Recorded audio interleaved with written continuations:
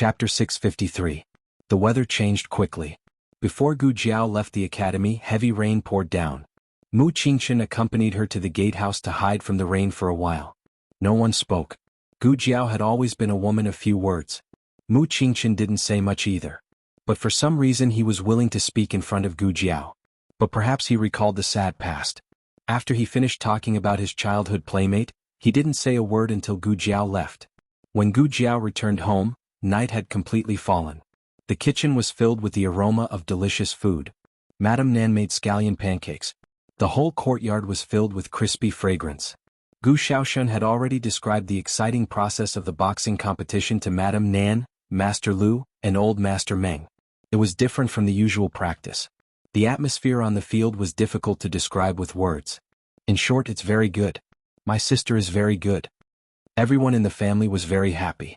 Madame Nan made a table full of delicious dishes. No one ate first. They were all waiting for Gu Jiao to come back. As soon as Gu Jiao entered the house, she saw her family sitting in the central room waiting for her. She looked at everyone and then at the dishes on the table. She didn't say anything like they didn't have to wait for her in the future. Instead she said, "I'll come back earlier next time." Madame Nan smiled. "It's okay. It was raining heavily just now. You didn't get wet, right?" Gu Jiao shook her head. "No, I hid from the rain at the academy for a while." Madame Nan said gently, "Go wash your hands and eat. The water is here, the water is here." Gu Xiaoshen ran into the house with a basin of water. Gu Jiao washed her hands. "I'll go and see Yen first." Madame Nan smiled. "Okay." Gu Yen was exhausted after a whole day of watching the competition. He fell asleep as soon as he got home. Gu Jiao touched his forehead and checked his pulse. After confirming that there was no major deterioration, she got up and walked out. In the central room, Mistress Nan said to Gu Jiao, "I've pickled some radishes. Next time you go to the inner city, bring them to Lulang and Jingkong. I put vegetable oil in them so they can be eaten in Jingkong too." Gu Jiao said, "Many thanks to Nan Shernyan." After dinner, Gu Jiao washed up and went back to her room to rest. Not only was Gu Yen exhausted, but she was also a little tired. Not long after, she fell into a deep sleep. That night, she fell asleep again. However, it was neither a large mansion nor a bustling street. Instead, it was at the back of a mountain range. She saw the young High Duke again. In fact, she could only see his back, but she recognized him. He wasn't alone. He was holding the hand of a little girl in plain clothes. The little girl was holding a red pony in her hand. In front of the two of them were more than 10 graves. On each grave stood a wordless monument. The sky was gray and the cold wind whistled around them. The young duke said, "Enin, come and kowtow to your grandfather and uncles. When you were born they all held you. Your name was given by your first uncle. They all loved you very much. Why are there no names on the monument?" The little girl pointed at the wordless monument on the grave. The young duke said, "Because they can't write their names." The little girl asked, "Why? Did you lose their names?" The young duke said in a daze, "Yes, their names are lost. Enin, when you grow up, can you find the names of grandfather and uncles?" The little girl said, "Okay, when I find them, I'll carve their names on the monument." The young duke looked into the distance. "Yes, carve their names on the monument. One day the world will know that the people buried here are the sons of Shen Yuan who protected the Yan dynasty." Gu Jiao woke up in the middle of the night. The dream faded again, but this time she remembered more things than last time. In addition to the duke, there were more than 10 graves with wordless monuments. Gu Jiao was puzzled. The appearance of the graves was strange, and so was the appearance of the duke. She just saw him in the day and then dreamed of him at night. It couldn't be that she had set her sights on a good-looking man, could it? Gu Jiao scratched her eyebrows. "Am I cuckolding my husband?" In the duke's mansion, the lights were bright and the servants were busy. Second Madam was sweating profusely from managing everything inside and outside. "Is the medicine that Miss Mu asked you to boil ready? Is the porridge for the second master ready? Give me the paper money, I'll burn it myself." The duke was sick and had a high fever that didn't subside. The entire duke's residence was in a complete mess. Even though Mu Ru Xan was treating the duke, the second madam still secretly burned some paper money for her ancestors to pray for her eldest brother's safety. The second master was like a frightened quail standing in front of his eldest brother's door. He did not know whether to enter or leave. Speaking of which, it was his eldest brother's fault that he fell sick. On the way back to the mansion, they met the courtesans parading the streets. He looked at them a few more times, which delayed the time to return to the mansion. As a result, there was a rainstorm. The carriage was drenched and he and his eldest brother were drenched. His martial arts body could withstand it, but his eldest brother was in trouble. The second madam came back after burning the paper money. She glared at her husband. "It's all your fault." The second master said embarrassedly, "It's my fault, it's my fault." He really did not expect it to rain. If he knew earlier, he would not even look at the courtesans taking a bath, let alone the courtesans parading the streets. The second madam was angry at him, but she could not help but feel sorry for him. She said bitterly, "The porridge is ready. Eat some before coming back." The second master sighed, "I can't eat. I'll stay here and wait. I'll leave when eldest brother is fine." The second madam said, "It's useless for you to stay here. You won't be able to help Lady Mu." The second master thought for a while. "I'll go kowtow to the ancestors." He turned around and left. The second madam looked at his back and helplessly shook her head. Inside the room, Muru Xen was treating the duke. Sure, Yi did not like outsiders watching her treat a patient. Other than her, there was only a personal maid she brought from Chen country in the room. The maid knew a little about medicine, so she was her assistant, acting as a medicine boy. Three-edged needle. Muru Xen sat by the bed and extended her hand to the maid. The maid handed over a brand new three-edged needle. The duke's high fever did not subside. Muru Xen used the three-edged needle to pierce the China duke's de jure point and let out a few drops of blood. After that, she treated the duke's wound and turned him over to lie down. "Hurry up with the medicine." "I already urged them, but they said it would be done soon." Muru Xen did not say anything else. Waking her up in the middle of the night made her sleepy. Just as she planned to let the maid pour her a cup of strong tea to wake her up, she heard a weak voice. She frowned and looked at the duke, who seemed to be talking in his sleep. She bent down and carefully listened to what the duke was saying. "Young miss, is the duke talking?" "Sure." Muru Xen made a shushing gesture.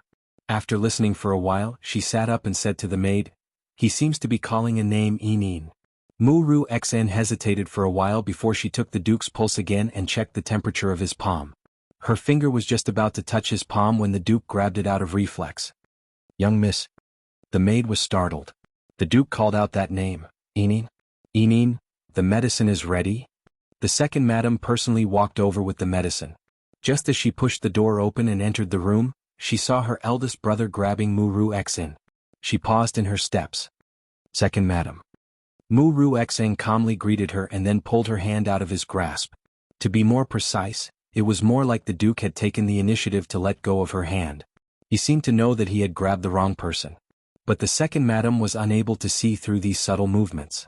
The second madam was stunned for a while before she walked forward with the medicine bowl. "The duke's condition, how is it?" "I have already performed acupuncture on the duke. Let's wait and see," Muru Xen said. The second madam pursed her lips and couldn't help but look at the duke's hand. Muru Xen explained, "I was taking the duke's pulse just now." The maid hurriedly explained to Muru Xen, "It was the duke who grabbed my young miss. The duke kept pulling my young miss' hand and calling, 'Inin. Was Inin. Don't mistake my young miss for someone else.'" "Shut up," Muru Xen said coldly. The maid shut her mouth. The second madam looked at the duke before looking at Muru Xen. She said in disbelief, "Did the duke really call you Inin?" Muru Xen frowned and nodded. From her point of view, it was indeed so. There was only her and the maid in the room, and the duke only grabbed her to call Inin. "Put the medicine here first. I will go out for a while." After saying that, the second madam lifted her skirt and rushed to the small ancestral hall of the duke's estate. Second Master Jing was kneeling on the ground and sincerely kowtowing to the old ancestors. Don't kowtow. I have something to discuss with you." The second madam dragged Second Master Jing out. "What is it?" Second Master Jing looked at her in confusion. The second madam's eyes brightened as she said, "Eldest brother spoke." Second Master Jing was very calm. "Didn't I tell you earlier that eldest brother knows how to call Inin?" The second madam said, "It's not that. Eldest brother just grabbed Miss Mu's hand and called Inin. He mistook Miss Mu for Inin." Second Master Jing waved his hand. "How is that possible? How many years has Inin been gone? Of course I know Inin isn't here anymore. But didn't eldest brother break this place?" The second madam pointed at her own head. "Perhaps he doesn't even remember." Second Master Jing shook his head decisively. "No, eldest brother won't forget." The second madam said, All right. I will treat it as eldest brother remembering. Let me ask you. Did eldest brother's condition improve after Miss Mu came to our estate? Did eldest brother call Inin after Miss Mu saw him that day? Second Master Jing kept recalling. Seems that's right. Just now, eldest brother grabbed her and called her Inin. The second madam emphasized this matter again. What do you want to say? Second Master Jing asked. The second madam smiled mysteriously. I want to say that eldest brother wants a daughter. Miss Mu and Inin are about the same age. If eldest brother really likes her, he can take her as his daughter. This? Second Master Jing hesitated. The second madam said, let Miss Mu call you father. Perhaps that will wake eldest brother up. Second Master Jing frowned. Wait, didn't you say you didn't believe in talking to eldest brother? When Mu Qingchen's classmate suggested it, you treated him as a quack and chased him out. The second madam said angrily, can't I believe it now? Second Master Jing raised his brows. Then his 500 taels of medical fee wasn't in vain. The second madam respected the Duke's heart. Ever since she married into the Duke's estate, she hadn't been bullied or punished. If her maternal family encountered any problems, she didn't need to personally say anything. Eldest brother would take the initiative to ask second master to compensate her maternal family. She really hoped that eldest brother would wake up. But that girl might not be willing. Second Master Jing said. The second madam smiled. I will go and sound her out first. Soon, the second madam went to the Duke's room and called Mu Ruex in to the courtyard. She softly explained Inin's identity to her. She is my eldest brother's daughter. Mu Ruexian nodded. I see. The second madam smiled. You're about the same age as my eldest brother's daughter. You've been by my eldest brother's side these past few days. It must have made him think of his daughter. The Duke's family's daughter has a high status. Ruexen doesn't dare to compare herself to her. No matter how arrogant Mu Ruexian was, she wouldn't compare herself to the daughter of an aristocratic family. You haven't asked about Miss Mu's mother? The second madam asked. Mu Ruexen said gloomily, my parents passed away early. It was my master who raised me.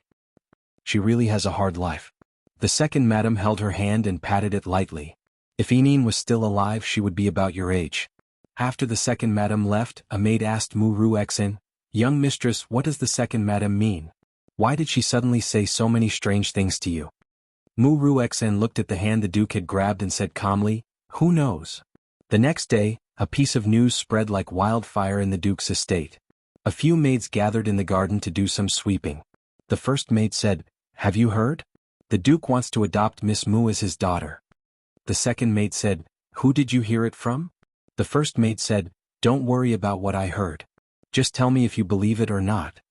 The second maid said, I don't believe it. The third maid came over. It's true. I heard it. The Duke held Miss Mu's hand and called out his daughter's name. The fourth maid also came over. The Duke is awake? The first maid said, he only wakes up when Miss Mu is with him. The second maid said, it seems that Miss Mu is going to be our Duke's family's daughter? She's a bit arrogant. I don't really like her. The first maid said, do I need you to like her? It's enough that the Duke likes her. Gu Jiao didn't know anything about what happened in the Duke's estate. She had been training in the mornings and evenings and going to school during the day. She was extremely busy. In the blink of an eye, it was the 6th day. The next day was the second round of the archery competition. They didn't have any funds last time, so they could only stay at the academy. They had to get up early on the day of the competition. This time, the academy gave them a sum of money and Wu Fuzi booked an inn in the inner city for them to stay there for the night. This way they wouldn't have to get up early the next morning and waste their energy on the road. The contestants had to enter the venue early, but the audience didn't. Thus, Gu Yen and Gu Xiaoshen would go the next morning. Principal Tsin had a spacious and comfortable carriage to take care of them. The group entered the inner city in a grandiose manner. The inn that Wu Fuzi booked was called New Moon Inn. It was about 2 miles away from Lingbo Academy. After getting off the carriage, Mu Chuan saw the inn and complained, this place is very far from Lingbo Academy. Wu Fuzi coughed lightly. It's only 2 miles away. It's not far. We'll be there soon. The main reason was that the money given by the academy was only enough to book this inn. Recently, because of the archery competition, the prices of the nearby inns had all increased. This inn is so shabby. Mu Chuan said disdainfully. The young master of the Mu family, who lived in luxury, had never stayed in such a shabby inn even when his mother punished him to experience the hardships of the common people. Ahem. It looks shabby from the outside but it's not bad inside, Wu Fuzi said as he stepped over the threshold. With a clang the plaque in the lobby fell down. Wu Fuzi was speechless. Fourth brother, let's go home, Mu Chuan whispered to Mu Qingchen. Mu Qingchen glanced at Gu Jiao, who had already gone upstairs with her bag, and said indifferently, you can go back by yourself. After saying that, he also walked up the stairs. Fourth brother, Wu Fuzi booked the best rooms for them. Each of them had a room on the second floor. Even Wu Fuzi's room wasn't as good as theirs. Gu Jiao's room was between Mu Qingchen and Mu Chuan's room. Mu Chuan came over with his bag. Xiao Lulang, I'll switch rooms with you. He wanted to be next to his fourth brother. Gu Jiao didn't have any objections. Mu Chuan got his wish and stayed next to Mu Qingchen. When Mu Qingchen came over to find Gu Jiao, he saw Mu Chuan's face that deserved a slap. Mu Chuan smiled brightly and opened his arms. Fourth brother. Are you surprised? Are you surprised? Mu Qingchen was speechless. They had dinner in the main hall. In order to ensure everyone's safety, Wu Fuzi tasted every dish to make sure it wasn't poisonous and harmless before asking the waiter to bring it out. They had to enter early tomorrow, so everyone went back to their rooms to rest after dinner. Wu Fuzi guarded the corridor and didn't allow anyone to come out for a walk. It was a little stuffy in the room. Gu Jiao opened the window to get some fresh air. Her room was facing the street. Standing by the window, she could see half of the night view of the street. Chengdu's night view was more prosperous than the capital of the Zhao kingdom. She quietly looked at the endless stream of people. Suddenly she saw a familiar figure. The night was very dark and he was very far away, but she was sure that she didn't see wrong. She stared at his portrait countless times and pictured his expression in her mind. It was him. Nangong Li with a broken arm. Nangong Li had just come out of a shop and stepped into the Nangong family's carriage. Gu Jiao narrowed her eyes dangerously and jumped down from the second floor. Chapter 654. Right now the night market was bustling. There were too many people and carriages on the street, so Nangong Li's carriage wasn't moving fast. This made it easier for Gu Jiao to follow him. Nangong Li had lost an arm and was seriously injured. It was said that he was about to die, but it looked like he was living well. Then, how did the rumor that he was about to die come about? What was the motive? Gu Jiao guessed that Nangong Li had failed his mission to assassinate Xiao Heng. In order to reduce his punishment, he pretended to be seriously injured. Who was the person who gave him this mission? Was it the head of the Nangong family or someone else? No matter what, Nangong Li wasn't innocent. Nangong Li's carriage first walked on the long street for a while, then turned right into a small alley. After passing through the alley, there was another relatively quiet street. This street mostly sold antiques and paintings. It wasn't as lively as the long street with the brothels and lanterns. But because there weren't many people, it increased the chances of Gu Jiao being exposed. Gu Jiao had no choice but to walk more lightly. Nangong Li's carriage stopped in front of an antique shop. The driver put down the footstool and helped Nangong Li down. Gu Jiao was hiding behind a pillar diagonally across the street. Earlier, on the second floor, it was too far and she couldn't see clearly. Now that she was closer, the light from the lanterns shone on Nangong Li's face. Gu Jiao found that Nangong Li's injury wasn't optimistic. His face was very pale, and his steps weren't as steady as they were in the country of Zhao. It seemed that Changjing's sword didn't just cut off his arm, it also damaged his foundation. It was impossible for him to recover. After Nangong Li entered the shop, Gu Jiao also arrived near the shop. She hesitated whether to go in directly or secretly climb up to the roof. She had seen Nangong Li before. She had seen him in person and in pictures, but she wasn't sure if Nangong Li had seen her before. She also wasn't sure if he had investigated her while investigating Xiao Lulang. If he hadn't, then it wouldn't matter if she went in openly. But what if? Gu Jiao lowered her head and looked at her clothes. She had come out in a hurry and hadn't changed her clothes. She was wearing the Tianxiong Academy's uniform. Forget it, let's climb the wall. Gu Jiao walked into the alley and climbed up the wall to the roof. The darkness of the night perfectly concealed her figure. She followed Nangong Li's voice and gently lifted a tile. Nangong Li sat on the main seat. Opposite him stood a man in his 50s dressed like a merchant. He looked like the shopkeeper of this shop. Gu Jiao was now at the 10th level of Yen Kingdom, so there was naturally no situation where she could not understand their conversation. She heard Nangong Li ask, "How's the situation over there?" The shopkeeper sighed. His Highness was very angry. He asked why he couldn't even handle such a small matter. Nangongli said, "This is no small matter. One of my arms is gone."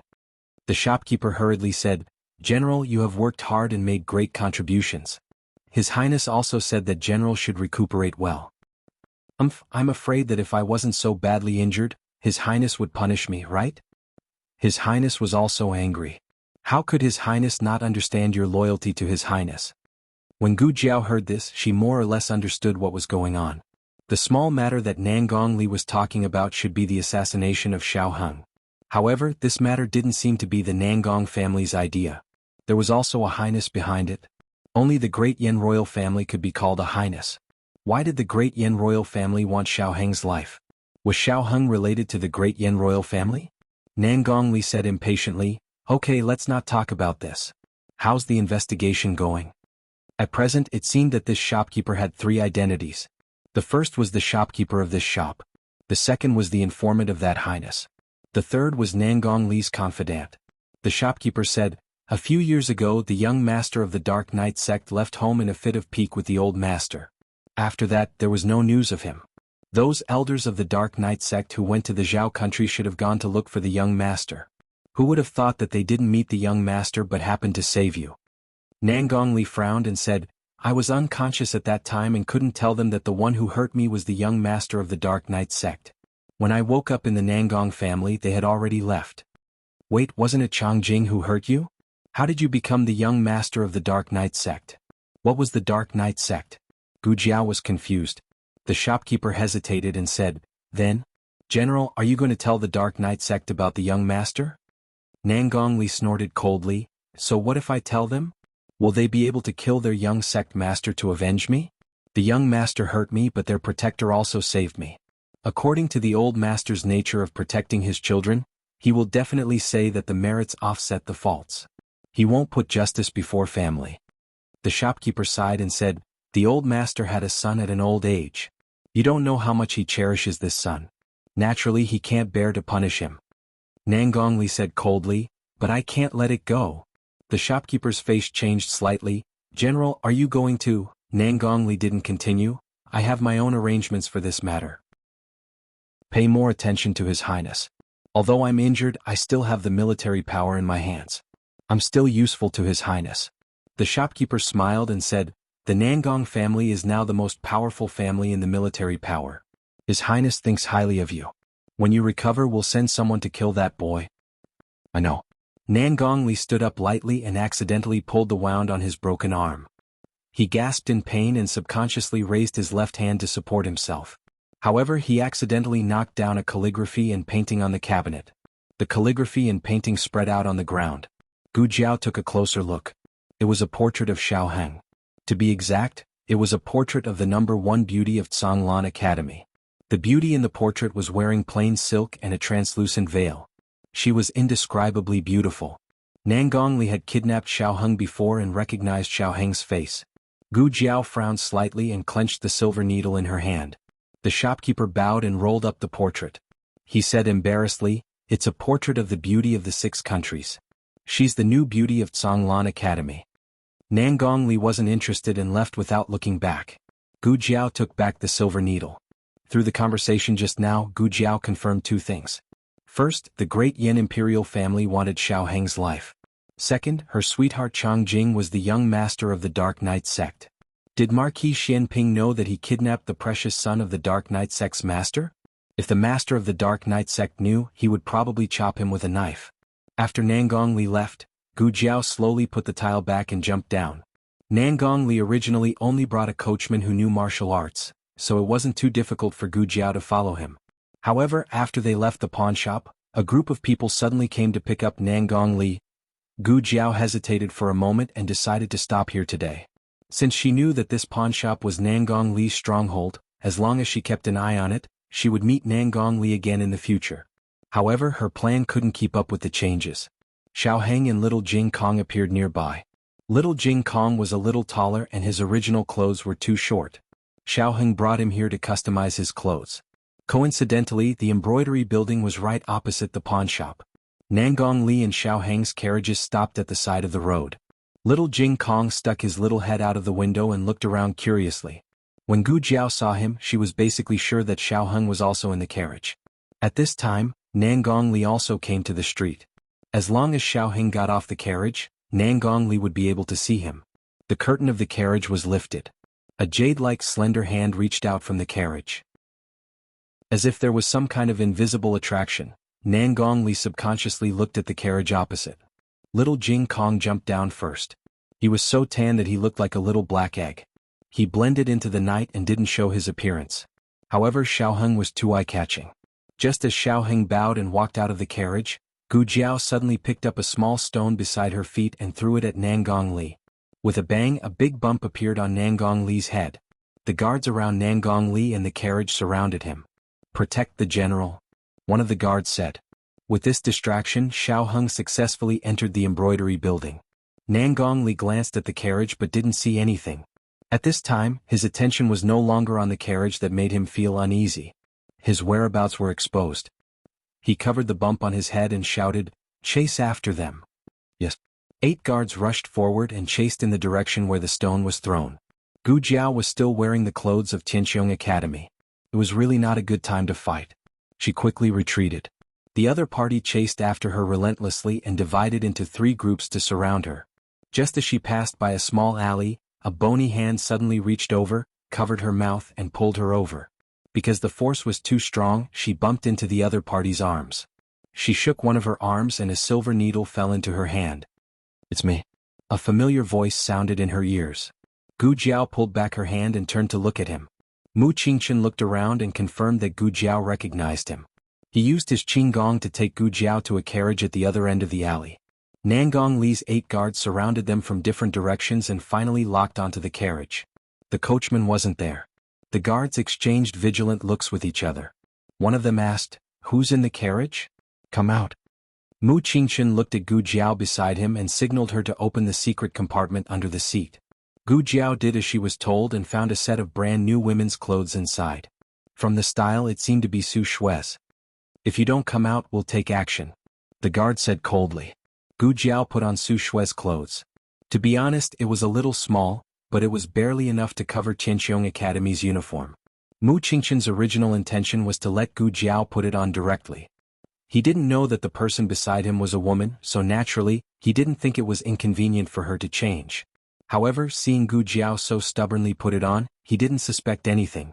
He just thought that Gu Jiao misunderstood his intention. He lifted the curtain a little to cover Gu Jiao and only revealed himself.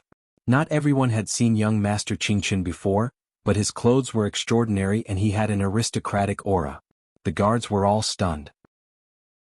Mu Qingchen revealed his identity. "I'm Mu Qingchen. Who are you?" "Oh, it's young Master Qingchen." The guard who had been clamoring before saluted. "Excuse me." Young Master Qingchen was famous in Chengdu. Some people might not have seen him, but they would have heard of him. Mu Qingchen turned the tables. "Answer me. Who are you?" We. The guard hesitated. Nan Gongli was traveling in secret, and none of the guards were wearing the Nangong family's uniform. Naturally, the guard didn't dare to take the initiative to reveal Nan Gongli's identity. "They're my men." Nan Gongli's voice suddenly came from the other end of the alley. His carriage slowly drove over and the guards made way for him. The carriage stopped 10 steps away, and the coachman opened the curtain for Nan Gongli.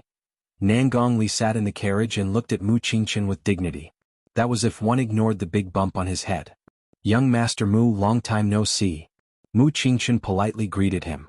"So it's General Nangong. I heard that General Nangong was seriously injured, but it seems that you've recovered well." It was a lie. His face was pale and it was obvious that he was enduring great pain all the time. Nan Gongli didn't beat around the bush. He said bluntly, "I'm chasing an assassin but I lost track of him when I came here. Did young Master Qingchen see him?" "No." Mu Qingchen said without a change in expression. Nan Gongli took a deep look at Mu Qingchen. "There seems to be another person in young Master Mu's carriage?" Nan Gongli was an expert, so it wasn't difficult for him to hear another breath in the carriage. Mu Qingchen said, "It's my 3rd sister. She caught a cold and ran to the inn to see me. I was about to send her back home." Nan Gongli was skeptical. Mu Qingchen lifted the curtain a little, revealing Gu Jiao. Gu Jiao loosened her hair and used a hairband to tie it behind her head. She also wore a veil to cover the birthmark on her face, only revealing a pair of calm eyes. Mu Qingchen said to Gu Jiao, "It's General Nangong." He was implying that Gu Jiao should bow to Nangong Li. But why would Gu Jiao bow to such a person? Gu Jiao looked at Nangong Li and asked in her female voice, "What's the matter, General Nangong?" Her tone was a bit arrogant. Mu Qingchen almost choked. Nangong Li had been observing Gu Jiao, so he didn't notice Mu Qingchen's surprise. The Su family's status was higher than the Nangong family's. Although Nangong Li was unhappy, he didn't suspect anything. In the end, he didn't see any flaws and left with his guards. After they left, Mu Qingchen looked at Gu Jiao as if he had seen a ghost. You just, oh. Gu Jiao changed back to her teenage voice and said without any guilt, "I like to listen to operas. I learned a little." Hearing the familiar teenage voice, Mu Qingchen breathed a sigh of relief. For a moment he almost thought that his classmate was a girl. Mu Qingchen looked at her bright eyes and realized that his heart was beating a little fast. He calmed down and said, You shouldn't dress like this in the future. It'll make people misunderstand. And don't use that voice again." Gu Jiao said, "You asked me to change." Mu Qingchen choked. Gu Jiao was wearing a veil and her long hair was loose. Her cold and beautiful eyes were infinitely enlarged in his eyes. Mu Qingchen didn't dare to look at her anymore. He quickly changed the topic and asked, "Why did General Nangong say that you were an assassin? Did you really assassinate him?" Gu Jiao said, "No, I just threw a stone at him." Mu Qingchen was puzzled. "Why?" Gu Jiao said fiercely, "Because his son bullied me. I'm angry." Mu Qingchen. Chapter 655. There are all kinds of novels that can't be found on the internet. Mu Qingchen couldn't refute this reason. It wasn't harmful to cause a big bump, but it was very insulting. Mu Qingchen asked, "Since you know he is General Nangong, how dare you throw stones at him?" Gu Jiao said, "Is a general that great?" Mu Qingchen sighed. Newborn calves are not afraid of tigers. When the military power of the Xinyuan family was divided into four, the Nangong family occupied the majority. Although the Nangong family was not one of the top 10 families in Xingdu, it was only because of its foundation. In terms of military power, the Nangong family was already far ahead. Mu Qingchen thought of something and asked again, "By the way, how did you know he is General Nangong?" Gu Jiao said, "I didn't know at first, but I heard him talking to someone. He said that his son fell off the horse and was injured during the shooting competition, so I guessed it." Mu Qingchen no longer doubted anything. Gu Jiao felt it was a pity that she didn't bring any weapons or hidden weapons to the competition. If she had the black fire pearl, she would have blown Nangong Li into a pig's head. Mu Qingchen turned his head and saw Gu Jiao frowning as if she didn't perform well. He suddenly didn't know what to say. The coachman who was sent away by Mu Qingchen came back with a stick of candied haws in his hand. "Young master, there are no delicious snacks nearby, so I only bought candied haws." The coachman handed the stick to Mu Qingchen. Mu Qingchen didn't really want to eat candied haws. In his opinion, candied haws were something that only girls and children liked to eat. He was about to let the coachman take it away when he suddenly thought of something and handed the stick of candied haws to Gu Jiao. "Here." "Oh, thank you." Gu Jiao didn't refuse. On the way back to the inn, Gu Jiao ate the stick of candied haws without hesitation. In case Nangong Li counterattacked, she didn't take off her woman's clothes, but only took off her veil. Mu Qingchen looked out of the window on the other side, occasionally glancing back at her. The way she chewed on candied haws was somewhat similar to Su Shui's. Mu Qingchen frowned. What was he thinking? Xiao Lulang was a man. Gu Jiao and Mu Qingchen both escaped through the window. At that time the peddlers downstairs had not arrived yet. Now there was a long queue, so they had to go back to the inn through the main entrance. Wu Fuzi's eyeballs almost fell out of their sockets when he saw the two people coming over from the staircase. "When did you two go out?" "I've been waiting here for a long time." Wu Fuzi exploded. "What are you doing?" Gu Jiao said, "Yeah, I just walked around." Wu Fuzi clenched his fists and glared at Mu Qingchen. "What about you?" Mu Qingchen glanced at Gu Jiao and said, "I just accompanied him for a walk." Wu Fuzi was so angry that he fell backwards. No wonder he was a freshman who got 2 demerits in 10 days. He ran around as soon as he arrived and led an excellent student like Mu Qingchen astray. The competition was imminent, so it was impossible to punish him. Wu Fuzi secretly remembered this. "If you don't win tomorrow, I'll double the punishment when we return to the academy." The two went back to their respective rooms. Mu Qingchen wanted to rest, but he could not fall asleep when he thought of what happened just now. He had a feeling that Xiao Lulang was hiding something from him. It was a strange feeling, as if he was caught in a fog. The truth was behind the fog, but he could not get rid of it. Mu Qingchen decided to ask his classmate again. Wu Fuzi was guarding the door. Wu Fuzi would not stop him from visiting openly. However, for some reason Mu Qingchen chose to sneak in through the window. He could not explain why. He hooked the window frame with one hand and jumped onto the roof. He walked past Mu Chuan's room and jumped into Gu Jiao's room through the window. However, Gu Jiao was nowhere to be seen. Yes, Gu Jiao had gone out again. It was impossible for her to stay in her room, not in this lifetime.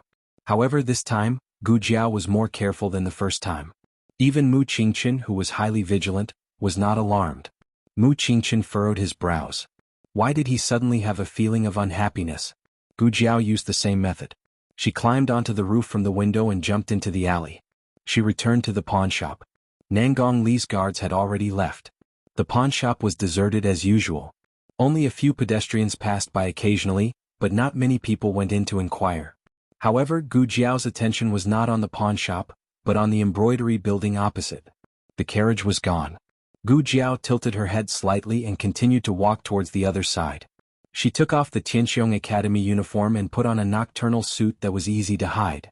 Just as she arrived at the door of the embroidery building, a carriage suddenly drove over and stopped beside her. The person in the carriage did not speak, but a corner of the curtain was blown up by the night wind. A familiar aura drifted over faintly.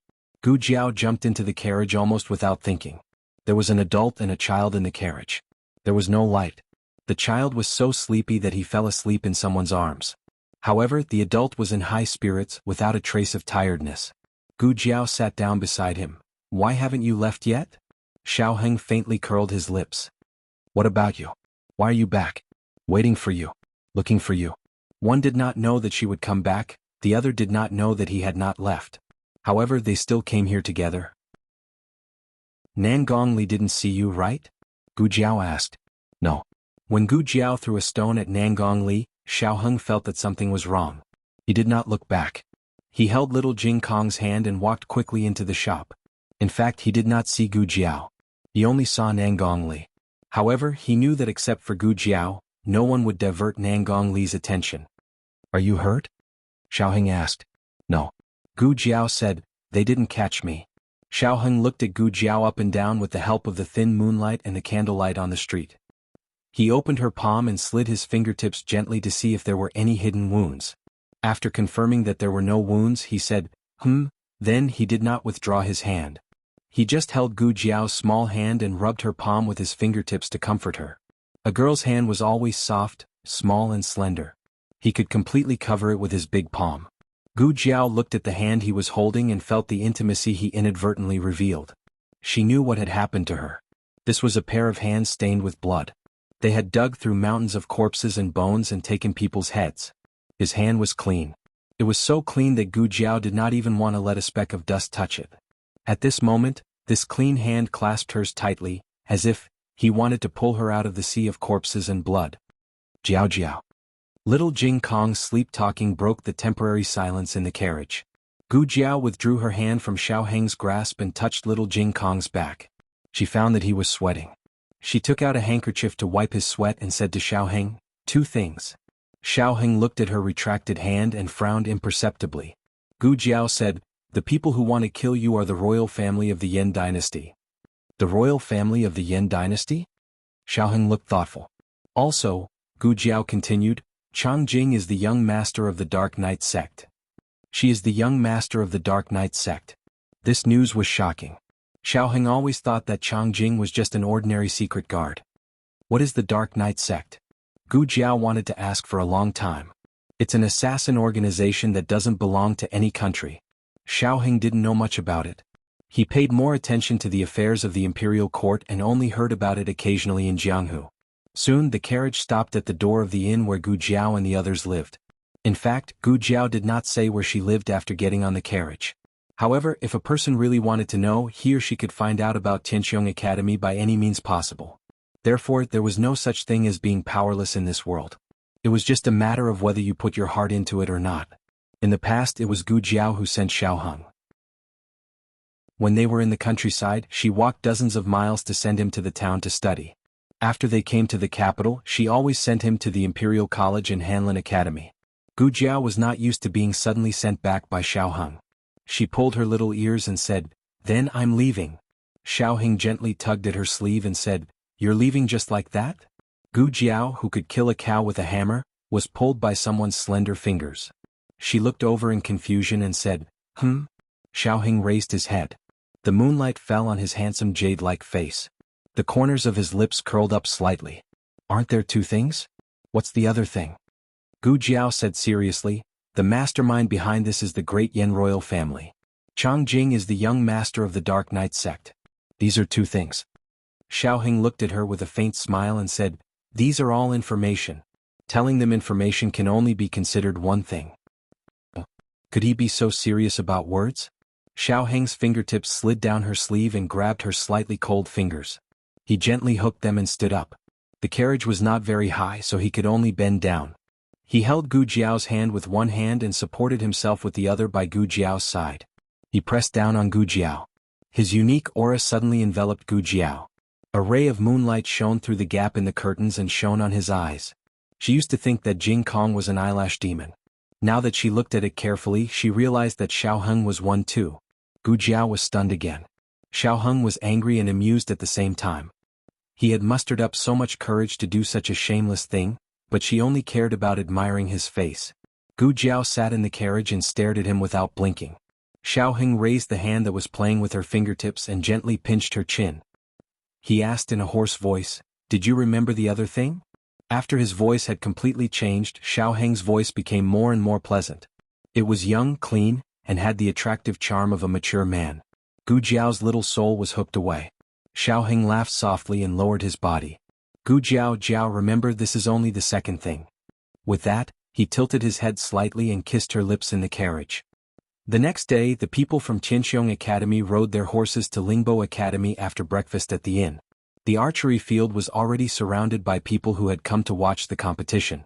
The seats in the stands were basically all reserved.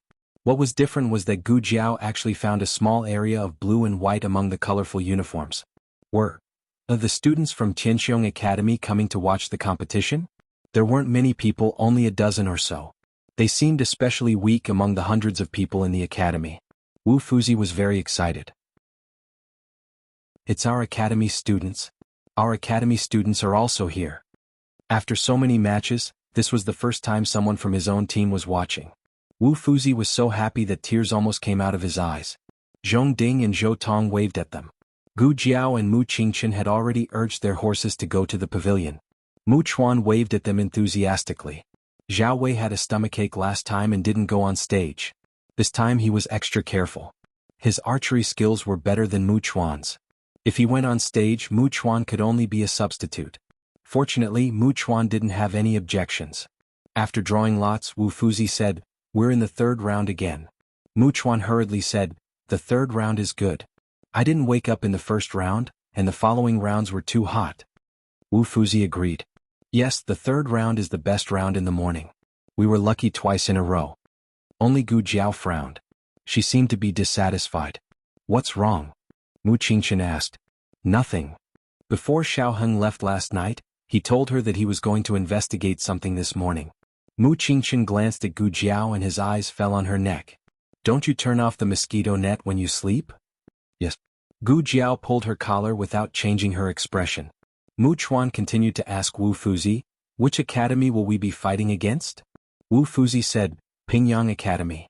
The competition lasted for 2 days and Pingyang Academy was on the second day. They didn't see Pingyang Academy's performance, but they were able to make it to the second round. Gu Jiao saw that Mu Qingchen pursed his thin lips and didn't say a word. She asked, "What's wrong? Is this academy difficult to fight against?" Mu Qingchen thought for a moment and said, "Pingyang Academy is one of the few academies that is good at both civil and martial arts. Their fencing teacher used to be the best fencer in the royal family. Su Ping was taught by him. After he was injured, he couldn't fencer anymore, so he went to the academy to become a teacher." As he spoke, he paused for a moment before adding, "Their overall level is very high and their coordination is excellent. No fencer in Pingyang Academy could be as good as Su Ping, but the basic strength of a team was often determined by the weakest one, not the strongest one. Su Ping was good, but Nangong Lin and the other two couldn't keep up with his pace. He couldn't lead the three of them by himself. Mu Chuan said bitterly, "Fourth brother, I've never heard you praise anyone but you just praised them twice. Do you mean we're going to lose?" Yuan Shao said, "Don't belittle yourself before you even fight." Zhao Wei said, "I agree." Mu Chuan muttered, "Is this a matter of agreement or not? It's a matter of losing miserably." Gu Jiao asked casually while wrapping the bandage around her wrist, "By the way, what's the reward for winning the fencer competition? You don't know?" Mu Qingchen looked at her strangely. "I don't know." No one had told her. Mu Qingchen frowned and looked away. "I thought you were going for the reward. If you get third place you can have a piece of inner city talisman, the second place will get 1,000 taels of gold." Gu Jiao's bandaged hand paused. Gu Changqing fought desperately at the border, and the Emperor of Zhao Kingdom only rewarded him with 1,000 taels of silver after he came back. Was the Emperor of Yan Kingdom so generous? "What's the reward for the first place?" Gu Jiao asked. Mu Qingchen said with some reverence, "The first place will have the opportunity to enter the palace to meet the Emperor." Gu Jiao entered the battle mode in a second. "How many matches do we have to play until the last round?" Mu Qingchen was stunned by her sudden fighting spirit. He said, "Including today, if we don't lose a single match there will be 3 matches left. But who could guarantee that they could play until the last match? Fight." Gu Jiao grabbed the cue stick and walked out valiantly. Chapter 656. All the novels that you can't find on the internet are available here. Qianxiong Academy had successfully defeated Qingyue Academy in the last round, which was quite impressive. They were looking forward to the duel between Qianxiong Academy and Pingyang Academy. They wondered what kind of tricks the freshmen would play this time. Mu Qingchen was the leader. Last time Mu Chuan and Yuan Shao followed him and Gu Jiao was his tail. Today Mu Chuan was a substitute and replaced Zhao Wei. However, Zhao Wei and Yuan Shao both gave the second place to Gu Jiao. Gu Jiao didn't think there was anything wrong with it. It didn't make any difference to her whether she was second or fourth. As soon as Mu Qingchen entered the arena, all the girls in the stands became excited. They were in ancient times where etiquette was very strict. If they were in modern times, Gu Jiao would probably hear a lot of girls calling him hubby. "Young Master Qingchen. Young Master Qingchen." There was really a bold girl who shouted at Mu Qingchen. Anyway, she was wearing a veil so no one could recognize her. Her shout was like an opening, and the people around her also waved their handkerchiefs and shouted. Gu Jiao raised her eyebrows. "You have so many fangirls." In fact, there were already enough fangirls last time. After winning the archery competition, Mu Qingchen's popularity soared again, and many girls who didn't belong to him came through the back door to watch him perform archery. Amidst the cheers of young Master Qingchen, Gu Jiao actually heard someone call out "Young Master Shao." Obviously Mu Qingchen heard it too. When he was called "Young Master Qingchen," Mu Qingchen didn't even bat an eyelid. However, when Gu Jiao was called "Young Master Shao," he couldn't help but turn his head to look in that direction. There was a sea of people, so how could he see who was calling? Wherever his gaze swept across, the young ladies all clutched their chests. They were about to faint. Young Master Qingchen was looking in their direction? Did he hear them calling him? He didn't look anywhere but at them. Is young Master Qingchen looking at me? I think he's looking at me. It was me? Mu Qingchen's action was just a subconscious one. When he realized it, he frowned slightly and quickly looked away. Gu Jiao, on the other hand, glanced at the crowd a few more times. Oh, where are her fangirls? It was gone after a single cry. His combat power was too weak. Xiao Heng had something to do in the morning, so he didn't come, but the grandstand he used last time was still reserved for him. The 3 students of the Azure Water Women's Academy were sitting in their respective seats with smiles on their faces. The seat closest to the front was reserved for the number 1 beauty. Thanks to the blessing of the number 1 beauty, they could once again comfortably watch bowls in the shady pavilion. The people next door were still from the public house. Second Master Jing sat upright on the cushion while Second Foreign sat beside him in a dignified and elegant manner. Second Madam smiled and poured a cup of fruit wine for Second Master Jing. She said gently, "Didn't my husband want to come and watch the bow? Why aren't you saying anything?" Second Master Jing was as still as a bell. "Don't you know why I'm not saying anything? I can't even watch the beauty," he muttered softly with hidden bitterness. "What did my husband say?" Second Madam didn't hear him clearly. Second Master Jing's eyelids drooped helplessly. "Nothing. I'm just worried about eldest brother." Second Madam turned her head to look at the Duke beside her. "With Miss Mu here, eldest brother will be fine. The Duke sat in a wheelchair with Mu Xn by his side. Originally, Second Madam didn't plan to bring the Duke to watch the bow competition. After all, he had just recovered from his cold and needed to rest. However, Mu Xn said that it would be good for the Duke's condition to move around. The Duke stared at the bow without blinking. Mu Xn wasn't sure if he was conscious, but she still smiled and asked, "Duke, do you like to watch the bow competition?" The Duke couldn't answer. Mu Xn continued, "I heard that Madame Jing is good at the bow competition." Madame Jing Yin's birth mother was the eldest daughter of the Shen Yuan family. The children of the Shen Yuan family were all highly skilled in martial arts. Riding and shooting was nothing difficult for them. The Duke's face seemed to twitch slightly. When Mu Xn looked at the Duke again, he was gone. "Young miss, this is the spring water you wanted." The maid passed a porcelain bottle filled with spring water to Mu Xn in high spirits. It said that Lingbo Academy has a natural spring water that is drawn down from the mountain using a water wheel. "Young miss, quickly taste it. Is it sweet?" Mu Xn glanced at her and took the porcelain bottle. "I know. I'll drink it later." The maid smiled and lowered her eyes before retreating to Mu Xn's side. "Aya? Mr. Qing Chen is here." A female student from Tsanglan Academy couldn't help but exclaim excitedly. Mu Xn had seen Mu Qingchen up close in the Duke's residence before, but she wasn't as excited as them. She inadvertently glanced at the Duke and noticed that he seemed to be very excited. His fingers, which were placed on the armrest, trembled slightly. His empty eyes seemed to have regained their spirit. This was the third round of the competition. The Duke hadn't been like this in the previous 2 rounds. If it was in the past, she wouldn't have asked about anything other than the treatment. However, it was different now. Her position in the Duke's heart was getting higher and higher, and it might even be higher in the future. Naturally, she was more confident than before. She turned her head and looked at Second Master Jing and his wife on the other side. She asked, "Second Master Jing, Second Madam, are Mr. Qing Chen and the Duke old friends?" Of course they were old friends. Otherwise, Mu Qingchen wouldn't have brought a doctor over to treat the Duke. The reason Mu Xn asked this question was because she wanted to know more about the two of them. There wasn't anything that couldn't be said. Second Master Jing said, "When Yin was young, my eldest brother brought her to live in the Snow Cloud Manor for a period of time. Mu Qingchen happened to live in the manor next door.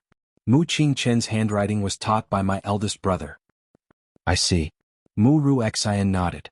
It was no wonder the Duke had such a reaction when he saw Mu Qingchen.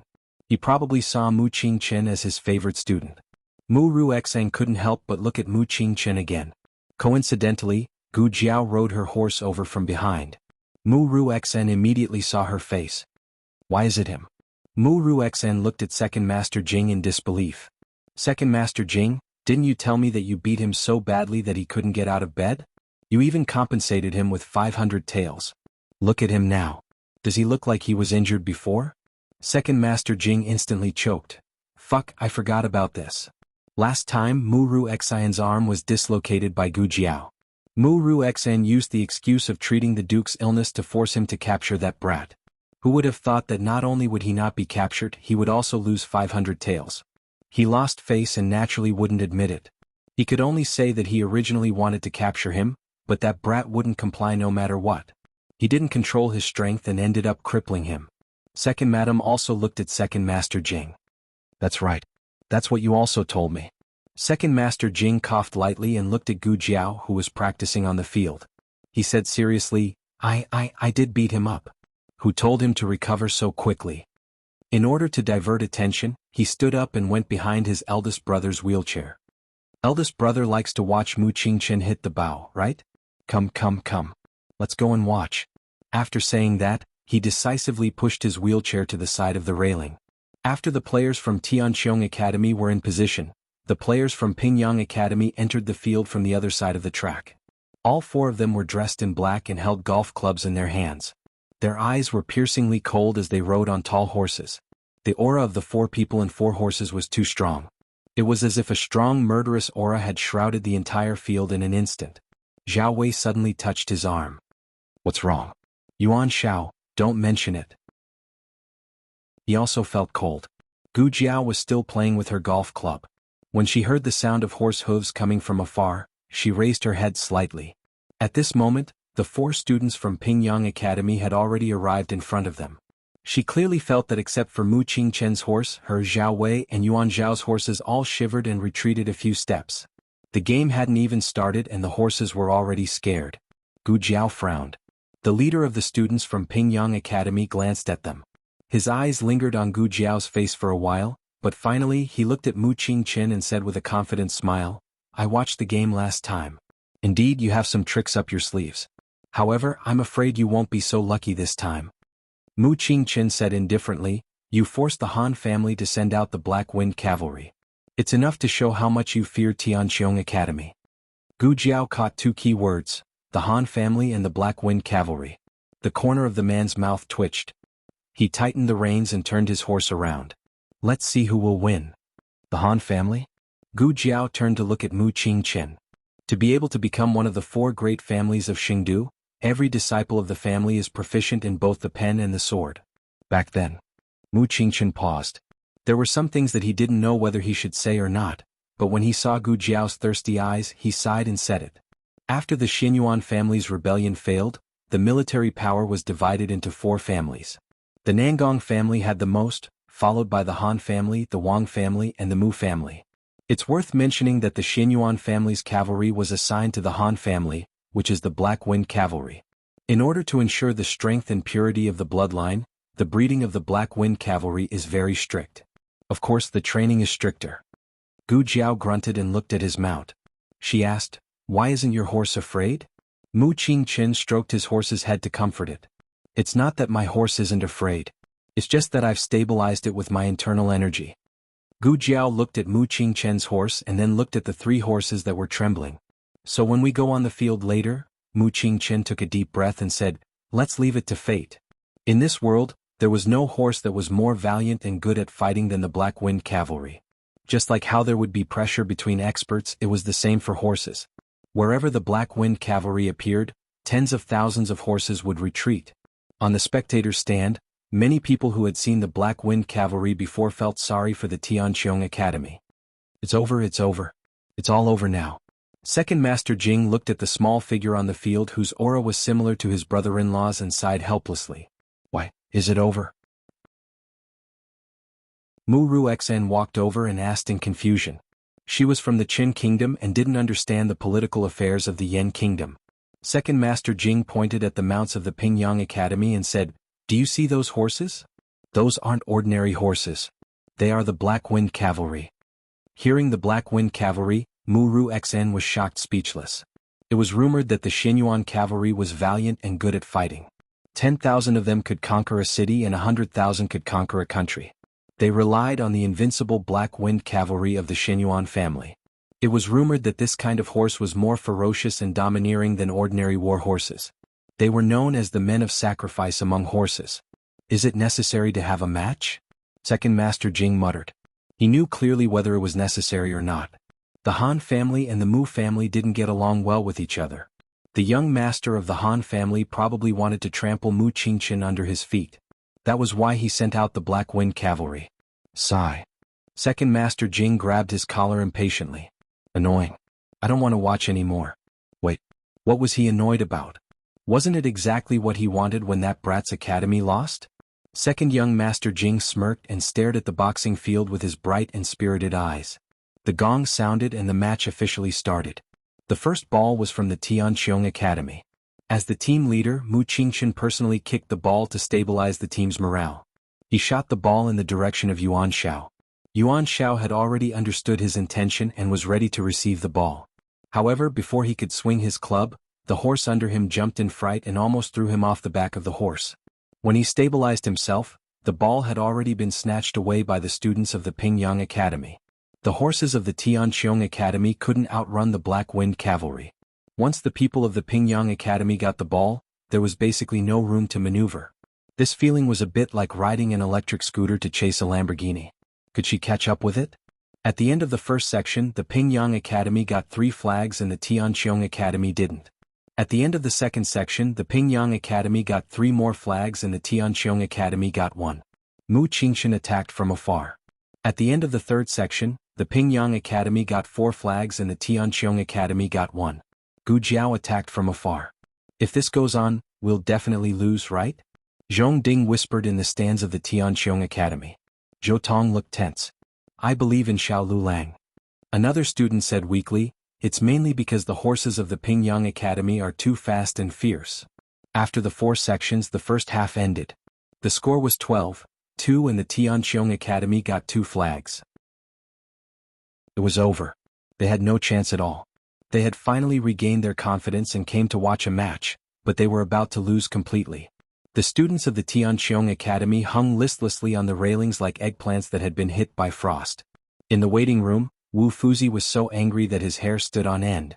Why did they use the Black Wind Cavalry? This is too much. Isn't it obvious that they are bullying us? They used ordinary horses in the last section. The horses of the aristocratic families were not ordinary, but it depended on who they were compared to.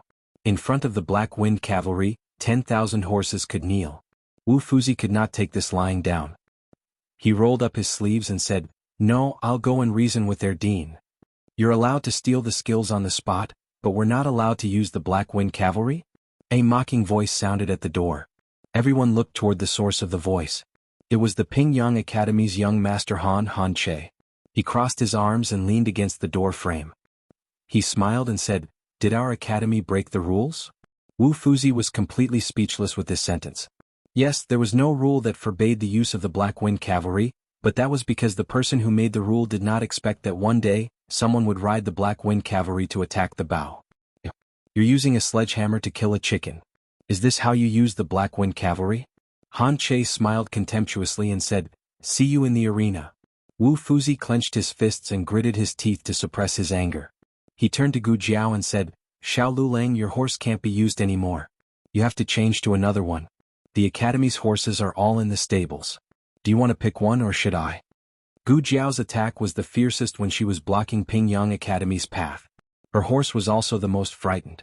On one hand it was the pressure from the Black Wind Cavalry and on the other hand, it was the threat from its master. Gu Jiao said, I'll go. That's true. It's all the same. There was no horse in the stables that was not afraid of the Black Wind Cavalry. The stables of the various academies were separated. There were guards outside the stables, and each academy's members could only enter their own stables. Tianqiong Academy's stables were the innermost. Gu Jiao walked forward. As she walked, she suddenly felt a small black shadow flash past her. She tilted her head and frowned slightly. In the next second, the small black shadow flashed past her again. Gu Jiao narrowed her eyes and walked a few steps forward. When the small black shadow flashed past her for the 3rd time, she decisively reached out her hand and caught the small black shadow. The small black shadow was lifted and hung in the air. Gu Jiao took a closer look and was instantly stunned.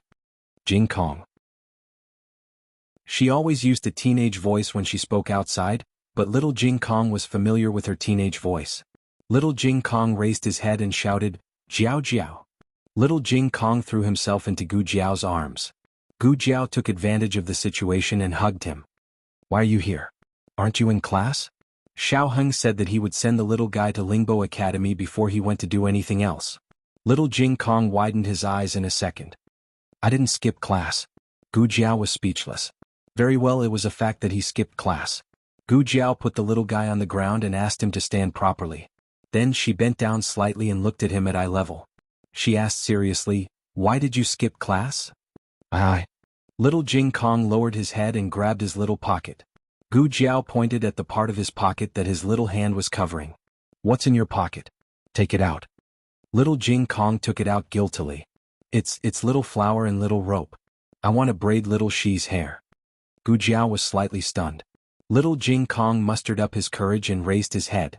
But I've finished all my homework. I've also memorized the teacher's lessons.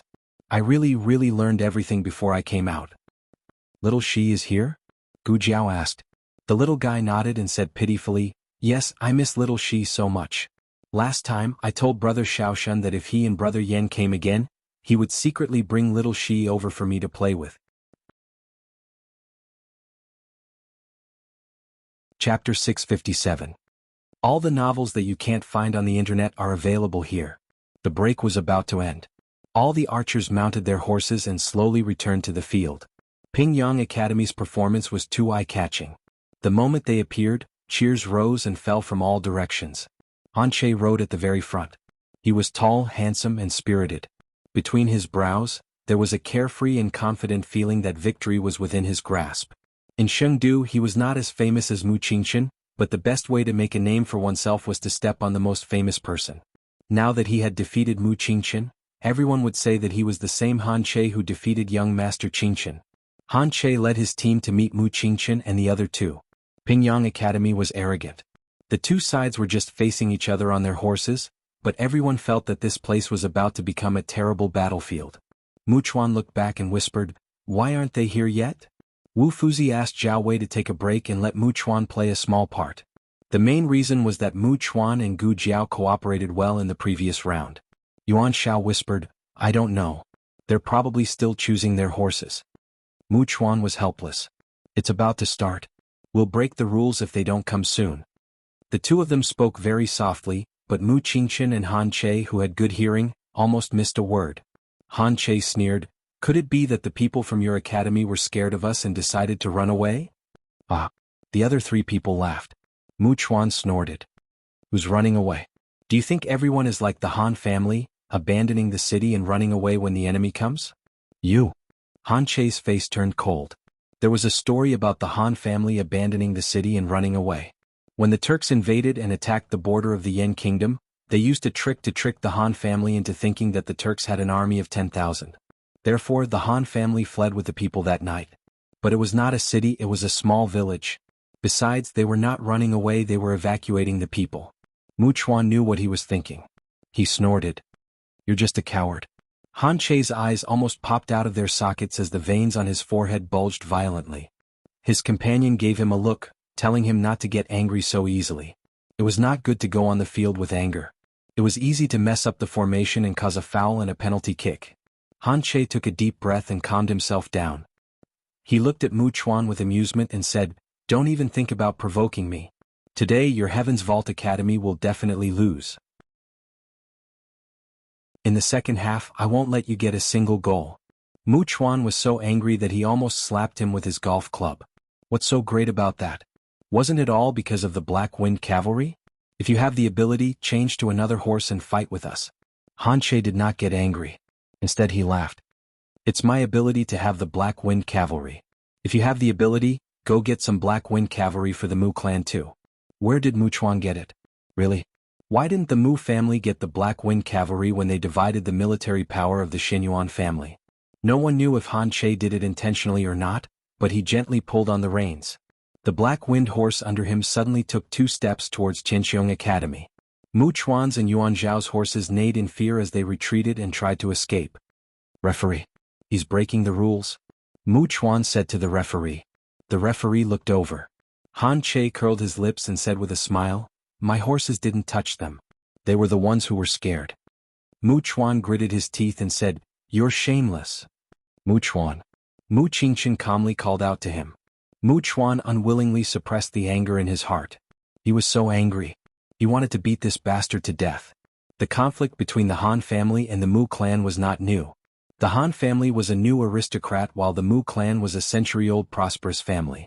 The Han family had always wanted to provoke the Mu clan and replace them. Han Che smiled. "The match has started. If you don't have any substitutes then?"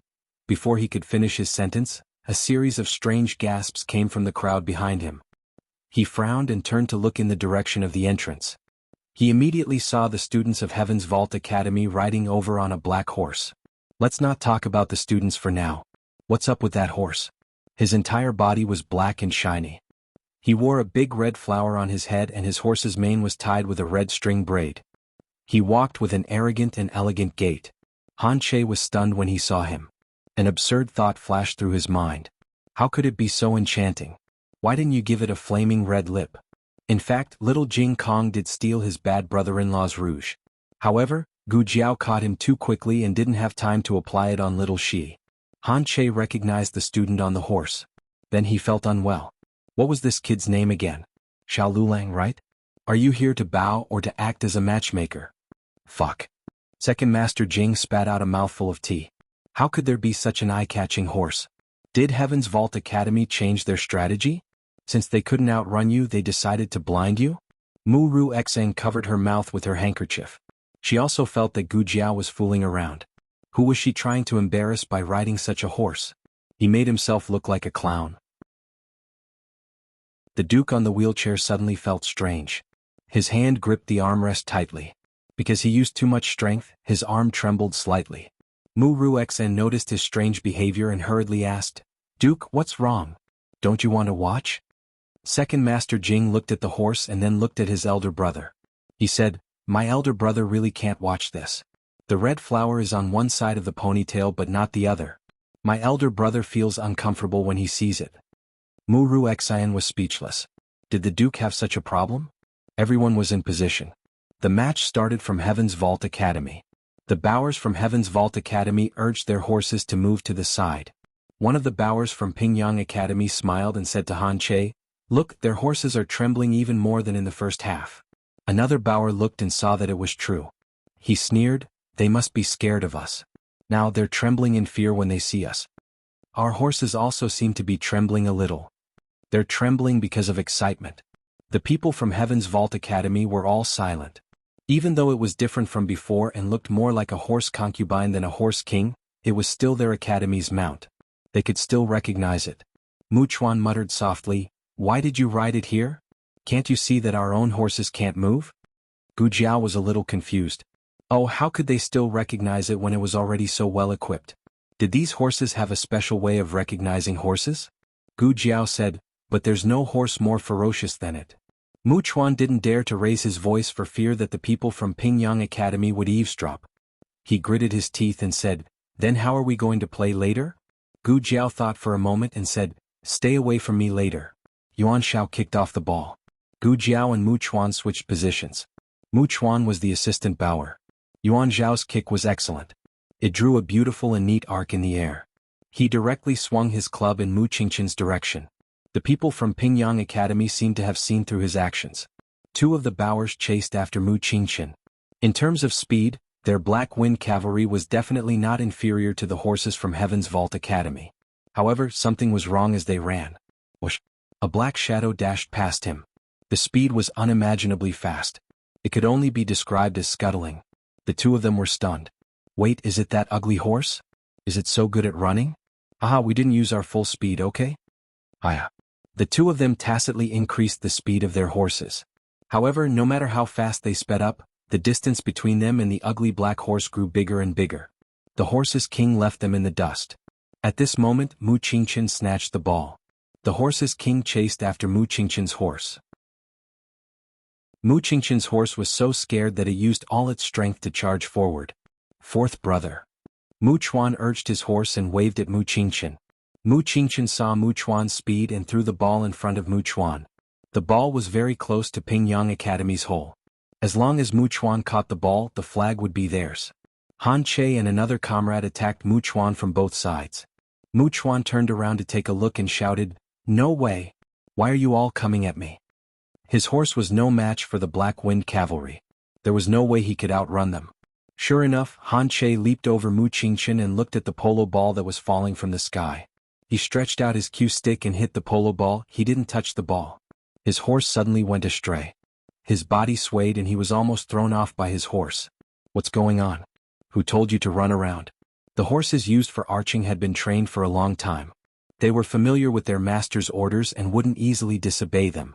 However, this wasn't the most shocking thing. On the other side, Mu Chuan still didn't get the ball even after Han Che was taken care of. The ball was snatched by another archer from Pingyang Academy. The archer tightened his grip on the reins and planned to turn around. He wanted to hit the ball into Tianqiong Academy's hole. But before he could move, his horse trembled all over as if it had been greatly frightened. He was caught off guard and the ball slipped away. Mu Chuan hooked the ball over and hit a hole in the hole. The referee said, "Tianqiong Academy wins a flag." On the spectator stand, a student from Lingbo Academy clapped. "Wow! They got a flag at the beginning of the game. That's too fast." His companion beside him said, "Even Pingyang Academy didn't score so smoothly, right?" Zhong Ding raised his chin and said proudly, "It's from our academy." A disdainful voice came from behind. "So what? You're still behind Pingyang Academy by 11 flags. Can you catch up?" Zhong Ding and Zhou Tong looked back. It was a student from Wuxia Academy. No wonder. Zhou Tong straightened his back and said, "We won't lose. Just wait and see. They were no longer weak scholars who could be bullied by others. The student from Wuxia Academy mocked, "What if you lose?" Zhou Tong rolled up his sleeves. "If we lose, we'll kowtow to you and call you daddy. If we win, you'll kowtow to us and call us daddy." Don't regret it. The game continued. Strictly speaking, the Black Wind Cavalry was also the descendant of the Wild Horse King. However, after being bred in captivity, their wildness was greatly reduced. Unlike the Wild Horse King, they emitted the aura of a Wild Horse King. The horses from Qinxiong Academy didn't dare to get close to them. Although the Black Wind Cavalry was braver, they weren't much better. Therefore, a strange scene appeared. Gu Jiao rode the Horse King like a big bad wolf that entered a flock of sheep. Wherever she went, the sheep would scatter. Gu Jiao didn't try to snatch the ball. She only did one thing: chase after the Black Wind Cavalry from Pingyang Academy. If one wasn't enough, she would chase two. If two wasn't enough, she would chase three. The Horse King was full of energy and didn't feel tired at all. The main thing was that this was much more fun than grinding. It didn't even need to be tied into pigtails. Thinking of its ordinary and boring grinding life, the Horse King decided to cherish this short period of joy that was hard to come by. In the end, everyone saw Gu Jiao chasing 4 horses by herself. The Black Wind Cavalry was on the brink of tears. When they were fighting against Qingyue Academy, Gu Jiao was as serious as Gu Jiao was in this game. Pingyang Academy was in a complete mess because of her. "Referee. He broke the rules." A student from Pingyang Academy complained. The referee walked over. Gu Jiao asked calmly, "Did I intercept you from the front?" She had been chasing after them from behind. "Did my horse touch your horses?" There was at least half a horse's length between them. "Is my cue interfering with you and your horses?" "Golf club. You didn't even wave your golf club after entering the arena." Gu Jiao smirked evilly. "Your horses are timid. Don't blame me.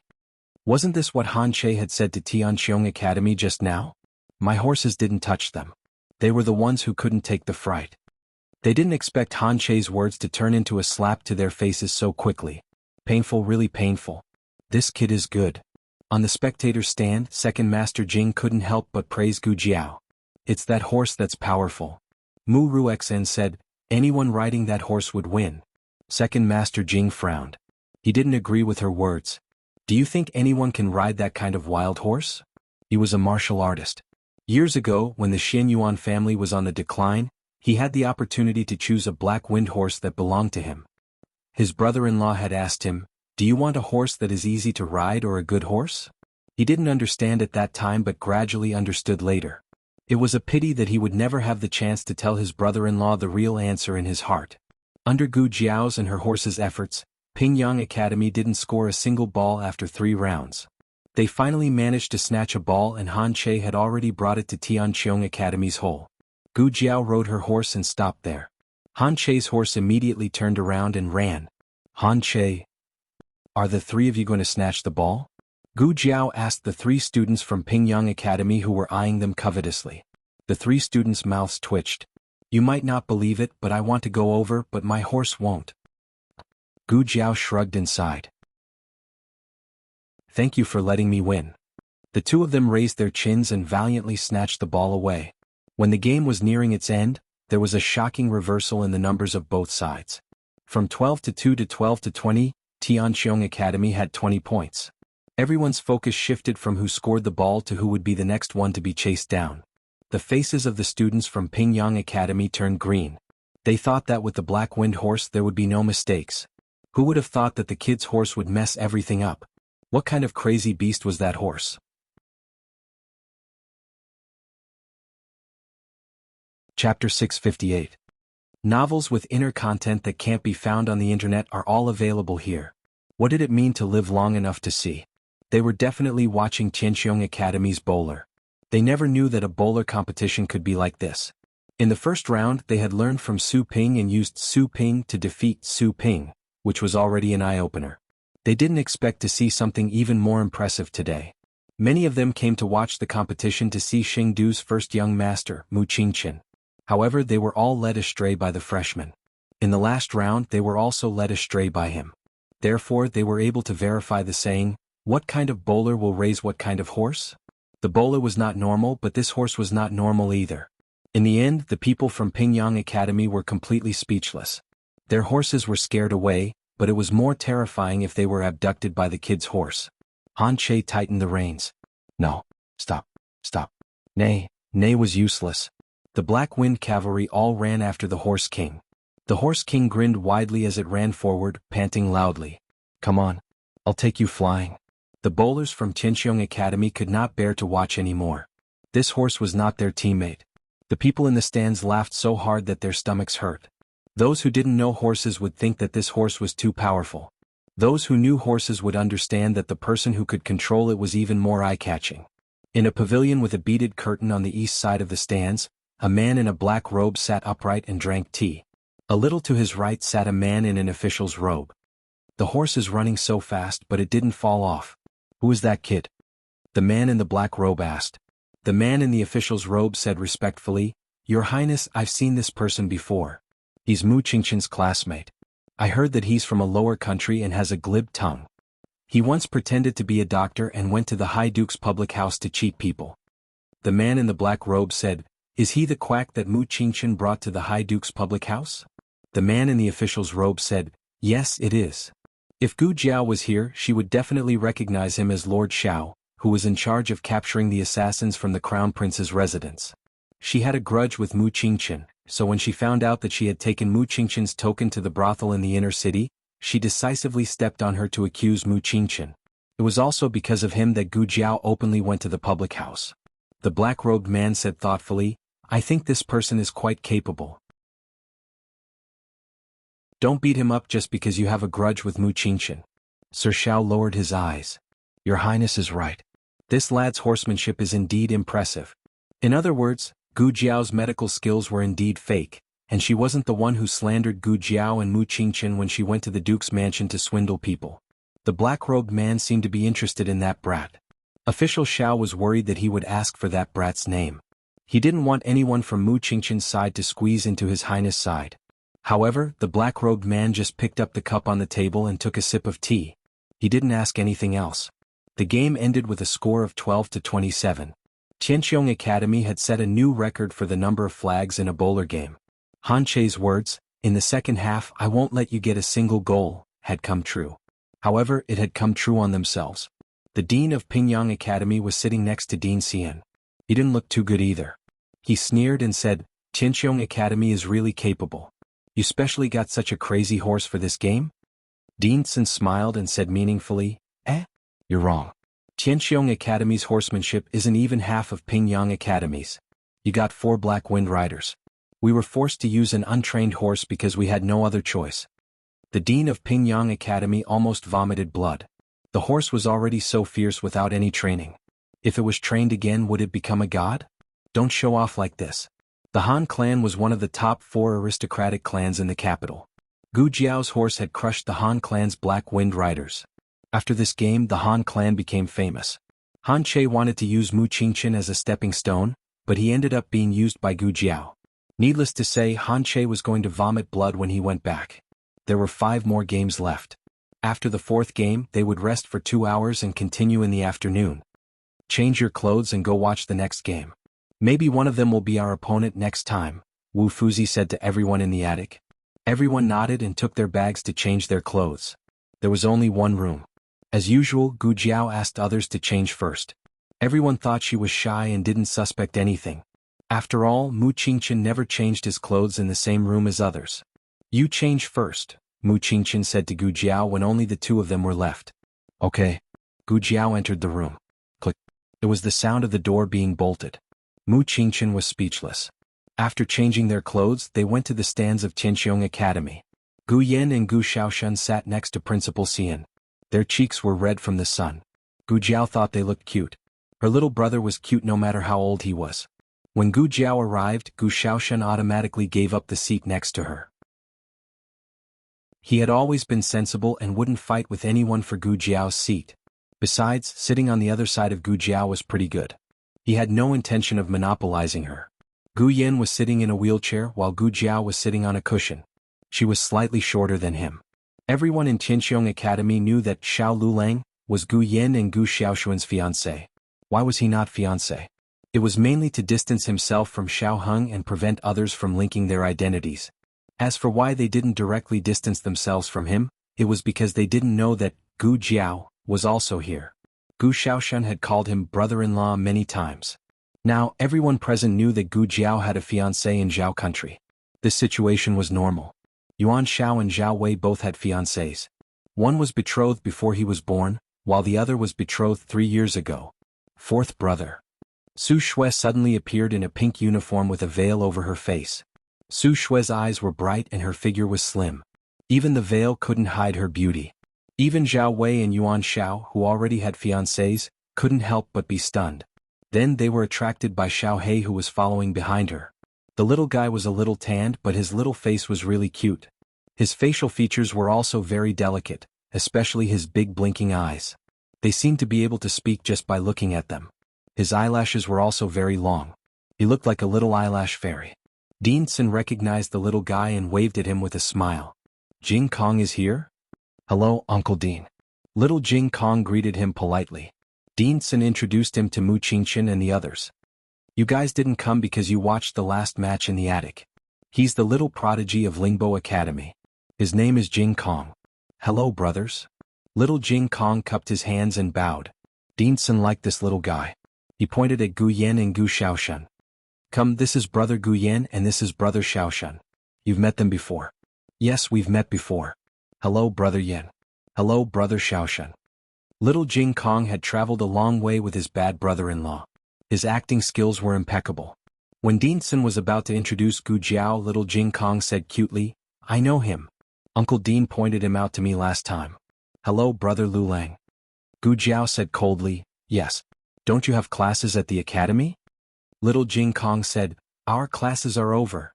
The last class in the morning for the prodigy class was self-study.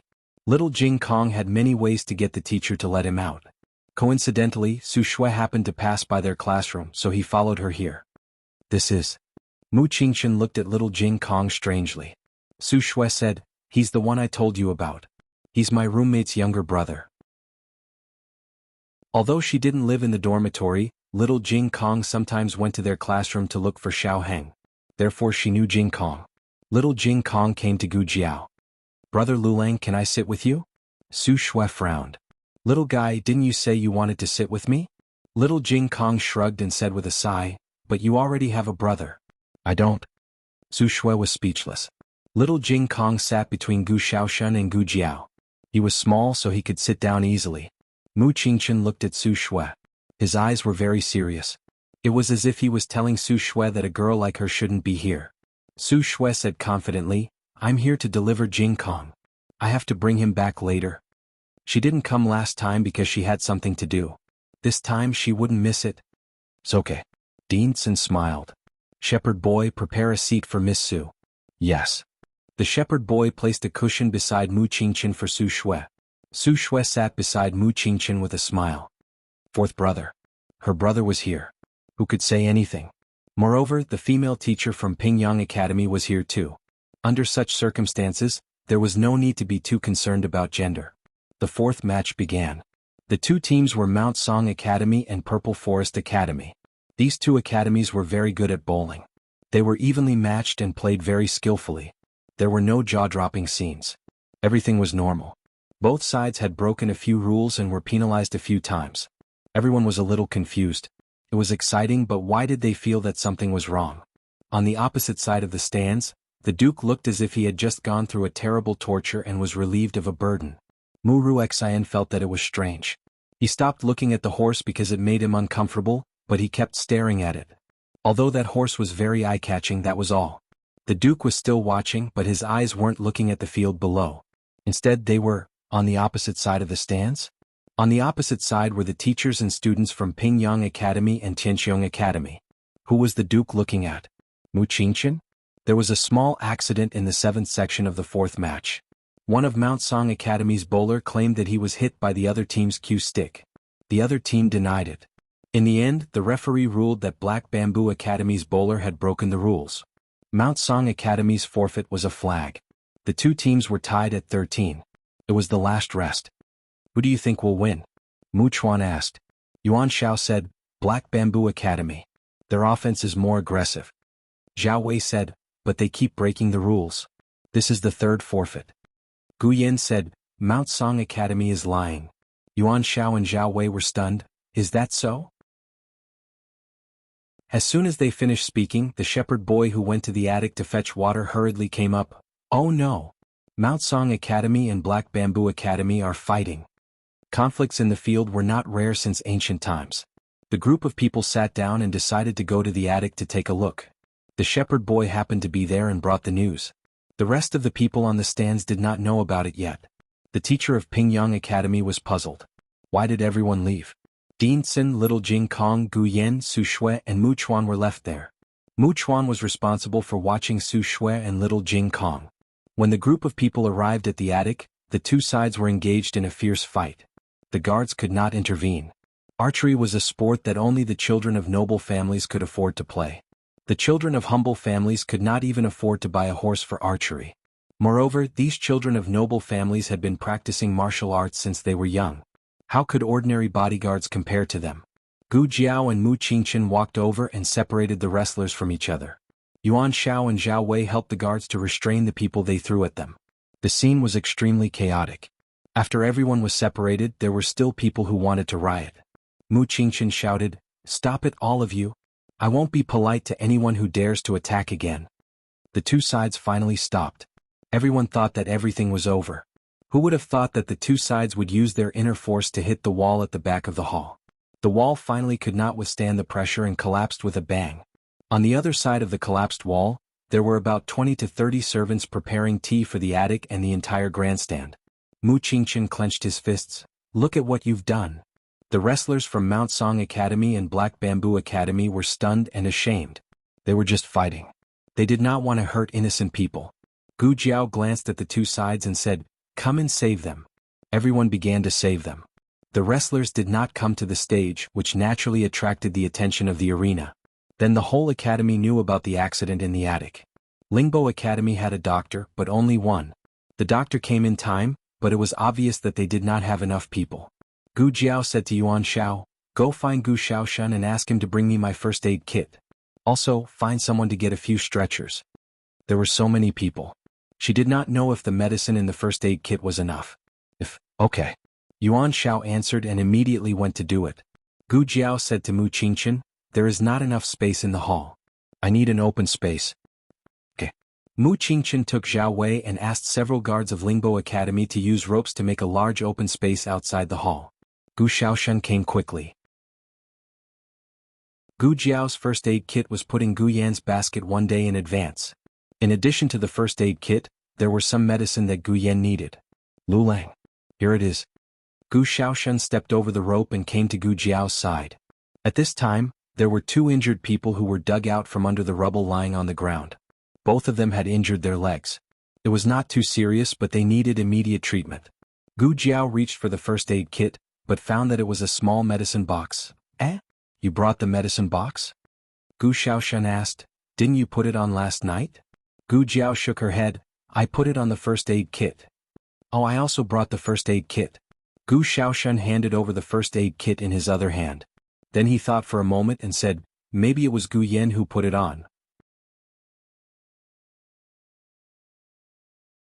Chapter 659. Patients were carried out one after another. Gu Jiao didn't dwell on this issue anymore. Gu Jiao and the doctor from Lingbo Academy had a simple discussion about the patient's triage. After all, they were busy with their own things, so it was difficult to achieve the effect of 1 + 1 + 2. The doctor from Lingbo Academy nodded in agreement. Little brother, you're right. Most people would save the more important patients first.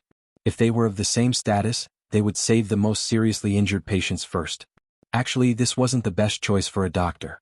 However, there were too few people who understood this and dared to do it. After the triage, Gu Jiao asked Mu Qingchen to clear away the irrelevant people at the scene. Other than the doctor and a few people she asked to stay, no one else was allowed to come close. First, it would affect the treatment. Second, it would cause trampling and shoving.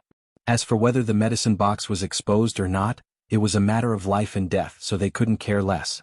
However, after asking around for so long, other than the state preceptor himself, no one else knew about these modern machines. There was nothing to worry about. Sister, I found a room inside. The light is good, Gu Shaoshan said to Gu Jiao. Gu Jiao nodded. Okay, I'll send in the patients who need surgery after I'm done with the triage. Out of the 5 patients carried out, 3 had superficial wounds, 1 was seriously injured, and the other had a dislocated right arm. The seriously injured patient had internal bleeding and was in a critical condition. The doctor from Lingbo Academy shook his head. It's impossible to save him. If the people from the State Preceptor's Hall were here, there might be a chance, but the doctors among the people were afraid. The stretcher is here, Yuan Shao said. Mu Chuan and Wu Fuzi came over too. The academy didn't have a stretcher, so Wu Fuzi brought them to make it at the last minute. There were 6 stretchers in total. Gu Jiao pointed at the seriously injured patient. Carry him in. The doctor was stunned. Little brother, what are you doing? Gu Jiao said, I'll leave you the first aid kit for the surgery. You saw how I used the medicine just now. I think I saw it, but...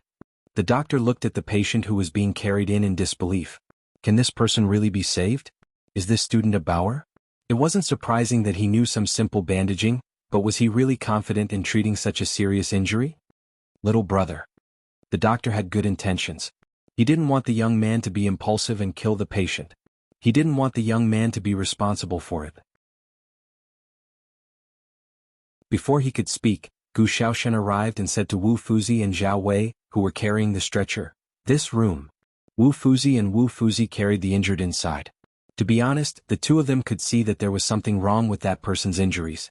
Xiao Lulang was just an outsider who came to help. He didn't have to work so hard. To put it bluntly, they were also worried that Xiao Lulang would kill him. Bring the other stretchers over there. Gu Jiao pointed in the direction of the collapse. The collapsed area was on the right side of the attic. It wasn't far from the open space in front of them. What do I do? Mu Qingchen asked. Gu Jiao said, I need planks to fix the arms and legs. Mu Qingchen said, okay, I got it. Mu Chuan hurriedly said, 4th brother, I'll go too. Mu Qingchen said, I'll go alone. You stay here and don't let anyone in. Mu Chuan felt the trust and weight in his 4th brother's words. He said seriously, yes. 4th brother. The dean of Lingbo Academy also arrived at the scene. He thought it would be chaotic, but everything was in order. Everyone had a clear division of labor. Even Mount Song Academy and Black Bamboo Academy, who were originally fighting, put aside their previous grudges and worked together to dig a hole in the collapsed area to save the patient. As for the situation that he was most worried about, it didn't happen. Mu Qingchen led the academy and the Mu family's guards to surround the scene. Even a fly couldn't get in. It was under these circumstances that he saw Gu Jiao. Gu Jiao had just connected a patient's dislocated arm when Mu Qingchen came over with planks of various sizes. Gu Jiao wrapped a plank around the patient's arm and wrapped it with gauze before hanging it around his neck to help him break. The dean of Lingbo Academy was confused. Wait, isn't this the Qianxiong Academy's Zhu Ju Shou who single-handedly led everyone astray? From secretly learning from Su Ping in the previous round to messing with the Black Wind Cavalry in this round, every hair on his body was indecent. He couldn't recognize him when he suddenly became serious. After Gu Jiao finished breaking the patient, she handed him to the doctor of Lingbo Academy. Take care of the dislocation. His leg is still injured. The doctor of Lingbo Academy nodded. I know. I'll do it. You can go in for the operation. The dean of Lingbo Academy widened his eyes. This brat can operate on people? There weren't enough doctors. After knowing that the Duke's estate brought a godly doctor over, the dean of Lingbo Academy immediately asked for help from Second Master Jing. Second Master Jing looked at Mu Ruxen. Mu Ruxen said, a doctor has a benevolent heart. Saving lives and helping the injured is my duty. Dean, please lead the way. Thank you, godly Dr. Mu. The dean of Lingbo Academy was wild with joy and quickly brought Mu Ruxen to the scene. Mu Ruxen didn't let anyone take her medicine box from the carriage. It was full of precious medicines and she couldn't bear to use it on a group of servants. It just so happened that the others didn't know she brought it. Gu Jiao was halfway through the operation. The patient's internal bleeding was very serious. Blood splashed onto her goggles and she suddenly couldn't see anything. Both her hands were busy so she couldn't wipe the blood away. Xiaoshan. She called out. Mu Qingchen and Wu Fuzi were fixing the deck for the patient with fractures. When they heard her call, they quickly got up and walked over. Just as he was about to ask Gu Jiao what she needed, he saw a tall figure enter the room before him. The owner of the figure extended a slender hand and used a handkerchief to wipe the blood off Gu Jiao's goggles. Hemostatic forceps, she said. That person skillfully took the hemostatic forceps and handed it to her. She took it and clamped the blood vessel. Needle holder, she said again. The man handed her the needle and forceps without any mistake. She was halfway through the suturing when she suddenly realized that Gu Xiaoshen didn't know about these things. Only Gu Yan knew because Gu Yan was the only one who asked her out of curiosity. She abruptly looked at the person beside her and was slightly stunned. Xiaoheng didn't speak. There were people watching outside so he couldn't speak. Gu Jiao caught a glimpse of Mu Qingchen at the door from the corner of her eyes. She pretended not to notice and continued to suture. Thank you, Mississippi. Please pass me the third pair of scissors on your right. A life is at stake. If I offend you, please forgive me. Xiaoheng was wearing the uniform of Zhonglan Academy and a veil. His side profile was as delicate as jade. Qingchen, come and help. Wu Fuzi's voice sounded outside. Mu Qingchen looked at the two of them deeply. In the end, he didn't enter the room. He turned around and helped Wu Fuzi treat the wounded. Gu Jiao had already classified the wounded and left enough medicine for the doctors of Lingbo Academy. The treatment on the scene was busy but not in a panic. This was the situation Mu Ruexan saw. She came with the attitude of a savior, but here, there didn't seem to be much use for her. She had been to the scene of the accident with her master before. The accident wasn't so big, but it was still very messy. Here, this is Miss Mu, Divine Dr. Luo's disciple. The dean of Lingbo Academy said to his doctor. When the doctor heard the words Divine Dr. Luo, he didn't have much of a reaction. He pointed at a patient with a thigh injury. I'll have to trouble Miss to help treat his injury. The scene that Mu Ruexan expected to be the center of attention didn't appear. She frowned and looked at the other unconscious patient lying in a pool of blood. She said, I'll treat him first. His injuries are more serious. Serious and urgent were two different things. His injury was more serious, but the bleeding had stopped. His injury wouldn't worsen for the time being. If the patient with the thigh injury wasn't treated in time, he might become the second critical patient due to excessive blood loss. Fortunately, the doctor was about to finish treating the patient, so he didn't say anything. Mu Ruexan treated the unconscious patient while the doctor went to stop the bleeding for the patient with the thigh injury. Gu Jiao finished the first operation. After that, Gu Xiaoshen brought in a few more patients. Their injuries weren't too serious. When Mu Qingchen passed by the door, he paused and casually glanced inside. He happened to see Xiaoheng wiping the sweat from Gu Jiao's forehead. Gauze, Gu Jiao said. Xiaoheng casually picked up a piece of gauze and handed it to her. Outside the door, Mu Ruexan and the doctor from Lingbo Academy were also treating a patient's injury. The two didn't discriminate between men and women. They passed things and helped each other. However, for some reason, Mu Qingchen felt that the atmosphere at Gu Jiao's side was different from Mu Ruexan's side. It was an indescribable feeling. The news was tightly sealed, so it didn't affect the 4 matches in the afternoon. When the matches ended, all the treatment work was successfully completed. Song Mountain Academy and Black Bamboo Academy were disqualified for the following matches due to their violation of the rules. Most of the injured patients were from Lingbo Academy. There were also a few disciples from the academy who were injured in the fighting and in the process of saving people. The 3 deans expressed their gratitude to Gu Jiao and Mu Ruexan, especially Gu Jiao. Her performance was really amazing. Mu Ruexan felt that her limelight had been stolen. It was just a swindling quack. After a few days, when the patient's condition worsened, these people would understand who was the true descendant of the divine doctor. She said, Dean, you're too polite. It's my duty. There's no need to mention it. Gu Jiao handed 3 lists to the 3 deans. The consultation fee will be paid on the spot. No credit. The 3 deans were speechless. The dean of Lingbo Academy coughed lightly and took the longest list. It's my duty. It's my duty. Mu Ruexan mocked, Hey young Master Xiao, a doctor should be benevolent. You're only treating a few patients. Aren't you embarrassed to accept the consultation fee? You don't have to be so stingy. Gu Jiao directly handed the remaining 2 lists to her. If you're so generous, why don't you pay? Mu Ruexan choked. Gu Jiao only accepted her portion.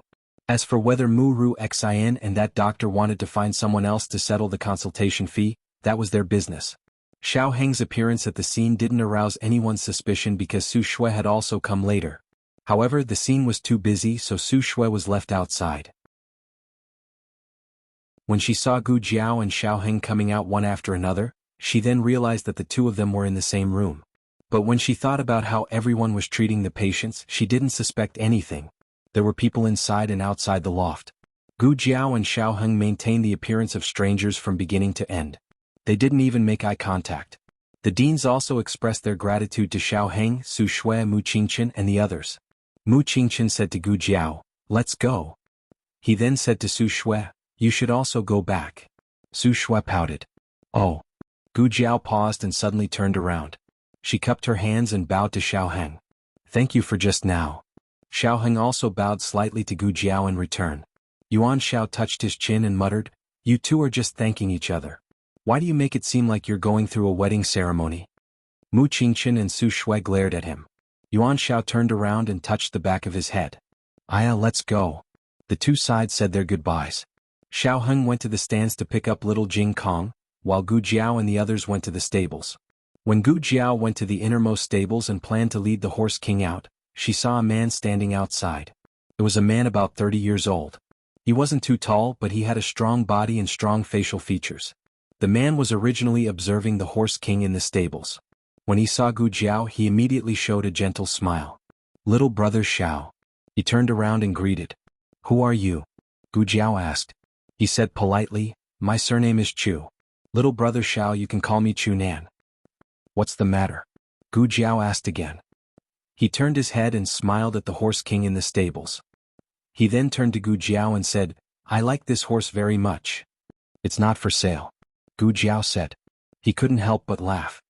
"That's not what I meant. Little brother Xiao, don't misunderstand." Gu Jiao opened the gate of the fence and went in to lead the horse king out.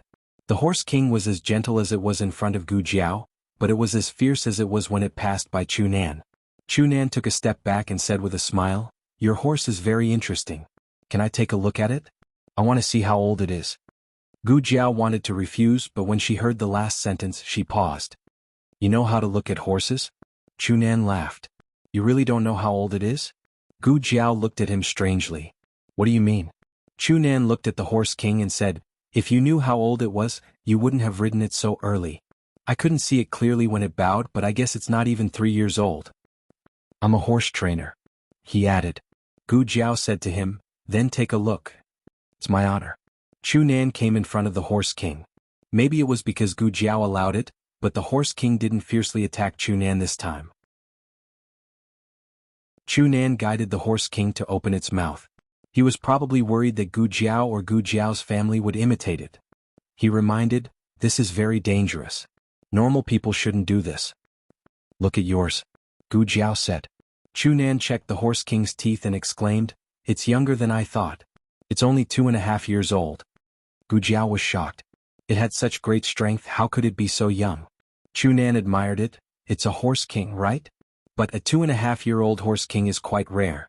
Also, it doesn't look like a normal horse king."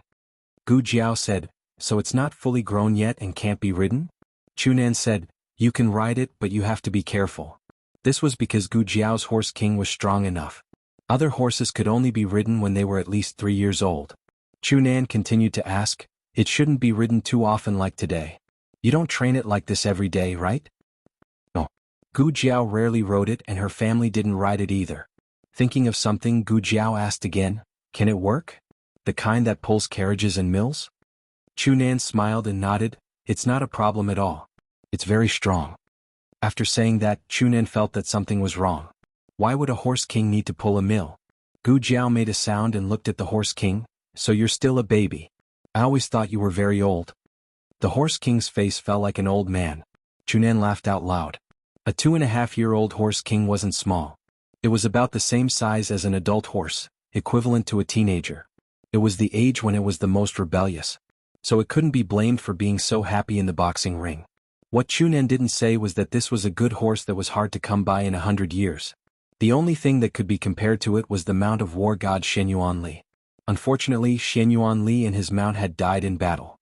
After Gu Jiao led the horse king away, Chu Nan also left the stable and walked in the opposite direction. Han Che had been waiting for a long time. "Young master." Chu Nan bowed. Han Che asked seriously, "How is that horse?" Chu Nan told him the truth. Han Che frowned. "How is our Han family's Black Wind King compared to it?" Chu Nan was slightly stunned and patted his head. "I forgot about Black Wind King. Of course Black Wind King is better. Black Wind King is a rare horse." But Black Wind King belongs to Big Brother. Han Che looked at the Horse King that was led away by Gu Jiao. If only it was mine. When Gu Jiao led the Horse King out, Xiao Heng had already taken little Jing Kong away. Gu Yan and Dean Sun were also gone. She walked toward the gate of the academy. When she passed by the stands on the other side, she found that most of the spectators had left. Only the students from Tianxiong Academy and Wuxia Academy were left. Both sides were ready to fight. Mu Qingchen stopped them. What's the matter? Gu Jiao walked over and asked. Without waiting for Mu Qingchen to speak, Zhou Tong pulled Gu Jiao's sleeve as if she had seen her savior. She pointed at the students from Wuxia Academy and said, "They made a bet with us. If our academy won, they would call us father. But they didn't admit it and even wanted to beat us up."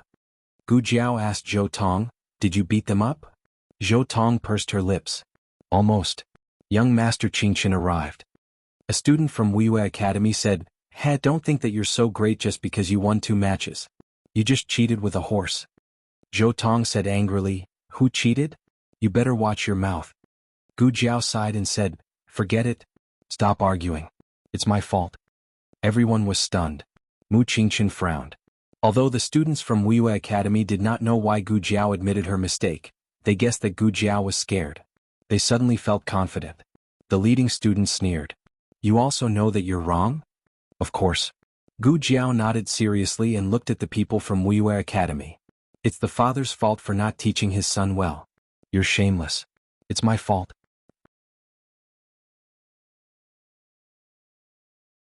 Chapter 660. On the way back, Gu Jiao rode the academy's horse. The Horse King led the way happily. Gu Jiao rode her horse to the side of the carriage and asked Gu Yan, who was in the carriage, "Did you bring the medicine box?" Gu Yan looked at Gu Jiao in confusion. "I didn't bring it. Why would I bring it?" Gu Jiao muttered, "Oh, then why is it in the basket?" Gu Yan said, "Xiaoshen put it there?" "It wasn't me." On the other side, Gu Xiaoshen said, "I took the basket and set off this morning. I didn't touch the things inside." Gu Yan thought for a moment and looked at Gu Jiao. "You put it there. Have you forgotten?" Gu Jiao hesitated. "Then, maybe." The medicine box couldn't have run into the basket by itself. When she found out that the first aid kit was not enough, she did think that it would be better if the medicine box was there. Now that it was really there, she was paranoid again. Forget it. Forget it. Lulang. Mu Chuan rode over. Mu Qingchen was on the other side of Gu Jiao. When Mu Chuan came over, he didn't move aside. Mu Chuan was a little anxious. "Fourth brother, can't you see? Can't you see that I have something to say to Lulang?" If fourth brother didn't move aside, Mu Chuan couldn't do anything. After all, he couldn't beat fourth brother. Mu Chuan could only talk to Gu Jiao with Mu Qingchen between them. "Lulang, do you really know medicine?" Last time, after the competition, they met the Duke who had fallen near the academy. At that time, Gu Xiaoshen said that Xiao Lulang knew medicine and asked Xiao Lulang if he wanted to take a look at the Duke. They only thought that Xiao Lulang was at an ordinary level, but today Xiao Lulang treated several seriously injured patients, which surprised them. Mu Qingchen was also waiting for Gu Jiao's answer. "Oh," Gu Jiao replied, "I've learned a little." "That's not a little, right?" Mu Chuan raised an eyebrow. Mu Qingchen seemed to have noticed Gu Jiao's reluctance to talk about this topic, so he said to Mu Chuan, "Is it hot to squeeze over there? Aren't you not going back to the academy?" Mu Chuan said, "I'll go. If you go back, I'll go back." Mu Qingchen did not say anything else. Mu Chuan chatted with Gu Jiao for a while, and then the road out of the city gate narrowed, so Mu Chuan had to walk away from them. Mu Qingchen had always been confused, but he did not know if he should say it. When they were about to part ways in the academy, he finally stopped Gu Jiao. "Do you know Su Shue's roommate?" "No, I don't." Gu Jiao denied it. He just learned about the incident in the attic from Jing Kong and Dean Sun when he went to pick up Jing Kong. He came to see if there was anything he could help with. "You don't talk so much usually," Mu Qingchen said with a complicated expression. Gu Jiao blinked and said confidently, "Isn't it because of his beauty? I'm a little tempted." Mu Qingchen was choked by her words. Every time you thought that your classmate's skin was already thick enough, he would be thicker by an inch for you to see. Mu Qingchen frowned and said, "You have a fiancé." Gu Jiao raised her eyebrows and said carelessly, "Everyone loves beauty. Even if I have a fiancé, it won't stop me from looking at beauties."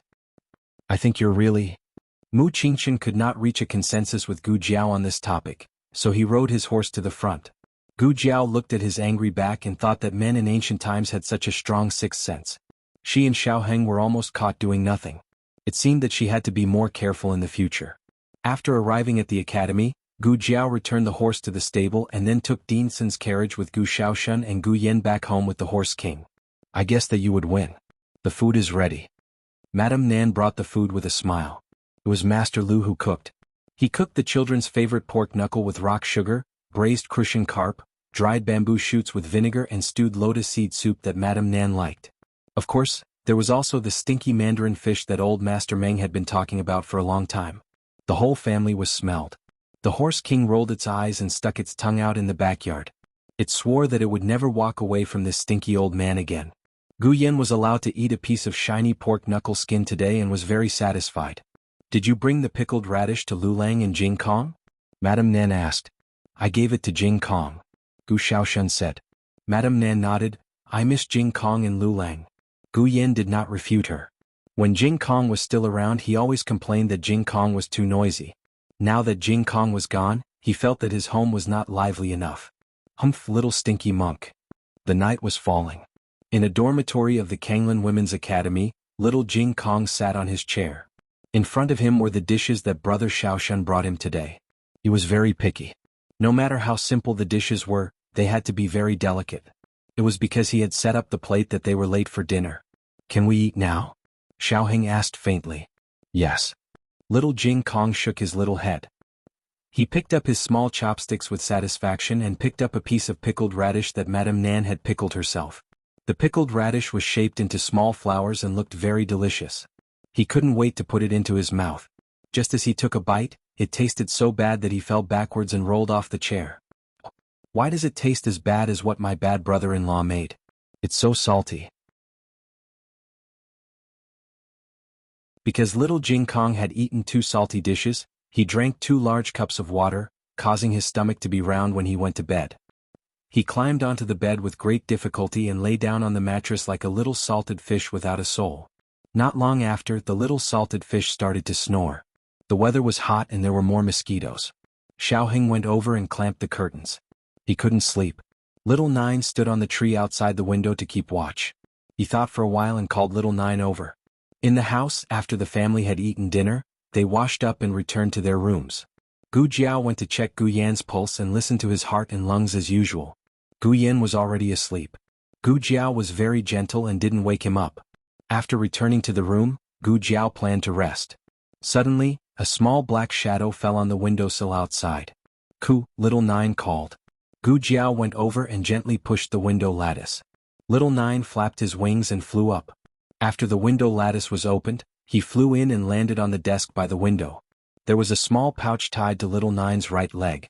Gu Jiao took down the pouch and opened it. There was a stack of banknotes, a note and a brand new hairband. The hairband was made of blue ice silk. It was very soft to the touch and the color was very good. It complemented the blue and white uniform of Tianqiong Academy. The banknotes were worth 1,000 taels. There were only 2 simple words written on the note: household use. Gu Jiao supported her chin with one hand and played with the ice blue hairband with the other. She looked at the word household use over and over again. In other words, this was a love letter. Gu Jiao smiled. She opened the drawer and took out a piece of paper. She knew how to write a love poem too. Xiaoheng sat in the room and waited. He wasn't sure if she had rested. But when facing Gu Jiao, he wouldn't hesitate so much. Luckily, Little Nine flew back after a short while. Little Nine was holding the pouch in her mouth. He opened the pouch and took out a paper crane from it. The paper crane was made from the water pattern paper he gave her. He still remembered her indescribable expression when she received the paper. He didn't expect that she would bring the paper to Yen country's capital. There was something else in the pouch. He took it out and saw that it was a note written on the water pattern paper. The first one read, "The mountain has no edges, the heaven and earth are united, only then I dare to break up with you." Xiaoheng's handsome face turned red. Was this last confessing her feelings to him? Did she have to be so explicit? The second one read, "I won't be lovesick in my life. Only then will I be lovesick and I will be lovesick." Xiaoheng's face turned even hotter. So she missed him so much. The third one read, "The bottom of the lovesick tree is endless. I hate myself for not knowing." Xiaoheng's heart seemed to be filled with something. It was swollen and scalding. He didn't know that this lass had such literary talent. Also, her feelings for him were actually so deep. Gu Jiao wrote more than 10 notes. Every one of them made Xiao Heng's face turn red and his heart beat wildly. But it wasn't just from one note that the love poem on the note gradually became a little strange. The world is long and the world is long, but sometimes it ends. This hatred is endless. The corner of Xiao Heng's mouth twitched. This love can become a memory, but at that time, it was already lost. Xiao Heng's face stiffened. Returning your bowl of heartless tears? I hate that we didn't meet before. At the end, she even drew half of a little person beating her chest and stamping her feet. Xiao Heng?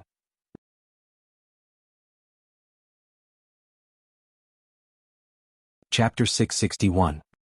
Gu Jiao had a problem. She would feel sleepy after reciting poems. She could grit her teeth and persevere at the beginning, but at the end she was so sleepy that she didn't even know what she had written. Even the purse was taken away by Xiao Jiao. Xiao Heng was angry and amused at the same time when he read the last part. He had thought that those poems were written from the bottom of her heart. Now it seemed that she had copied them from somewhere. Looking at the last few notes, the words were crooked. She must have been so sleepy that she didn't even know where she had copied them. Xiao Heng gritted his teeth in anger. What a waste of my excitement. I won't fall for your tricks again, little liar. She must have fallen asleep. Xiao Heng didn't reply. Xiao Jiao saw that there was nothing else for him to do and flew back to the tree branch. Xiao Heng still couldn't sleep. If it wasn't for the love poems, he wouldn't be so petty as to care about this. It was the information he had found during the day that made him need to calm down and carefully sort it out. After Gu Jiao told him that the people behind Nangong Li were the royal family, he went to the busiest tea house in Chengdu to find a few storytellers to understand the royal family's background. He didn't find out much, but he did know a thing or two about the Nangong family. The Nangong family and the Crown Prince's residence were close. This was a tacit secret in Chengdu. The Crown Prince of Zhao Country lived in the East Palace, while the Crown Prince of Yan Country left the palace to build a residence. The Crown Prince of Yan Country was the king's second son. His birth mother was Imperial concubine Han. The young master who had prepared the viewing platform for him that day was the Crown Prince's eldest son, Mingjun Wang. Mingjun Wang was cousins with Han Che, who had struck the bow at Pingyang Academy today.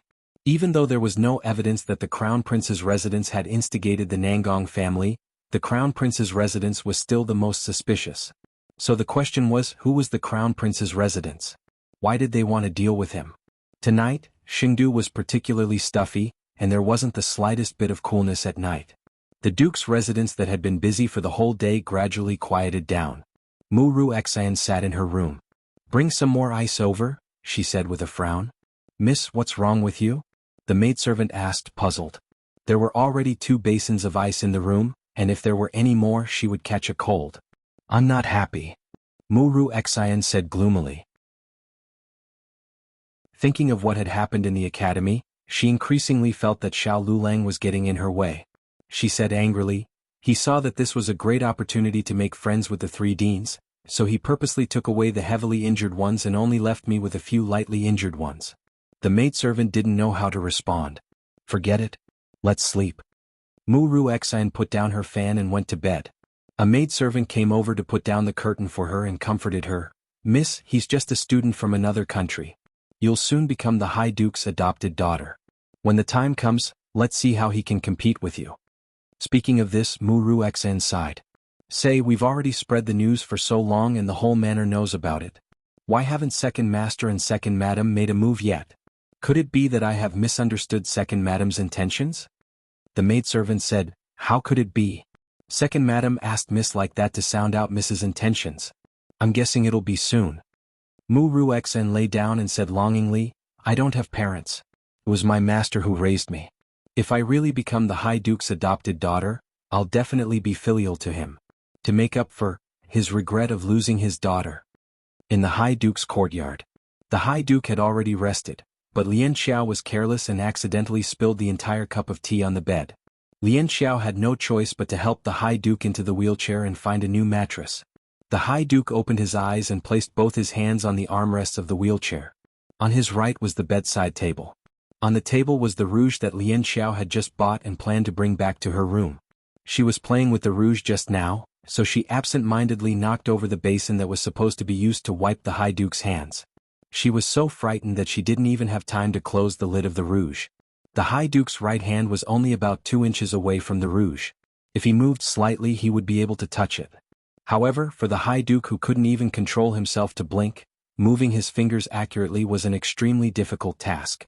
The High Duke stared fixedly at the box of rouge. It took him a Herculean effort to touch the rouge with trembling hands. He dipped his fingers into the rouge and once again spent a Herculean effort to write a crooked character with trembling hands. The next day, Gu Jiao and Gu Xiaoshen went to class at Tianqiong Academy. The moment Gu Jiao entered the academy, she felt a few inexplicable gazes directed at her. Lu Lang. A student greeted her with a smile. She didn't know him. Lu Lang. Another student greeted her with a face full of smiles. She didn't know him. What was going on? She hadn't seen him for a night and everyone was so enthusiastic? Lu Lang. After being greeted by countless unfamiliar students, she finally saw someone she knew.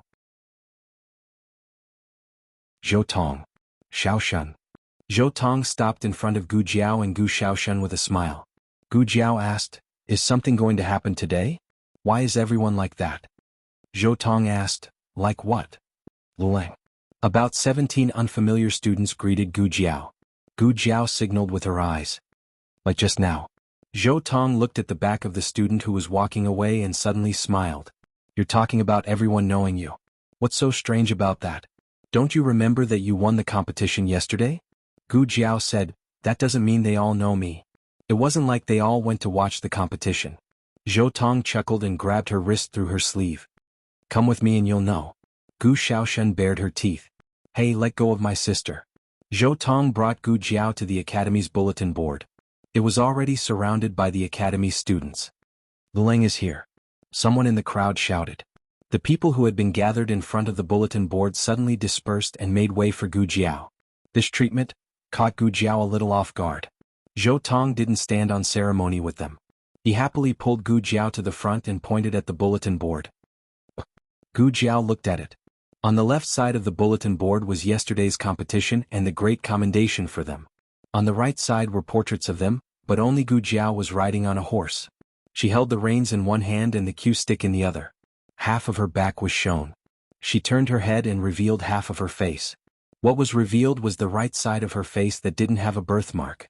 Her clothes fluttered in the wind and her hair ribbons flew across her face. She looked indescribably valiant. Even next to the handsome Mu Qingchen, she didn't pale in comparison. Gu Jiao looked at the young man in bright clothes and almost didn't recognize herself. Was this how she looked in the eyes of others? Zhou Tong said, "We worked together to draw it. We drew it all night." Only then did Gu Jiao notice that Zhou Tong's eyes were dark. She then looked at Zhong Ding and the others who were putting up the portraits. They all had heavy dark circles under their eyes. This was something that Gu Jiao had never experienced in her previous life. In her previous life, she was always first in the exams and won many prizes. However, no one could get close to her. Or rather, she didn't want to get close to anyone. Her identity meant that she couldn't have any friends. "How did we draw?" Zhou Tong asked expectantly. Gu Jiao's gaze swept across Zhou Tong, Zhong Ding, and everyone who went to the competition yesterday. Everyone looked at her with anticipation and anxiety in their eyes. "Not bad," Gu Jiao said. Everyone smiled as if relieved of a burden. They were students of the literature department and were good at zither, chess, calligraphy, and painting. However, they didn't know why they had to wait until Gu Jiao personally acknowledged their drawings. "Don't you all have classes?" Gu Jiao asked indifferently. Zhou Tong smiled. "Yes, we have classes." Gu Jiao turned around and walked away coolly. After taking a few steps, she said casually, "Draw a few more. The walls at home are a little empty." Tianqiong Academy hadn't been so popular for a long time. Although they were called the Royal Academy, in fact that was many years ago. The last time they had a top scholar was 17 years ago. After that, they didn't even have a second or third place, let alone a top scholar. They weren't good at literature or martial arts and were often laughed at. Now that they had won 2 consecutive competitions and defeated 2 powerful academies, they were elated. Dinsun was also very happy. He called Gu Jiao, Mu Qingchen, and the others to his duty room and praised them. "You did well in these 2 competitions and showed Tianqiong Academy's standard. However, don't be arrogant. Train well and strive to win glory for the academy in the next competition." Mu Qingchen and the others cupped their hands. Gu Jiao raised her eyebrows. "That's it." Dinsun was stunned. Gu Jiao said, Aren't you going to give me something more practical? For example, the prize money? Deanson was speechless. Ahem. Deanson coughed and said seriously, the Academy is short on funds recently. If you win next time, we'll give you everything. Gu Jiao caught the main point. Then you won't give us anything if we lose? Deanson coughed. You little brat, can you not talk about money every 3 sentences? How can people who read books think of money? Gu Jiao asked, so are we giving or not? Deanson was speechless. Was it too late for him to say no? On the way back to Brightheart Hall, Mu Qingchen asked Gu Jiao, are you short on money? Gu Jiao raised her eyebrows. You can say that. Do you have a way to earn money? Mu Qingchen said, I can lend you as much as you want. There's no need. Gu Jiao waved her hand. She wasn't short on money now. She was just preparing for a rainy day. Gu Yan's surgery would take place next month. It might cost a lot of money. Gu Jiao said seriously, if you have a way to earn money, call me. I won't treat you badly. I'll let you be the middleman and earn some money. Mu Qingchen was speechless.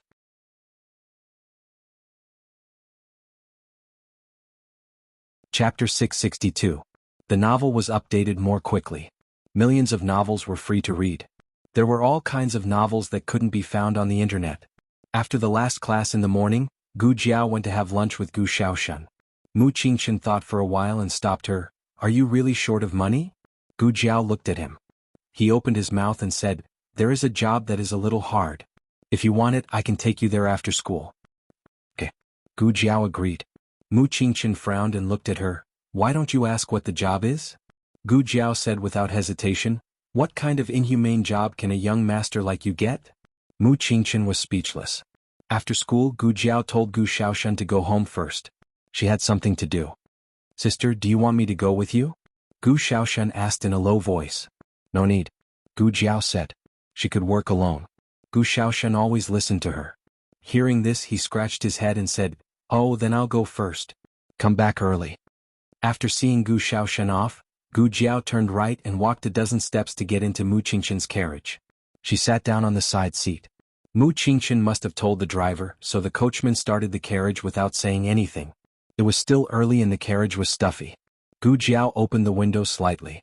The bright sky shone in and everything in the carriage was clearly visible. Mu Qingchen turned his eyes and caught a glimpse of the ice blue hairband on her head. This kind of ice blue silk material was very precious and couldn't be bought in the outer city. Of course, it could be bought in the inner city, but Gu Jiao didn't have the habit of dressing luxuriously. Why are you looking at me? Gu Jiao noticed that he was looking at her. The hairband is good. Mu Qingchen looked away. Gu Jiao touched the hairband Xiaohing gave her and shook her head in her heart. Well, I think it's good too. Mu Qingchen couldn't help but look at her again. She couldn't hide the happiness in her eyes. He didn't know whether it was because of the hairband that she obviously didn't buy herself or because she was going to make money. Now that you've become famous, there will be a lot of people who want to know you. Don't get too close to everyone. Gu Jiao, Gu Jiao. Gu Jiao originally thought that he would bring her into the inner city to do something. Unexpectedly, the carriage turned and headed in the other direction of the outer city. After traveling for about 10 miles to the east, the carriage arrived at a majestic mansion. There were a few guards standing guard at the entrance of the mansion. The coachman flashed his token and the guards walked over. Mu Qingchen lifted the curtain and said to the guard, it's me. The guards hurriedly cupped their hands and allowed the carriage to pass. Mu Qingchen's carriage drove into the mansion. Young master, we're here. Mu Qingchen got out of the carriage. Gu Jiao jumped out of the carriage as well. Wow. Gu Jiao couldn't help but exclaim when she saw the scenery in front of her. Was he really in the mansion? What a big Mu Qingchen thought. There was an orchard to the east of a forest to the south and a long path to the west.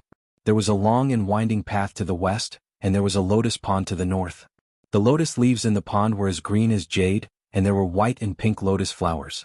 The scenery was so beautiful. Where are we? Gu Jiao Mu asked. Yin Shanjuan's mansion. Mu Qingchen said. Yin Shanjun. Gu Jiao Mu had never heard of it. Mu Qingchen didn't explain too much. At this moment, a pretty maid walked over and greeted Mu Qingchen with a smile. Young Master Qingchen.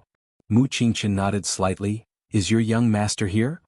Yes, the maid said with a smile. I'll take you there. This is, she looked at Gu Jiao Mu.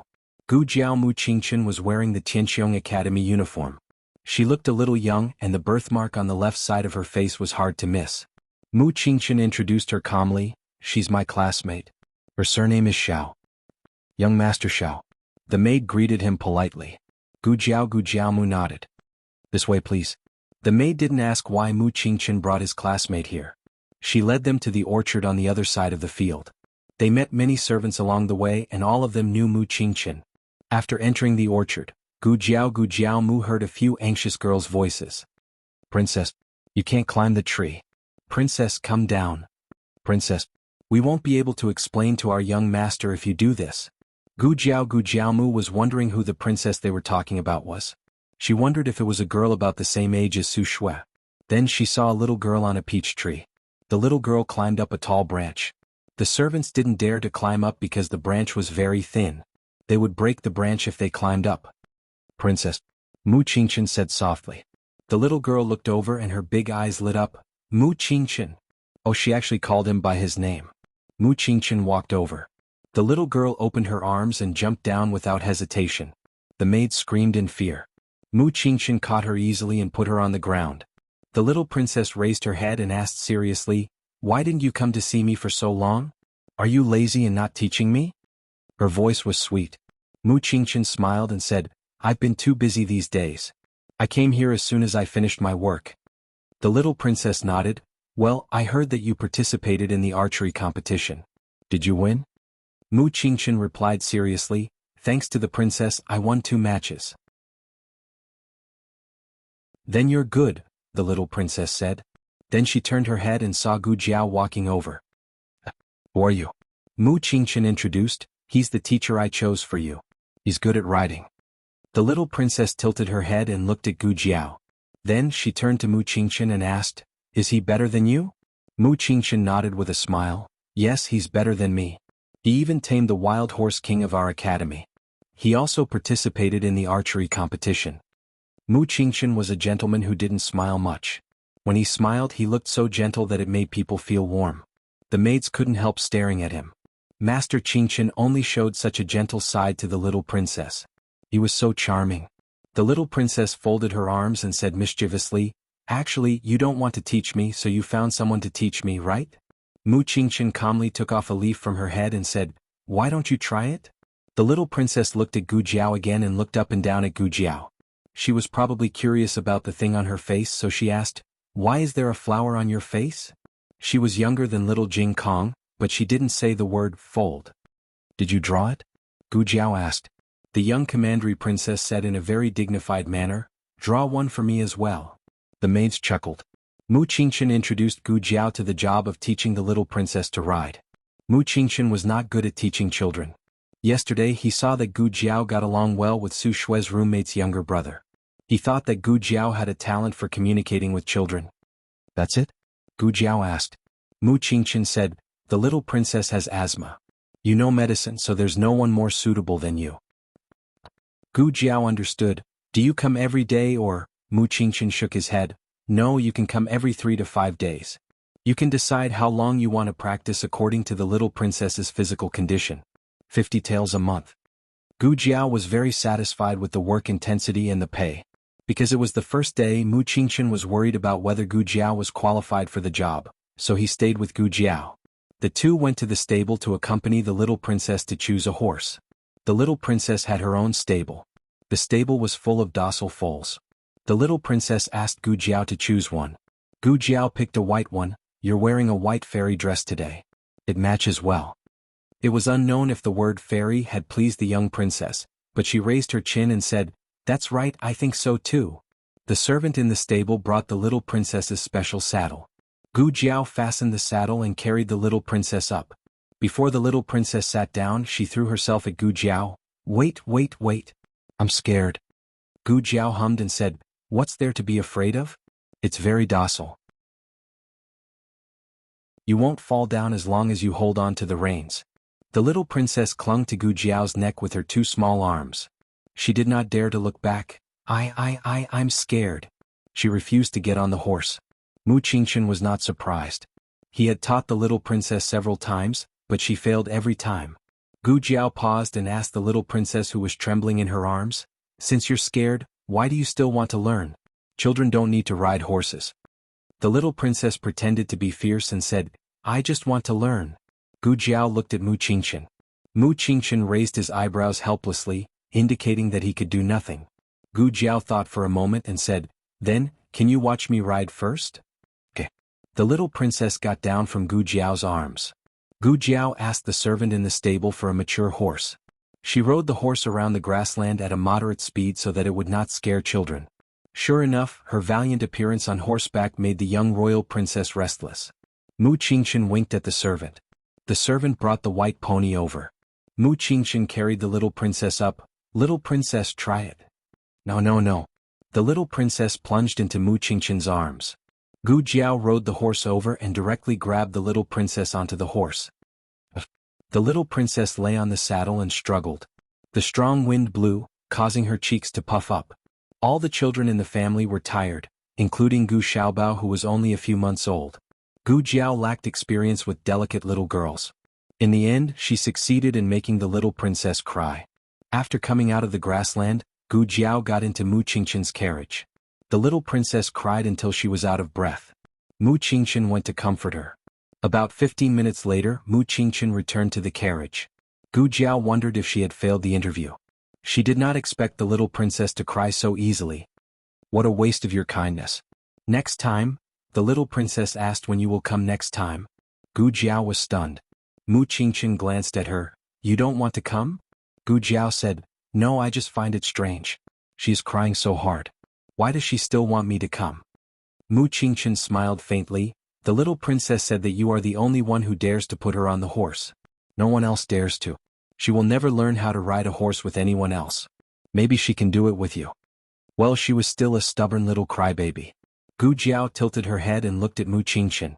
Mu Qingchen was puzzled by Gu Jiao's look. "What's wrong?" Gu Jiao asked. "Who is the little princess to you?" Mu Qingchen said, "Her father, Yan Shanjun, is a close friend of Duke An. He lived in Duke An's manor when he was young. He taught me how to play chess. He also taught Yinin how to play chess." "Yinin?" Gu Jiao was stunned. "Your childhood playmate?"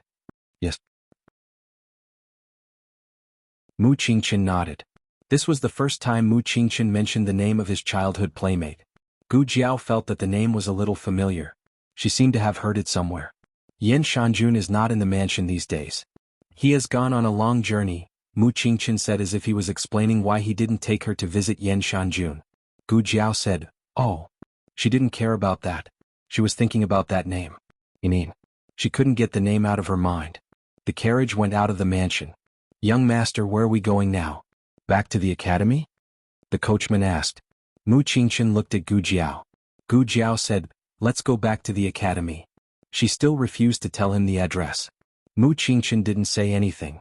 The carriage went all the way back to the Tianqiong Academy. They came from the southern gate of the city, so they had to pass by there on their way back. It was hot, so Gu Jiao kept the window open. As they approached the city gate, a group of soldiers and horses suddenly appeared on the official road. Leading the group were several officials riding on fine horses. Behind them were a group of able-bodied men in ragged clothes, their hands tied with ropes.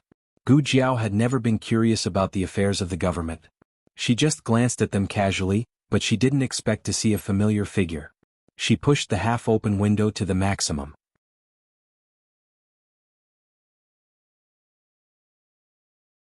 Chapter 663. The novel will be updated more quickly. Gu Jiao suspected that she was mistaken. How could she see Gu Qingfeng here? Mu Qingchen, who was resting with his eyes closed, opened his eyes and looked at Gu Jiao in confusion. However, the group of people had turned a corner and went in the opposite direction. Mu Qingchen asked, "What are you looking at?" Gu Jiao sat back in her seat. "I seem to see someone I know." Mu Qingchen looked at the group of people outside the window and looked at Gu Jiao deeply. "Do you know the Han family or those slaves?" Gu Jiao was slightly stunned. "Slaves?" Mu Qingchen looked at her and said, "Are you mistaken?" Gu Jiao closed the window. "Maybe I'm mistaken.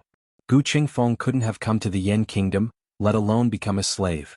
There was a mineral vein at the foot of the Dongshan Ridge outside the city of Xingdu, and the Han family was responsible for mining it. Some days ago there was an accident in the mine and a group of slaves died. The Han family bought a new group of slaves without stopping. Most of these slaves were servants who had been marked as slaves. Some of them were poor people in the Yen kingdom, some were prisoners who had been severely punished, and some were strong men from the black market. The team stopped at the checkpoint of the mine. The guard looked at the corvée laborers tied up with ropes and clicked his tongue in disdain. These corvée laborers don't look very useful. There aren't many of them who are strong. An officer riding on a horse said, "The market is not good now. It's good to have them. Let's make do with them." The guard said, "Okay, go to work. We're waiting." The officer smiled, "It's so late. Aren't you afraid that something will happen again?" The guard smiled helplessly, "What can I do? It's my superior's order." His mouth said that there was nothing he could do, but his expression was clearly indifferent. Well, they were just a group of lowly slaves. Who would care about their lives? The group of people entered the mine. Several officials found an open space for them to rest. It wasn't that he sympathized with them, but they were already very tired after such a long journey. They needed to rest and eat something to recover their strength. Everyone sat down on the ground. Gu Chengfeng sat at the back looking inconspicuous. He had been eating and sleeping in the open all this time. He was no longer the young master of an aristocratic family in Zhao country. Not long after, some people brought over the porridge and steamed buns. The corvée laborers all stood up. "Stand properly. Stand properly. Don't move." The official in charge of distributing food lashed out with a whip, and everyone became obedient. Each person had a bowl of porridge and 2 steamed buns. When it was Gu Qingfeng's turn, there was only half a bun left. Gu Qingfeng didn't say anything. He took the bowl of porridge and the hard steamed buns and ate them in big bites. After being hungry a few times, he understood that if he didn't eat fast enough, he would be hungry until the next meal. Sure enough, as soon as he wolfed down half of the steamed bun in his hand, the officer urged them to enter the mine. "Sir, can you give me some more food? I don't have enough to eat. I don't have the strength to work."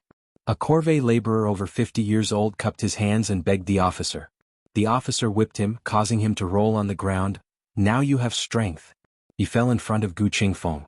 If it was in the past, Gu Qingfeng would have helped him up. But now Gu Qingfeng didn't do anything. He just silently walked around him and followed the group. The group entered the mine. Some ores were on the surface and could be directly mined. Some ores were underground and needed to be dug into blind shafts. They had been sent to dig a well. There were already a few old corvée laborers digging. "Go get a shovel yourselves," the officer shouted. Everyone hurriedly walked over and picked up a shovel from the ground. They copied the old corvée laborers and started digging. Gu Qingfeng also picked up a shovel and started digging like a professional. They dug until the middle of the night. When everyone was exhausted and had no strength left, they were brought back to a large shared room to rest.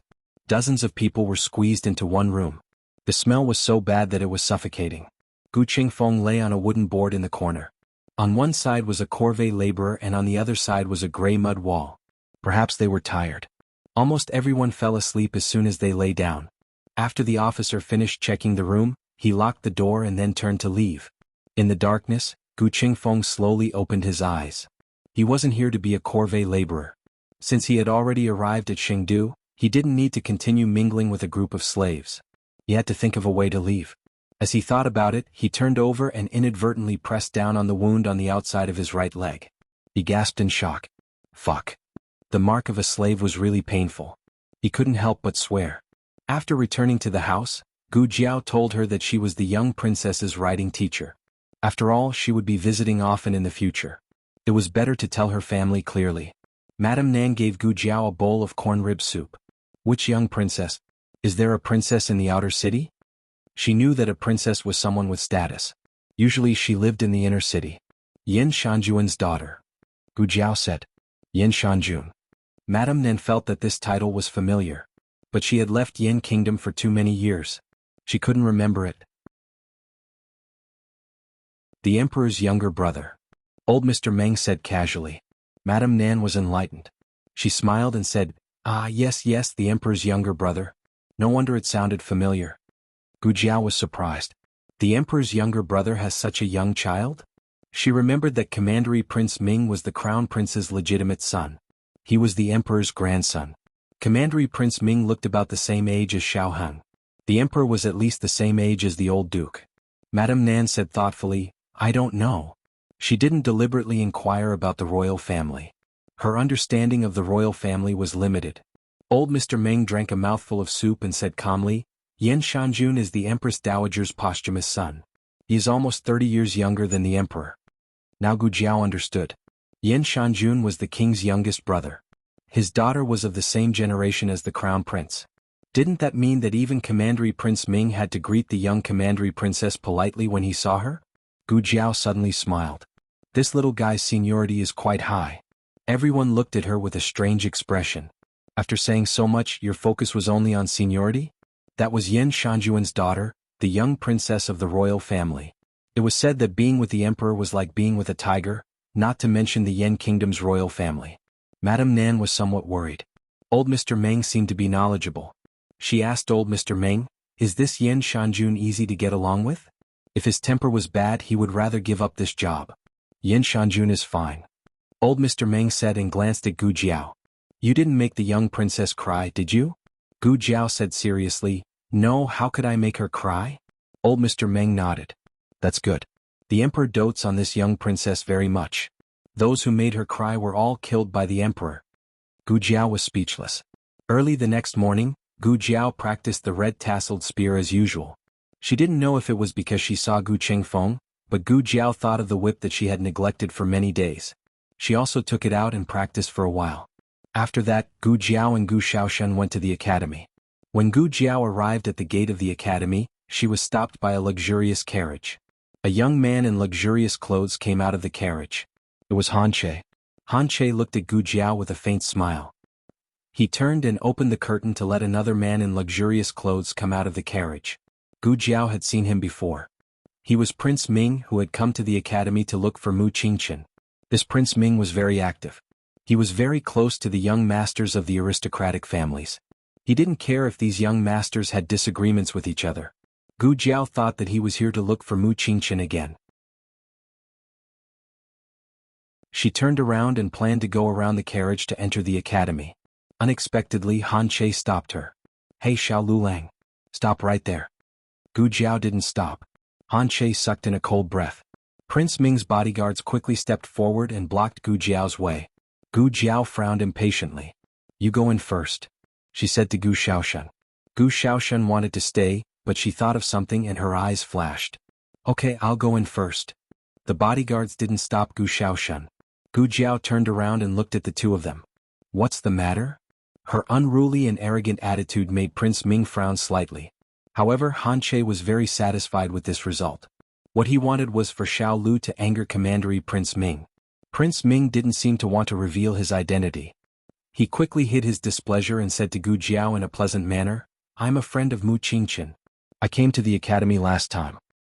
So, Gu Jiao looked at him indifferently. She was just short of saying that it was none of her business. Prince Ming was a direct descendant of the royal family. He had grown up with a silver spoon in his mouth and had never been disrespected by anyone. However, when he thought that Gu Jiao didn't know his identity, he felt relieved. He didn't want to give Han Che face, but he didn't want to give himself face.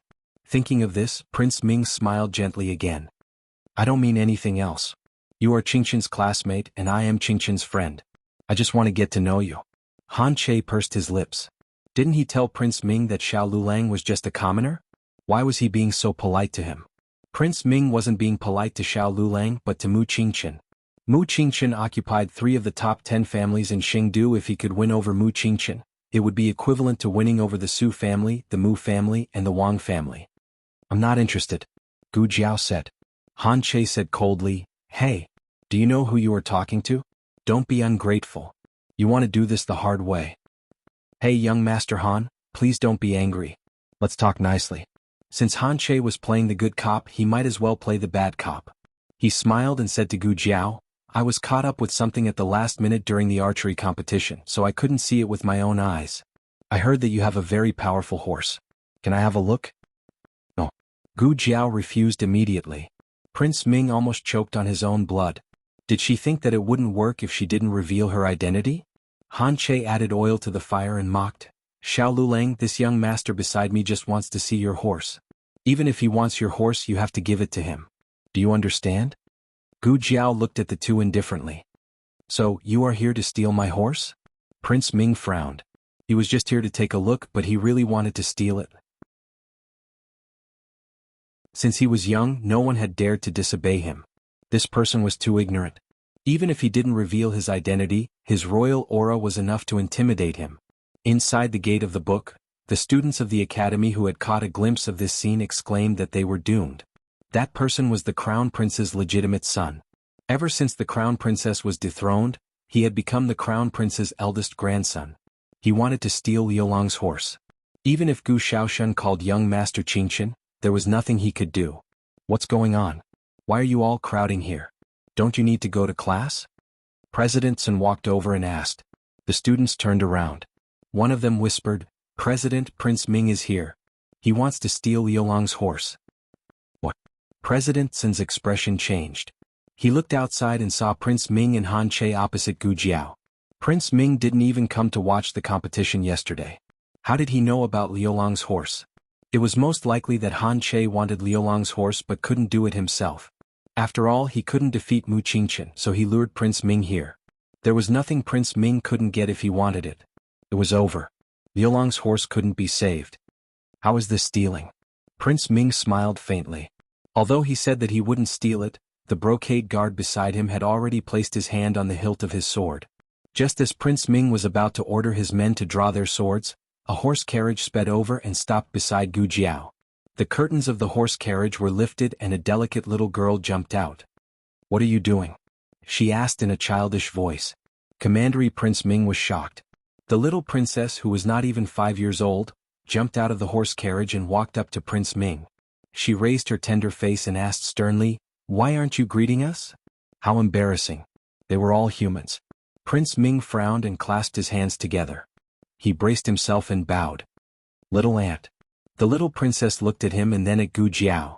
What were you doing just now? Prince Ming thought about how the little girl loved to complain in front of the monarch. He gave the guard a look and the guard put down his sword. Prince Ming smiled. Nothing. I just came here to make a friend. Is that so? The little princess asked Gu Jiao. Gu Jiao crossed her arms. No. He wanted to steal my horse. Prince Ming was speechless. The little princess's face fell. Carry me. Her personal maid immediately carried the expressionless young commandery princess up. The little princess stretched out her chubby hand and slapped Prince Ming on the head. She said fiercely, You brat. How dare you bully my teacher?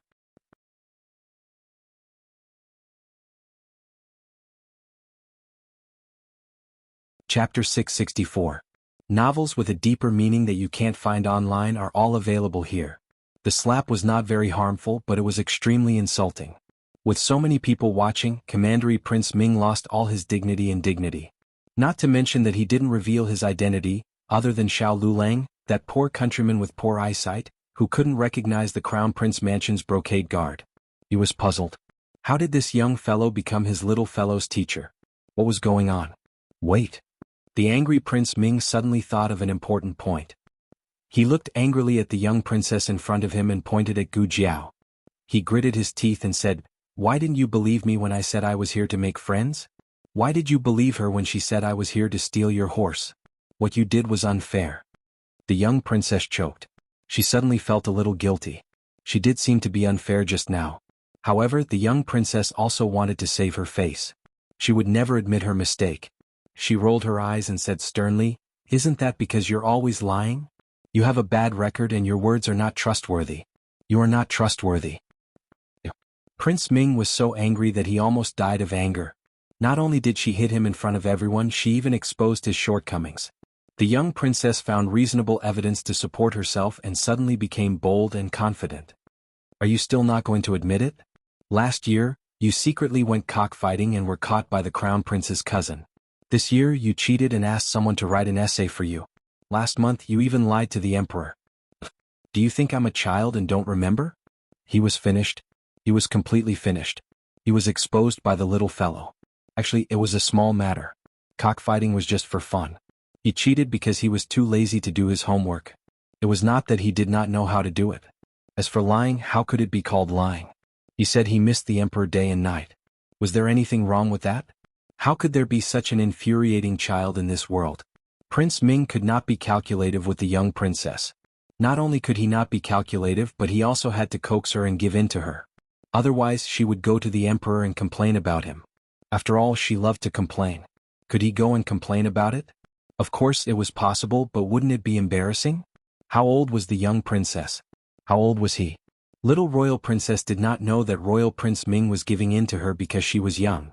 She always thought that it was because of her seniority and that he could not be unfilial. Because of the sudden appearance of the young princess, Commander Prince Ming had no choice but to leave. Before he left, the young princess even bowed to him. Dean Sin and all the students who were secretly watching the show heaved a sigh of relief. The young princess came at the right time. Otherwise, who would be able to deal with Commander Prince Ming? Speaking of which, the young princess had said that she would not allow Royal Prince Ming to bully her teacher. Which teacher was she talking about? Xiao Lulang? At this moment, Mu Qingchen was called over by Gu Shaoshan in a hurry. However, he found that Commander Prince Ming and Han Che had already left. All his plans were in vain. Princess, why are you here? Mu Qingchen greeted the young princess. Put me down. The young princess said.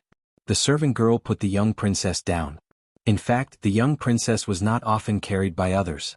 That would make her seem very small. She always remembered that she was an elder. The young princess pointed at Gu Jiao and said to Mu Qingchen, I'm here to look for her.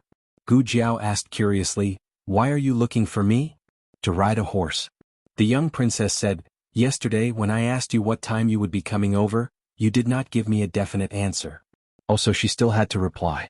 She thought that she could just go over after school. Gu Jiao reflected seriously, It's my fault. I'll be more careful next time. She did not have the burden of an adult in front of a child. The young princess was very satisfied with her attitude. She hated it when people talked nonsense and made up all kinds of excuses to fool her like she was a child. For example, her unfilial nephew, Royal Prince Ming. The young princess looked at Gu Jiao and said, Then you can tell me now.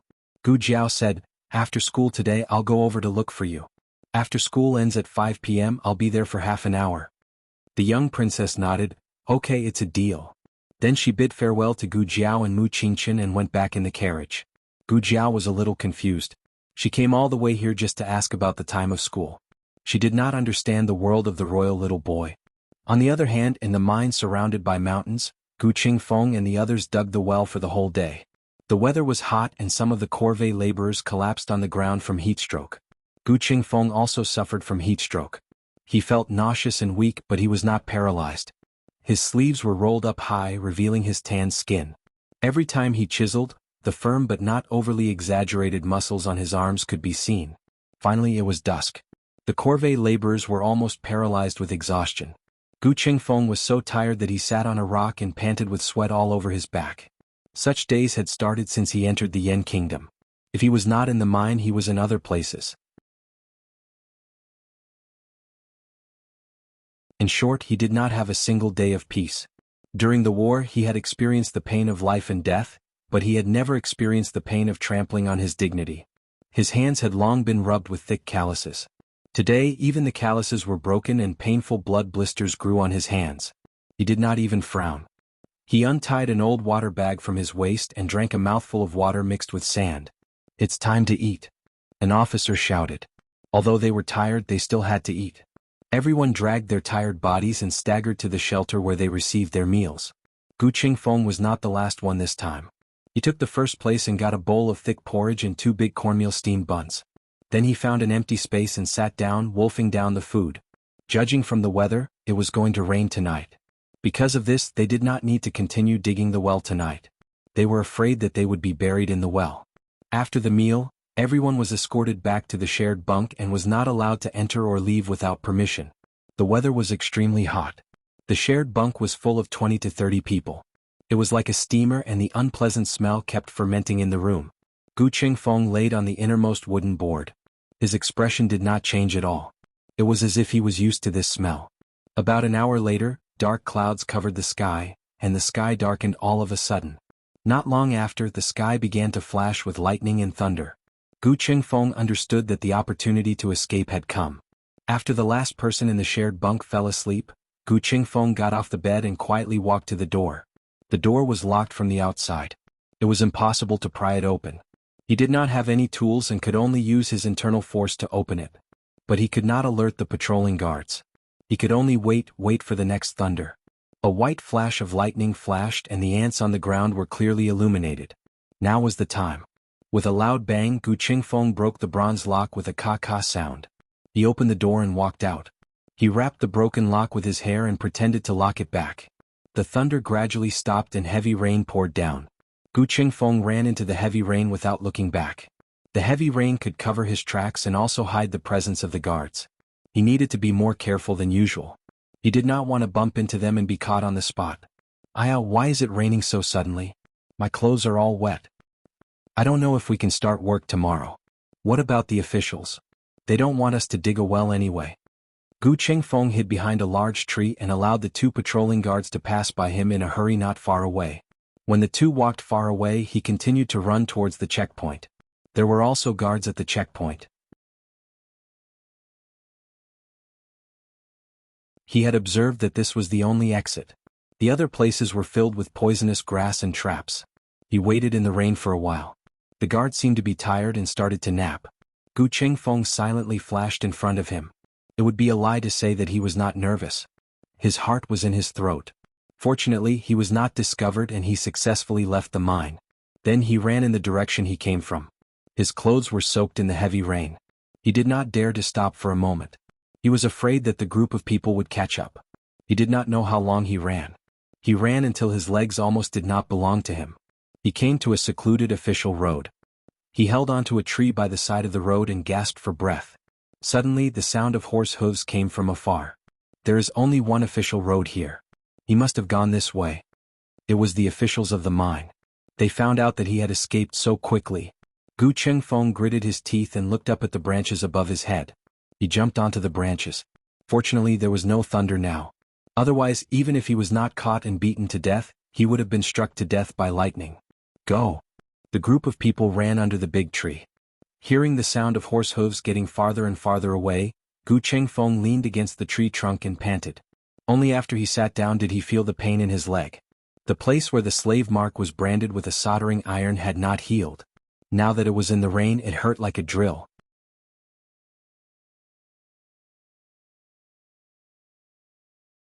Chapter 665.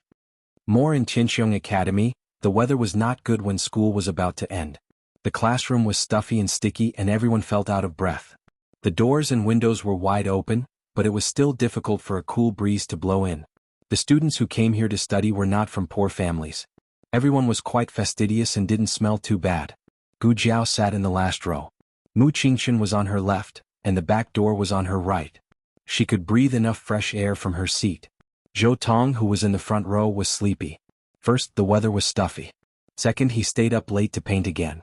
In the lecture, Teacher Gao was explaining the Pythagorean theorem, which was the Pythagorean theorem that Gu Jiao had learned in her previous life. Zhou Tong. Teacher Gao suddenly called out his name. Zhou Tong trembled and stood up with a confused expression. Teacher Gao said lightly, "You can answer this question." "What's the answer?" Zhou Tong swallowed. What kind of question was this? What did he mean by the answer? 80, Gu Jiao whispered expressionlessly. Mu Qingchen looked at Gu Jiao strangely. Zhou Tong straightened his back and said loudly, 80. Teacher Gao looked at Zhou Tong suspiciously and then looked behind Zhou Tong. There were only two people behind Zhou Tong, Mu Qingchen and Xiao Lulang. Mu Qingchen would not tell the answer and Xiao Lulang never listened in class. He always copied his homework. Okay, Teacher Gao answered and asked Zhou Tong to sit down. Zhou Tong was relieved and raised his sleeve to wipe the cold sweat on his forehead. After class, Mu Qingchen picked up the questions left by Teacher Gao and pointed to one question. He asked Gu Jiao, "What's the answer?" "I don't know," Gu Jiao said without hesitation. "What about this question?" Mu Qingchen changed the question. "I don't know," Gu Jiao said. Mu Qingchen frowned and looked at her. "Why do you know when Zhou Tong asks you? Zhou Tong doesn't know how to do it and you don't know how to do it either?" Gu Jiao said casually, "I don't know how to do it. I just guessed it." Not long after, Gu Xiaoshen ran over to Gu Jiao. "Lulang, let's go back." Gu Jiao began to pack her bag. She looked indifferent, as if she had no interest in studying. Mu Qingchen looked at her deeply and asked, "Have you ever thought about taking the imperial examinations?" "I'm not from the Yan Kingdom," Gu Jiao said. Mu Qingchen said, "Any student of the academy can take part in the imperial examination. The Yen Kingdom was a superior country that paid great attention to talents. This could be seen from the fact that they had opened underground martial arts arenas in various countries to select martial arts geniuses. Although the imperial examinations mostly prioritized the examinees from their own country, if the examinees were truly outstanding, they would still be accepted as exceptions. There was no lack of such precedents over the years. If he passed the examination, a mere inner-city talisman would be nothing. It was not impossible for him to become a permanent resident of the Yen Kingdom. "Don't you want to stay in the Yen Kingdom?" Mu Qingchen asked. "Is there even 1 out of 1,000 examinees who can stay?" Gu Jiao asked in reply. It was difficult. The imperial examination of the Yen Kingdom was the most difficult one among the 6 countries. It not only covered a wide range of subjects, but also had the largest number of examinees. 80% of the examinees were from their own country, and the remaining 20% were excellent students from the other 5 countries. The examinees from their own country had extra points, and so did the examinees from the Liang Kingdom and the Jin State. Only the examinees from the lower country had the cruelest screening system. Therefore, it was not difficult for Gu Jiao to stand out from the other examinees. Mu Qingchen said, "I think you can give it a try." Gu Jiao waved her hand and said, "Forget it. She would have to kneel if she had to write the 8-legged essay.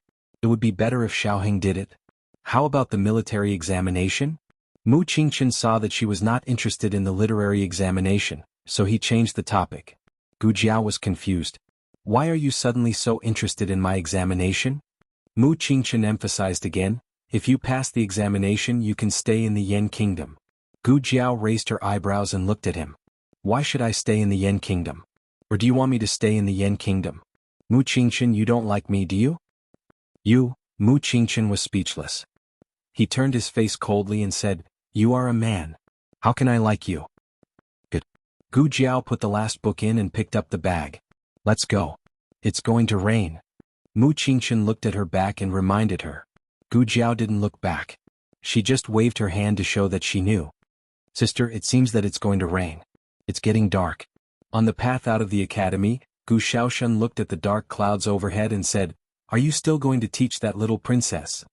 "Yes," Gu Jiao said. The little guy was too serious. He came to the academy just by asking her a question. She was afraid that if she didn't go, the little guy would come to her house in the rain. Although she couldn't attend the class even if she went, she had to show up so that the little guy wouldn't be disappointed. "Then I'll drive you there," Gu Xiaoshen said.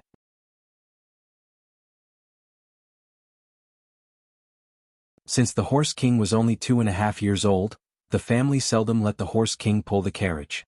They usually only let it pull the mill. Fortunately, there was a horse at home. Gu Xiaoshen took the horse out and put it on the shaft of the carriage. Then he went into the house to get a cloak and a straw raincoat. When he came out, the Horse King was the one pulling the carriage. The horse stood far away in the alley. Gu Xiaoshen was stunned and scratched his head. "What's going on? Who changed it? Why is it you?" He took the shaft of the carriage from the Horse King and pulled it in. Then he took the horse over and put it on. "Xiaoshen, eat something before you go." Madame Nan called him in the house. "I'll bring 2 steamed buns." Gu Xiaoshen hurried into the house. When he came out with the steamed buns, the horse pulling the carriage became the Horse King again. "No, this..." Gu Xiaoshen was confused. "Sister." Gu Jiao came out and looked at the Horse King. Then she looked at the horse that was frightened by the Horse King and said, "Come out." The Horse King didn't move. It meant that it had to go out. Gu Xiaoshen said, "Sister." Gu Jiao said, "Forget it. You go in the house. I'll go by myself." Gu Xiaoshen scratched his head and turned to go into the house. "Actually, I'm not heavy." Gu Jiao sat in the carriage.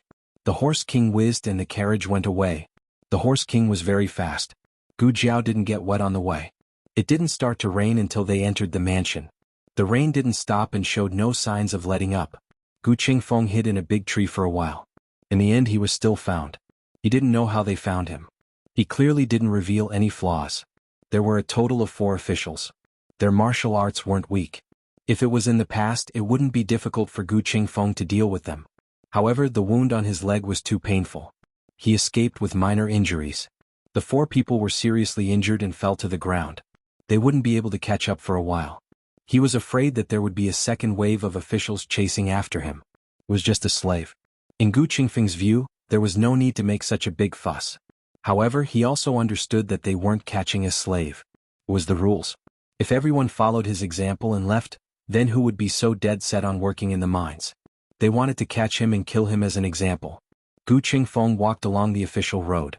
He didn't know how long he walked, but he finally came to a bustling street. Chengdu was more prosperous than Zhaodu. Even though it was raining heavily, there were still many vendors on both sides of the street. The pedestrians on the road were hurried and the shops were full. Gu Qingfeng braved the heavy rain and walked on the wet street with one foot in the other. His head hurt and his body was a little cold. Suddenly he was bumped into by a man walking towards him. The man scolded, "Don't you look where you're going?" Gu Qingfeng ignored him. He didn't understand anyway. On the way to Chengdu, he was locked up with a group of slaves from a lower country. There weren't many opportunities to learn the language of the Yan kingdom. After walking for a while, he had a splitting headache and his mind was dizzy. According to his previous experience of being sick, he should have a high fever. He found an open space under the eaves and sat down against the cold wall. "Hey, go away." The beggar on the side scolded, "This is my territory." Gu Qingfeng glanced at him and was too lazy to move. The beggar pointed at the brand on the outside of his right calf with a stick. "So you're a slave? Then you dare to fight with me for territory?" In the Yan kingdom, the status of slaves was lower than that of beggars. They were not people but goods, cats and dogs. Gu Qingfeng didn't understand what he was saying. He was too tired and just wanted to rest for a while. He didn't want to cause trouble. But this person was too noisy and even hit him with a stick. Gu Qingfeng could pinch him to death with his fingers, but he was just an old beggar with a lame leg. Why bother with this kind of person? In the past, Gu Qingfeng would bother. But now he wouldn't. After experiencing more injustice and abuse, this kind of unfriendliness was not worth mentioning at all. Gu Qingfeng couldn't stand the noise and dragged his tired body away. He fell in an alley full of water. People came and went in the alley. No one noticed that a person had fainted here. Finally, a carriage stopped nearby, and a gorgeously dressed middle-aged woman walked into the rouge shop with a young maid in a flirtatious manner. When the two came out of the rouge shop, the little maid inadvertently glanced and saw the figure on the ground. "Mother, there's someone over there." In the Yan kingdom, only the brothel madam could be called mother.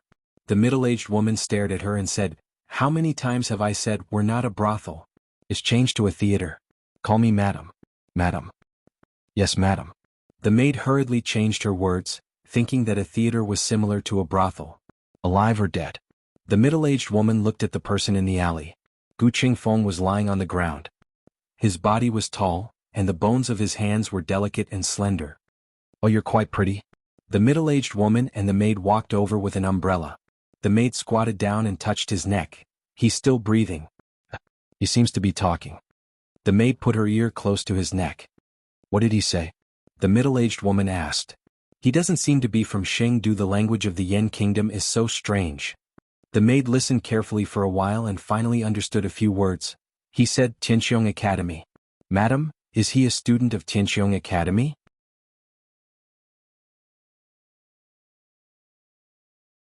The middle-aged woman glanced at the ragged Gu Qingfeng. "Have you seen a student of Tianqiong Academy dressed like this?" The maid said, "That's true." The middle-aged woman was experienced.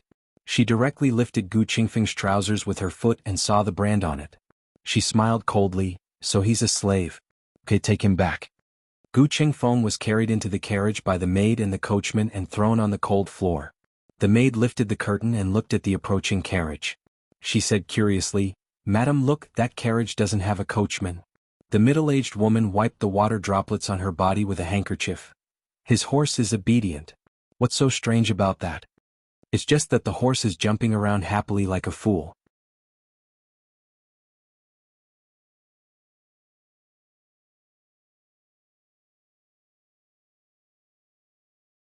Chapter 666. This was the first time the young maid had seen a horse pulling a carriage by itself. The horse was quite interesting and was jumping around happily. She couldn't help but lift the curtain and watch. The Horse King was a crazy person. The more people looked at it, the more it jumped around. Gu Jiao sat in the carriage with her eyes closed to rest. In the end, the carriage swayed and swayed, causing her to faint. She lifted the curtain and said to the Horse King, "Pull your carriage properly." The Horse King immediately withered and obediently walked a few steps. As if it was testing Gu Jiao's bottom line, it jumped around again. "Gu Jiao, The young maidservant chuckled. Gu Jiao subconsciously glanced at her. The young maid probably realized that she had lost her composure and bowed to Gu Jiao to express her apology. Then she lowered the curtain. Gu Jiao looked away. The two carriages passed by each other. For some reason, Gu Jiao felt a strange feeling in her heart. It was an indescribable feeling.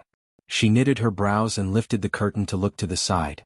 The carriage had already moved in front of her and her carriage had turned into the alley.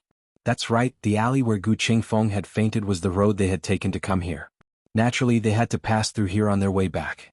If the middle-aged woman hadn't taken Gu Qingfeng away, Gu Jiao would have met him by now. Unfortunately, Gu Jiao didn't know. However, when they passed through the alley, the strange feeling in her heart was magnified. There were more puddles in the alley than on the street. The Horse King couldn't help but want to step into the puddles. It started to jump around again, repeatedly testing the waters at the edge of where Gu Jiao would beat it to death. However, this time, it didn't jump for long before it suddenly stopped. The disadvantage of letting the Horse King drive on autopilot was that sometimes it would run off to play with itself. However, when it had enough, it would always pull the carriage back. As long as it didn't take too long, Gu Jiao wouldn't scold it. Gu Jiao waited quietly. However, the situation this time was different. The Horse King was very quiet. The Horse King sniffed and bit on something. Then, it shook off the shaft of the carriage, turned around and stuck its head into the carriage. What happened? Gu Jiao looked at the Horse King that suddenly appeared in front of her and saw a mask in its mouth. The mask had been soaked in water and was stained with a little mud, but it did not prevent Gu Jiao from recognizing it. It was Gu Jiao's mask. Or to be more precise, it was Gu Jiao's mask. Gu Qingfeng had stolen it from Gu Qingfeng. Later on, when Gu Qingfeng had a new one, she had stolen the new one and returned the old one to Gu Qingfeng. The reason why the Horse King picked up the mask was probably because it smelled Gu Jiao's scent on it and thought that Gu Jiao had dropped it. Gu Jiao took the mask. She looked at it over and over again and confirmed that it was the first mask she had stolen from Gu Qingfeng. In fact, if it was just a mask, Gu Jiao might not recognize it. However, the Horse King would not pick up an unfamiliar item. Then she thought of the figure she had seen near the inner city gate that day. Could it be that Gu Qingfeng had really come? Then where was he? Where did he go? The heavy rain poured down and the carriage struggled to move through the gradually deserted streets. The horses were tired and had arrived at their destination. The carriage stopped in front of a richly ornamented opera house. "Madam, we're here," the coachman said loudly. The middle-aged lady snoring stopped abruptly. She sat up and used her sleeve to wipe her saliva. She coughed lightly and frowned. "We're here. What are you shouting for?" She got off the carriage and found two servants to carry the person in the carriage down. The servants were used to this kind of thing and quickly carried the person into the opera house. It was reasonable to say that this kind of newcomer should be placed in the firewood room. However, after the middle-aged lady lifted the hair on Gu Qingfeng's face and looked at his face, she immediately had someone clean up a room for him. "Mother. Madam." The servant girl called her wrongly again and hurriedly changed her words. "Why did you give him a room?"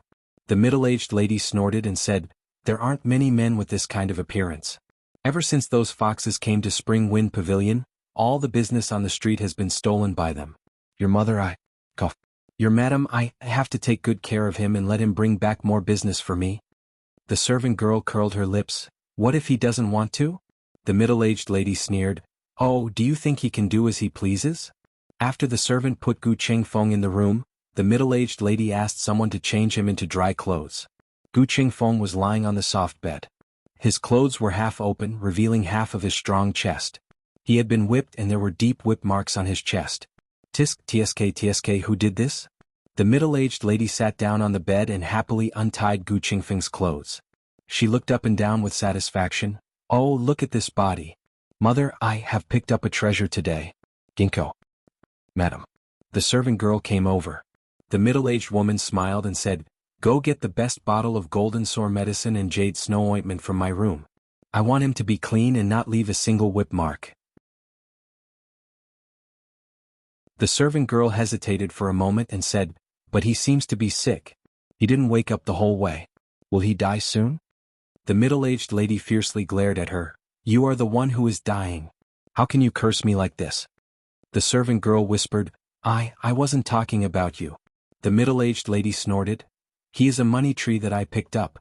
If you curse him to die, you are cursing me to have no money to earn." The servant girl was speechless. The middle-aged lady closed Gu Qingfeng's clothes.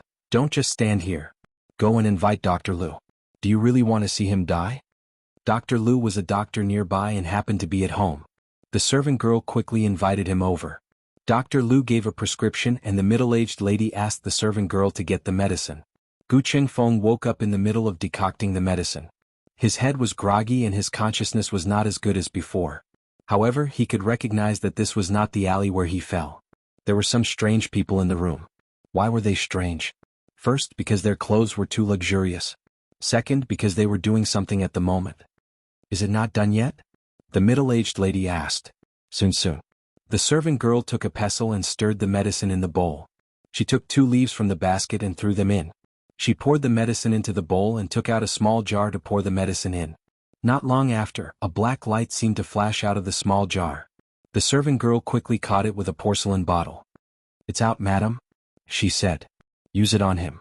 The middle-aged lady said. The servant girl turned and walked towards Gu Qingfeng. Gu Qingfeng's intuition told him that this was not something good.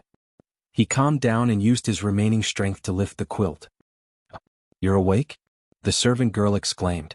Gu Qingfeng suddenly stood up. He did not know if it was because he stood up too quickly or because he was too weak. He only felt a wave of dizziness and fell back down. Hurry and use it on him, the middle-aged lady said.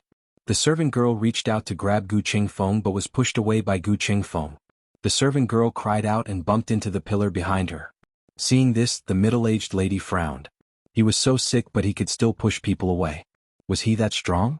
She coldly said, Someone come. Hold him down. 2 manservants pushed the door open and entered, quickly walking towards Gu Qingfeng. Gu Qingfeng's fever was muddled and his body was weak. He could not use his usual skills. After struggling a few times, he was pressed onto the bed by the servants who knew martial arts. The middle-aged lady sighed and looked down at him. Be obedient and I will not treat you unfairly. Let me go, Gu Qingfeng weakly said. The middle-aged lady did not understand Zhaoguo language. She smiled and said, I'm not going to poison you. Why are you running? You are just a lowly servant. It is your good fortune to be chosen by me. Why are you resisting? The servant girl suddenly held the bowl in her hand and said, Madam, the Gu worm is about to die. Hurry and feed it to him. Give it to me. The middle-aged lady reached out her hand. The servant girl handed the bowl to the middle-aged lady. This kind of worm was their brothel. No, now it should be the theater. It was a method used to control people. No one could resist its medicinal properties. If they did not take the antidote every month, it would be like being bitten by thousands of ants. Pry open his mouth, the middle-aged lady coldly said. The servants pried open Gu Qingfeng's mouth. The middle-aged lady took the Gu worm and poured it into Gu Qingfeng's mouth. Gu Qingfeng suddenly had strength from who knows where and kicked her away. He broke free from the 2 servants' evil clutches and ran to the door. He opened the door and ran out. The middle-aged lady held her painful stomach and gritted her teeth. This is my territory. Do you think you can run away? Zhao Si. With her order, a black-clothed expert descended from the sky and sent Gu Qingfeng flying to the ground with one palm. Gu Qingfeng's chest hurt and he spat out a mouthful of blood. Zhao Si grabbed Gu Qingfeng's clothes and pulled him up from the ground. He raised his other hand and viciously threw it at Gu Qingfeng's face. With this punch, even if Gu Qingfeng did not die, he would be crippled. At the moment of life and death, the door to the hall on the first floor was kicked down by someone. The huge commotion shocked everyone. Zhao Si's fist stopped and he coldly looked towards the first floor. He saw a youth wearing the uniform of a certain school appear at the door with a cold expression. Lightning flashed behind him and his entire body was filled with killing intent. He was like an Azura that had walked out of purgatory. Let him go, the youth said coldly. Zhao Si's brows furrowed. He admitted that he had been shocked by the youth's aura for a moment. But when the other spoke, he was sure this was a living person. How could this be an Azura from hell? He once again threw a punch at Gu Qingfeng. The youth's palm was facing down. His arm shook and a dagger fell. The youth spun in his hand and the youth threw it out. Zhao Si did not see the dagger's trajectory clearly. He only saw a silver light flash by. The next second, his right hand was viciously stabbed. The dagger had a terrifying force that nailed his hand to the wall. His body was also sent flying towards the wall. He could not help but let go of his other hand. Gu Qingfeng fell to the ground. Zhao Si endured the pain to pull out the dagger. He could not pull it out. It was also at this time that he realized how strong the youth was. He used a tremendous amount of strength to finally pull out the dagger. He turned around to attack the youth, but before he could stand up, he was kicked in the jaw by the youth who had appeared in front of him. This was a roundhouse kick that sent him flying from the second floor. He landed heavily on the table in the hall on the first floor. The table was smashed to pieces and he fainted from the fall. When the middle-aged madam came out and saw this scene, she was completely stunned. Who was this boy? How did he beat Zhao Si to this state? It had to be known that Zhao Si was a death warrior that she had spent a lot of money to buy. He had never suffered at the hands of an expert before. Where did this stinking brat come from, daring to cause trouble in my brothel? Do you know who I am? Ah! Before she could finish her sentence, the young man had already walked over and grabbed her by the neck, pushing her against the wall unceremoniously. She felt a sharp pain in her back and wanted to spit out a mouthful of blood. The youth looked up and coldly stared at her. Who told you to touch him? Which him? Was it that slave? Madam, are you still going to give this goo worm? The servant girl held the bowl and froze in fear. Bring it over, the youth said to her. The servant girl trembled as she walked over with the bowl. The youth looked at the middle-aged madam who could not breathe and had a purple face. Feed it to her. The servant girl was so scared that she was about to cry. To feed or not to feed? Would she die if she didn't feed her? The youth expressionlessly said, If I don't feed you, then eat it yourself. The servant girl steeled her heart, reached out, and pointed the bowl at her madam's mouth. The middle-aged madam hurriedly turned her face away. Young hero, please spare my life. Young hero, please spare my life. I didn't do it on purpose. I didn't know he was your slave. If I had known, I wouldn't have dared to pick him up. Madam, the officers are here. They're searching the tavern next door. It seems like a slave escaped from the Han family's mine. The middle-aged madam looked at Gu Qingfeng on the ground. Gu Qingfeng's body stiffened. The middle-aged madam suddenly realized, he's an escaped slave from the Han family? The youth's eyes flashed with murderous intent. The middle-aged madam's head went cold. That's right, for a moment she did think that it would be great if the officers came and arrested them. Then she would be saved. But now it seemed that was not the case. The middle-aged madam panicked. Don't kill me? I won't say anything. I won't say anything. The youth clearly did not believe her. The youth tiptoed and picked up the dagger on the ground, grabbed it with his hand and placed it on her neck. The middle-aged madam's expression changed. Don't kill me. Don't kill me. I have a way to help you hide from the officers. If you kill me, you'll be exposed. It's not worth it. Spare my life. I promise that no one will find him. Half an hour later, the officers finished searching the next door and came over. The lobby was cleaned up briefly and Zhao Si was taken away. However, the door that the youth kicked down did not have time to be fixed. There were a total of 6 officers. It was not the one who fought with Gu Qingfeng but another one. Because they found out that Gu Qingfeng knew martial arts, the Han family's mind sent a few powerful dragon shadow guards over. 3 of the 6 were dragon shadow guards. The middle-aged madam's surname was Su, and her name was Fengxian. She walked down the stairs in a flirtatious manner and said with a smile, Oh, what wind has blown the officials here? Our heavenly fragrance pavilion is honored by your presence tonight. The leading officer took out a portrait and asked the middle-aged madam, Have you seen this person before? Su Fengxian glanced at the portrait and said with a smile, Oh, such a handsome young man. It's a pity that I haven't seen him before. The leading officer said coldly, You really haven't seen him before? Su Fengxian said with a smile, My heavenly fragrance pavilion can't find someone like him. If I had seen him before, I would definitely remember him. The leader of the officers ordered, Search the place. Su Fengxian's face turned pale. Hey, what are you doing? Don't you know that third young master Nangong is our heavenly fragrance pavilion's guest? The leading officer snorted in disdain. How could someone from the Nangong family be compared to the Han family? The few of them went in and searched inside and out.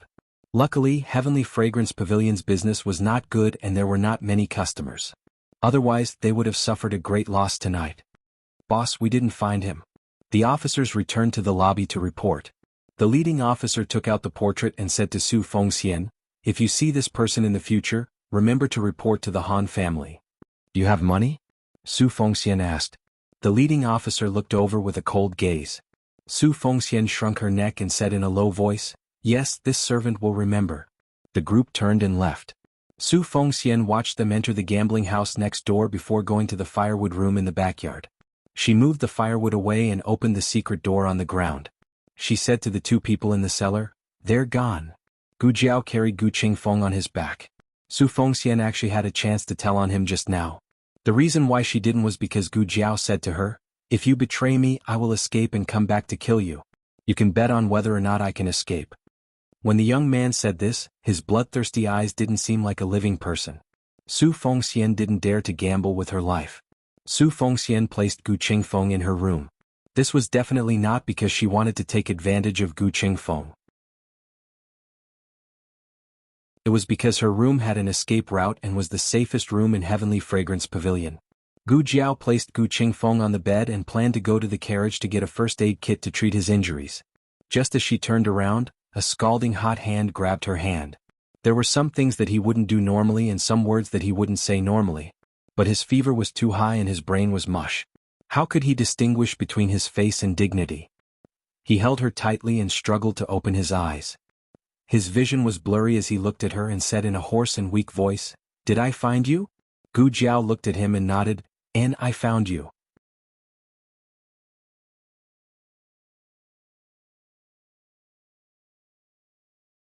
Chapter 667. Gu Jiao used her own voice. He couldn't see now, but at least he could hear. Su Fengxian, who was pouring tea for Gu Jiao, heard the young girl's voice and was shocked. She looked at the youth in disbelief. "Prepare the hot water," Gu Jiao said, returning to her youthful voice. Su Fengxian wiped the cold sweat from her forehead. Was she scared silly? She could even mishear the voice. This was clearly a boy. How could he turn into a girl? A girl wasn't that scary. Gu Qingfeng's injuries were very serious. There were light abrasions from falling and knife wounds from fighting. The wounds were soaked in water and were full of sand. During the cleaning process, the flesh had to be turned over. Gu Jiao did everything calmly. Su Fengxian, who was watching from the side, almost jumped out of her throat. "Oh my God, isn't this washing a little too cruel? She didn't even torture those disobedient boys. Where did this boy come from? Was this really saving someone? He was trying to kill him. Don't clean it," Gu Qingfeng said weakly. "It's ugly." Gu Jiao said calmly, "I've seen wounds that are even uglier than this." Besides the new wounds today, Gu Qingfeng also had many old wounds. They were big and small, almost all over his body. It wasn't hard to see that he had suffered along the way. "The Han family did this?" Gu Jiao asked. Her voice was still calm, without any fluctuations, but the room was inexplicably shrouded in an extremely cold, murderous aura. Su Fengxian, who was carrying the hot water into the room, couldn't help but shiver. She had been in this line of work for many years and had seen all kinds of people, but this was the first time she had seen such a young boy with such a strong, murderous aura. She put the hot water on the stool beside the bed and asked, "Does the young master have any other orders?" "Go make some vegetable porridge," Gu Jiao said. "Okay." Su Fengxian agreed and quickly ordered ginkgo to do it. After the huge stone in one's heart was lifted, one could relax and easily fell asleep. Gu Qingfeng was about to fall asleep when he suddenly felt someone pulling at his pants. He was dazed and subconsciously grabbed his belt. "What are you doing?" Gu Jiao looked at the blood on his pants and said, "You have an injury on your leg." Gu Qingfeng used his last bit of consciousness to resist. Don't look, Gu, I'm not laughing at you for being small." Gu Qingfeng. "I'm not small. I'm Gu. Savage Gu. And what's this girl? Was this something a girl should say?" Gu Qingfeng's head tilted and he lost consciousness. Su Fengxian, did he fall asleep or did he faint from anger? Gu Jiao had checked him. Gu Qingfeng's thigh was cut near his crotch. The cut was so deep that the bone could be seen. It required 7 stitches. It was already an hour later when all the injuries were treated. The vegetable porridge in the kitchen was ready, but Gu Qingfeng had already fallen asleep. Gu Jiao did not wake him up and ate a little herself. She wasn't hungry. She just didn't like to waste food. After experiencing such a thrilling night, Su Fengxian felt that she should eat some porridge to calm herself down. "Well, if there's nothing else, I'll go back to my room," she said embarrassedly. Gu Jiao sat at the table and put down the bowl in her hand. "Wait, I have something to ask you." Su Fengxian quickly turned back and smiled flatteringly. "Hey, young master, please ask." Gu Jiao asked, "The officers today were from the Han family. Is it the same Han family as Han Che?" "Han Che. Su Fengxian was stunned for a moment before she realized that the second young master of the Han family was indeed called Han Che. She nodded. Yes, it's that Han family. Gu Jiao asked again, why would the Han family chase after a slave? There's something you don't know. He's not an ordinary slave. Su Fengxian realized the relationship between the two halfway through her sentence. She hurriedly coughed and changed her words. Judging from the clothes of those officers, they should be from the Han family's mine. The mine has extremely strict control over corvée laborers. Those who escape will all be caught and executed. This is the rule of the mine. It's also the Han family's way of intimidating people. Young master's friend is lucky to have escaped. The Han family's mine is not a place for humans. Only prisoners on death row are sent there. Otherwise they're bought slaves. The people there are not human. They work from dawn to dusk. If they're sick or injured, no one will treat them. They'll just throw them into the mountains because the money for treatment is enough to buy a new slave. Gu Jiao's eyes were filled with murderous intent. Su Fengxian advised, young master, I advise you not to act rashly. The Han family is not to be trifled with. How not to be trifled with? Gu Jiao asked. Su Fengxian said, the Han family is the crown prince's mother's family. They're very powerful. Although they're not ranked first among the aristocratic families, sometimes the ranking is fake. The military power in their hands is real. The Han family got the Black Wind cavalry from the Shenyuan family. They have the strongest cavalry in the Yen kingdom.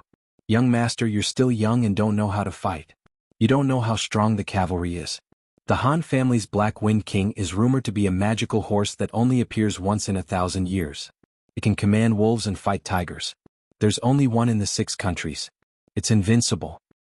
Ah, the maid Ginkgo screamed from the backyard. The horse was jumping on the water in the backyard. The water splashed on Ginkgo's face. Speaking of slaves, Gu Jiao's gaze fell on the brand on the outside of Gu Qingfeng's right leg. It was branded with a red-hot iron brand. His skin and flesh were burned and his pride was crushed. The brand was very eye-catching. It was more eye-catching than all the injuries on his body combined.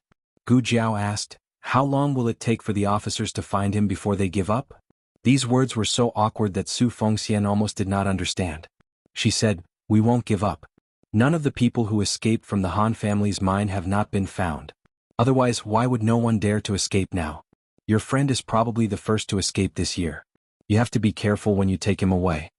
Gu Jiao glanced at her. Who said I'm taking him away? Su Fengxian was stunned. What?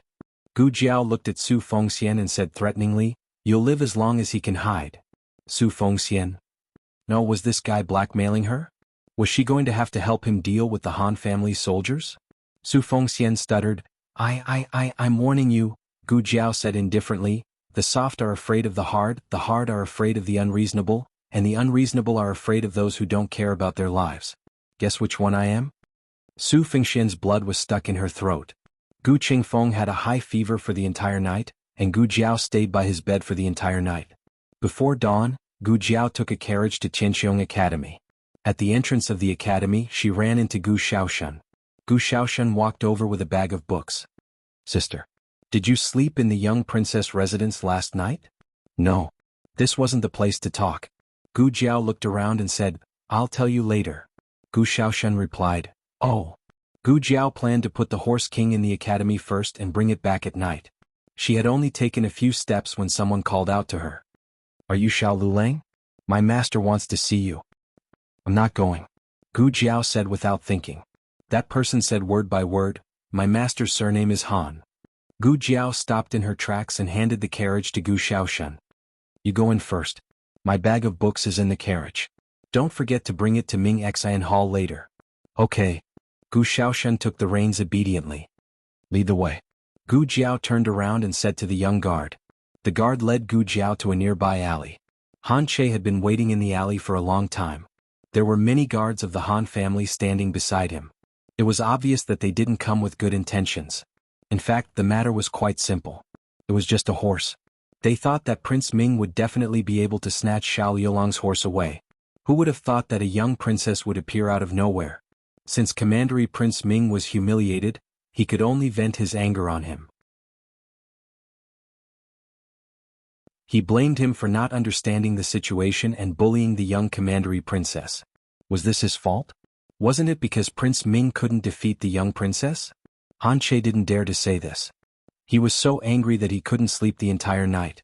He decided that no matter what, he had to get his hands on the horse. He couldn't bear this humiliation for nothing. Of course, he wasn't an unreasonable person. He would try peaceful means before resorting to force. Xiao Lulang, to tell you the truth, I want your horse. Name a price. Gu Jiao looked at him coldly. Why are you looking at me? It's your fortune that I want your horse. If not for this, do you think you have the right to talk to the Han family's legitimate son? Gu Jiao continued to look at him coldly. Han Che inexplicably felt that he was being stared at by a ferocious wolf. He felt a chill run down his spine and said angrily, Xiao Lulang, don't think that you have someone backing you up.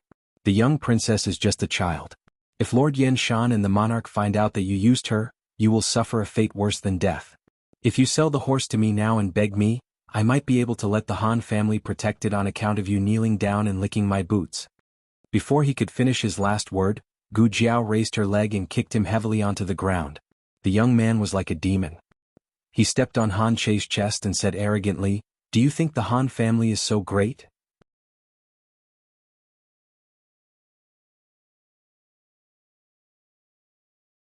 Chapter 668.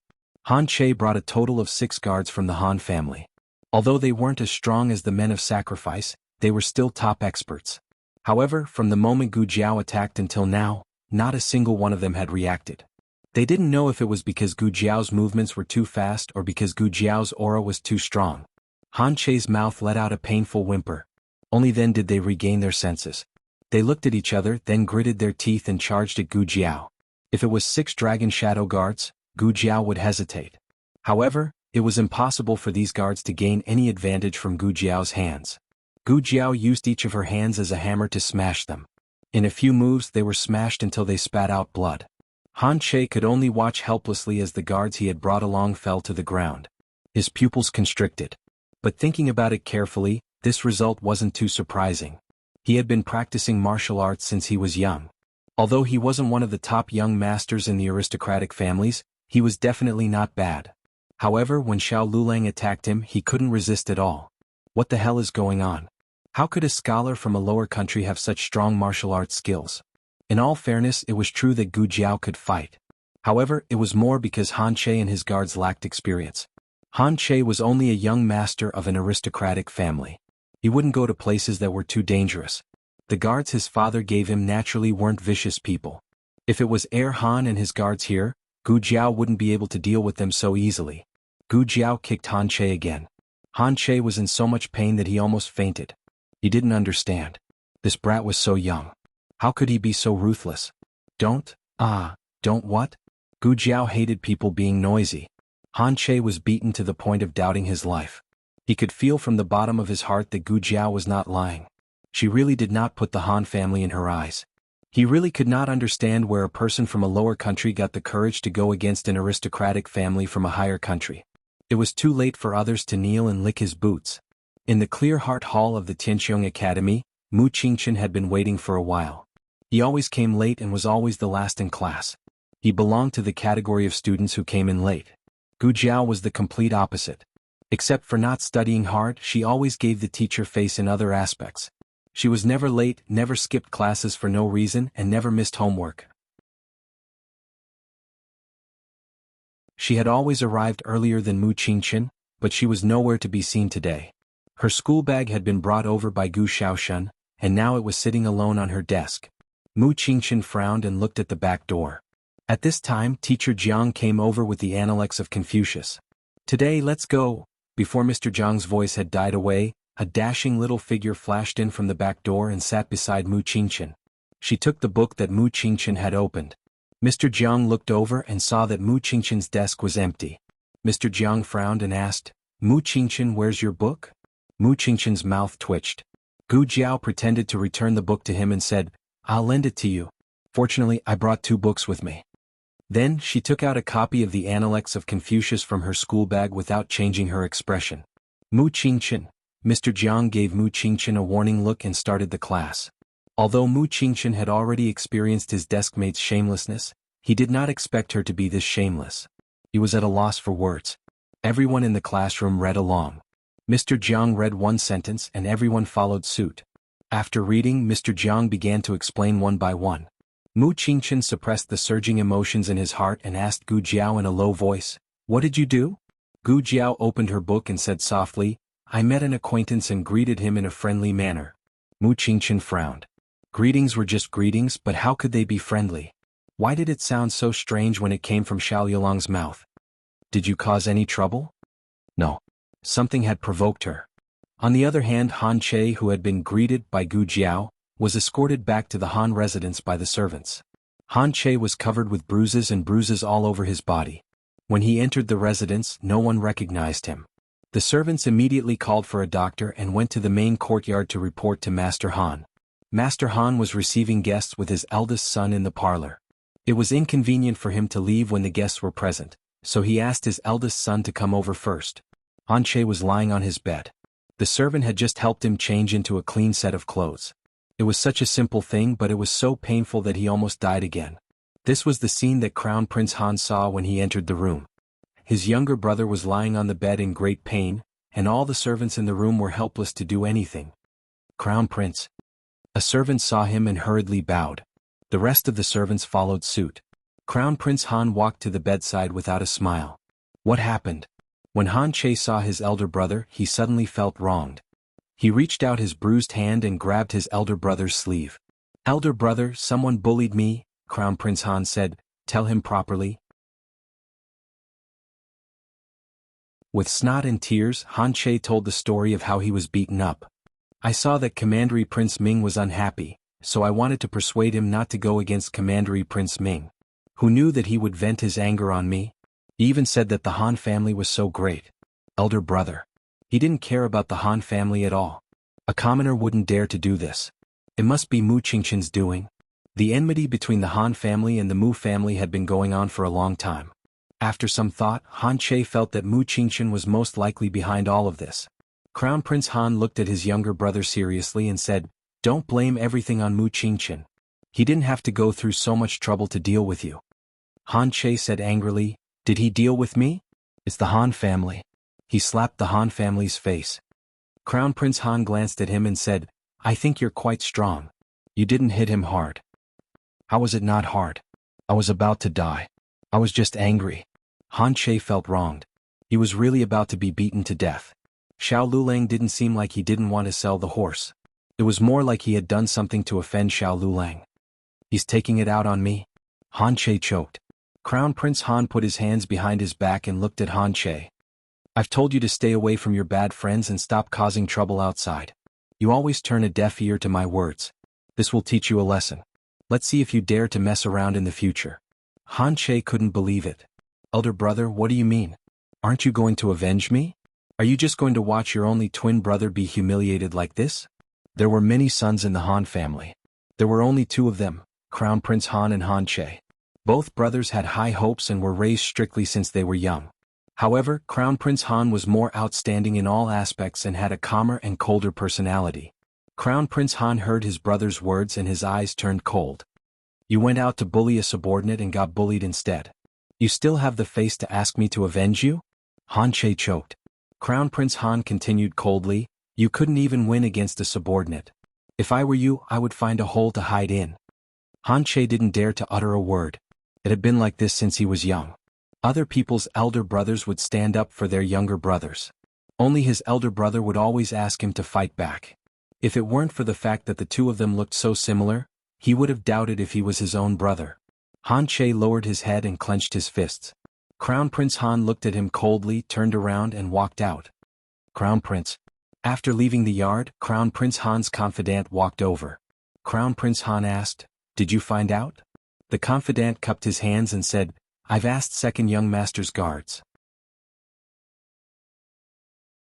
It was indeed the student from Tianxiong Academy who started the fight.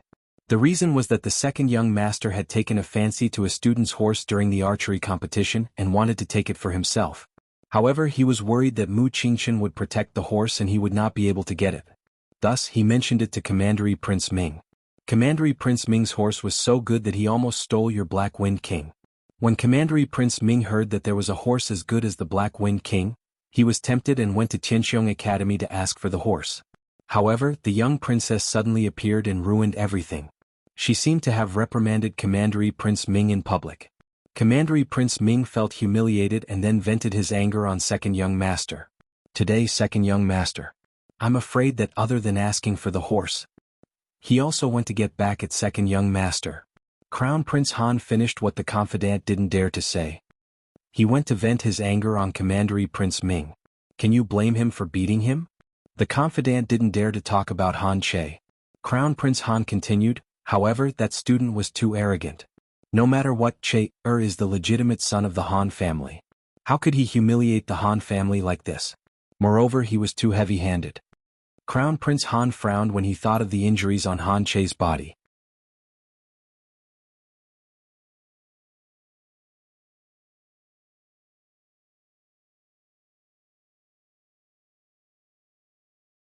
Chapter 669. After the heavy rain, the grass field would take a few days to dry. Gu Jiao and the young princess agreed to teach her in 3 days. After school, Gu Jiao asked Gu Xiaoshen to bring Horse King back first while she went to Heavenly Fragrance Pavilion. Heavenly Fragrance Pavilion used to be a brothel, but because the girls had either redeemed themselves or left, only a few middle-aged women remained. As a result, the business couldn't continue, so they changed it to an opera house. However, it wasn't easy to run an opera house. They couldn't find suitable actors, so they had to rely on a group of old musicians. Not many rich young masters were willing to spend money to support them. The main door had been repaired, but it was a pity that it was cold and cheerless inside. Su Fengxian sat in the main hall and sighed. If this continued, her Heavenly Fragrance Pavilion would have to close down. Madam, that young master is here. Ginkgo whispered in Su Fengxian's ear. Which young master? Does he have money? Su Fengxian asked casually. Ginkgo replied, the young master from yesterday, the one who tore down the door. Upon hearing the door being opened, Su Fengxian shuddered and sat up straight. She looked towards the door and saw Gu Jiao striding in. Su Fengxian quickly stood up and looked at Gu Jiao with lingering fear. You're here to find that young brother, right? He's upstairs, he's awake. Gu Qingfeng was really good at taking beatings. After a day and a night of recuperation, he was able to wake up from his serious injuries. His fever had also subsided. When Gu Jiao entered the room, he was sitting on the bed, refusing to drink the medicine. The medicine was prescribed by Gu Jiao. The servants of Heavenly Fragrance Pavilion had fetched the medicine and decocted it for him. Chinese medicine treated the root of the problem and could also regulate the body's constitution. Gu Jiao had instructed them to watch him drink it. What, are you afraid of bitterness? Gu Jiao's voice came from the door at a moderate pace. Gu Qingfeng was slightly stunned. He grabbed the bowl and gulped down the medicine. The maidservant was dumbfounded. She had been trying to persuade him for a long time, but he didn't drink a single mouthful. That young master really had a way. Thinking about it, the little young master was so fierce. If he didn't drink the medicine obediently, the little young master might beat him up. Gu Qingfeng was not worried that Gu Jiao would beat him up. Gu Qingfeng was so bitter that he wanted to stick out his tongue, but he held it in. He leaned against the cushion behind him and said indifferently, "Why are you here? Don't you have class?" He had been to the Puishui Alley. Of course, he knew the identity of Gu Jiao when she came to the Yan Kingdom. School is over. Gu Jiao came to the bedside and opened the first aid kit. Change the bandage. I'll change it myself, Gu Qingfeng said without looking sideways. Gu Jiao glanced at him indifferently and put down the first aid kit unhurriedly. She pressed him against the head of the bed and changed the medicine inside and out. Unable to struggle at all, Gu Qingfeng, after changing the dressing, Gu Qingfeng turned into a young chick whose face was flushed red with anger. Gu Jiao started to tidy up the medical supplies on the table. She didn't ask why Gu Qingfeng came to the Yan Kingdom. Some things had to be done, but some things didn't have to be said.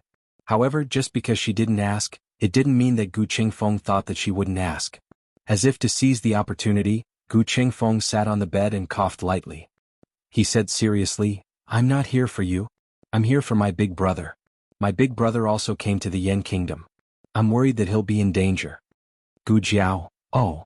Gu Qingfeng didn't remember what he said to Gu Jiao when he was confused by the fever. He even thought that he covered it up perfectly. "You're not my sister." Gu Jiao, oh. Gu Qingfeng felt that he had punched cotton. However, as the #1 thief in Jiaodu, Fei Shuang had matured and practiced the ability to not be embarrassed by others. "How's Gu Yan?" He pretended to ask casually. Gu Jiao, he's out of danger for now. If there's no accident, the operation will be scheduled next month. Gu Qingfeng frowned. What do you mean by, if there's no accident? Gu Jiao put the last used cotton swab into a porcelain bottle. The operation room is in the State Preceptor Hall. The State Preceptor can only enter when he comes back. He's expected to come back next month. I see. Gu Qingfeng nodded. Then Gu Qingfeng asked about Xiaoheng, Little Jingkong, and the others. Gu Jiao answered them one by one. Some people said that they didn't care, but they didn't let go of any details. This is for you. Gu Qingfeng suddenly took out an oiled paper bag sealed with wax and handed it to Gu Jiao. What is it? Gu Jiao took it. Princess Xinyang asked me to bring it to you. Gu Qingfeng said. Gu Jiao opened it and saw that it was a brand new safety charm. Why did you give me another one? She asked, puzzled. Gu Qingfeng snorted. It's made of medicine. If you wear it for too long, the medicine will lose its effect. You have to change it regularly. Gu Jiao touched the safety charm around her neck. I don't feel it. Gu Qingfeng said, wouldn't it be too late to change it when you feel it lose its effect? That's true. Gu Jiao put on the new safety charm. She didn't feel anything when she didn't compare it, but after wearing it she felt a cool feeling in her heart. It seemed that the old safety charm really needed to be changed. Speaking of which, Gu Qingfeng opened his mouth but didn't know where to start. If Princess Xinyang hadn't told him about it, he wouldn't have known that this girl had such a secret. He finally understood why his elder brother wanted to sneak into the Yan kingdom. At that time, Gu Yin hadn't had a relapse. His elder brother didn't seek treatment for Gu Yin but for her. His elder brother wanted to cure her so that she wouldn't lose control. But usually he couldn't tell. Maybe it was because he hadn't seen it before, so it was hard to imagine. By the way, my elder brother also came to the Yan kingdom. Have you seen him? No. Gu Jiao shook her head. Gu Qingfeng said thoughtfully, my elder brother came with the people from the underground martial arts arena. I don't know where they took him. My elder brother didn't know that you and Gu Yan were here. If he knew, he would definitely try to contact you. Gu Jiao thought for a while and said, he might not have come to Xingdu. Gu Qingfeng agreed. That's true. His elder brother came to the Yan kingdom to treat this girl's illness. The Yan kingdom was so big and there were many capable people, but the most powerful one was the State Preceptor Hall. His elder brother would definitely come to the State Preceptor Hall. However, a master selected from the underground martial arts arena of a lower country might not be qualified to enter Xingdu. His elder brother had to fight his way up and defeat all the masters in front of him before he could enter the martial arts arena of Xingdu. This was his guess. If there was a martial arts arena in Xingdu, Tianxiang Pavilion was indeed a relatively safe place. Gu Qingfeng continued to rest. Gu Jiao came out of the Tianxiang Pavilion. After walking a few steps, she felt that someone was watching her. This was a kind of intuition that had been trained for a long time. The other party didn't reveal anything. She walked into a clothing store without saying a word. The shop's business was very good. The lady boss and the shop assistants were very busy. Gu Jiao took a set of ready-made women's clothes, put a piece of silver on the counter, and took off a veiled bamboo hat. Gu Jiao came out of the shop, and had become a slender and elegant girl wearing a veil. The line of sight was still there, but it wasn't staring at her. She expressionlessly walked towards the two people who were staring at her, and seemingly inadvertently bumped into one of them on the shoulder. You. That person was furious. Seeing that it was a pretty little girl, his face turned red, and he cupped his hands and said, Miss, I'm sorry. It's okay. Gu Jiao curved her lips and said gently, Can you let me pass? The girl's voice was cold and clean, with the tenderness that belonged to her age. Hearing it, the two men's faces turned red. The two hurriedly moved to the side. Actually, the road was very wide, but who would refuse such a polite request from a girl? After Gu Jiao walked away, the two experts continued to stare at the shop for a long time. Why hasn't he come out yet? The expert who had been bumped into muttered. His companion was also puzzled. Did he leave? The expert said, That's impossible. This shop doesn't have a back door. We even watched the windows. I didn't see him come out. His companion asked, Could it be that he changed his clothes? The expert said, A total of 13 people went in just now and 5 came out. One was a pregnant woman, 2 were children, one was a gray-haired old woman, and one was the little girl just now. Which one do you think is him in disguise? The pregnant woman, the child, and the old woman were all a family. The characteristics were too obvious and it was impossible to disguise them. As for the little girl, her voice was so pleasant. Their heir had asked them to watch a boy. His companion frowned. Forget it, let's go in and look. The two of them entered the clothing store and searched every corner, but there was no sign of that kid. His companion was dumbfounded. Did he grow wings and fly away? The expert suddenly touched his waist. My pouch. On the quiet street, Gu Jiao turned right into a quiet alley. As she walked, she took off her veil and outer garment. She weighed the pouch in her hand and opened it. Then she took out a token with her fair fingers. Han family? She faintly curved her lips, walked out of the alley, and threw the token into the pond by the side of the road. She poured out the gold ingots and silver fragments inside, and then threw the pouch away.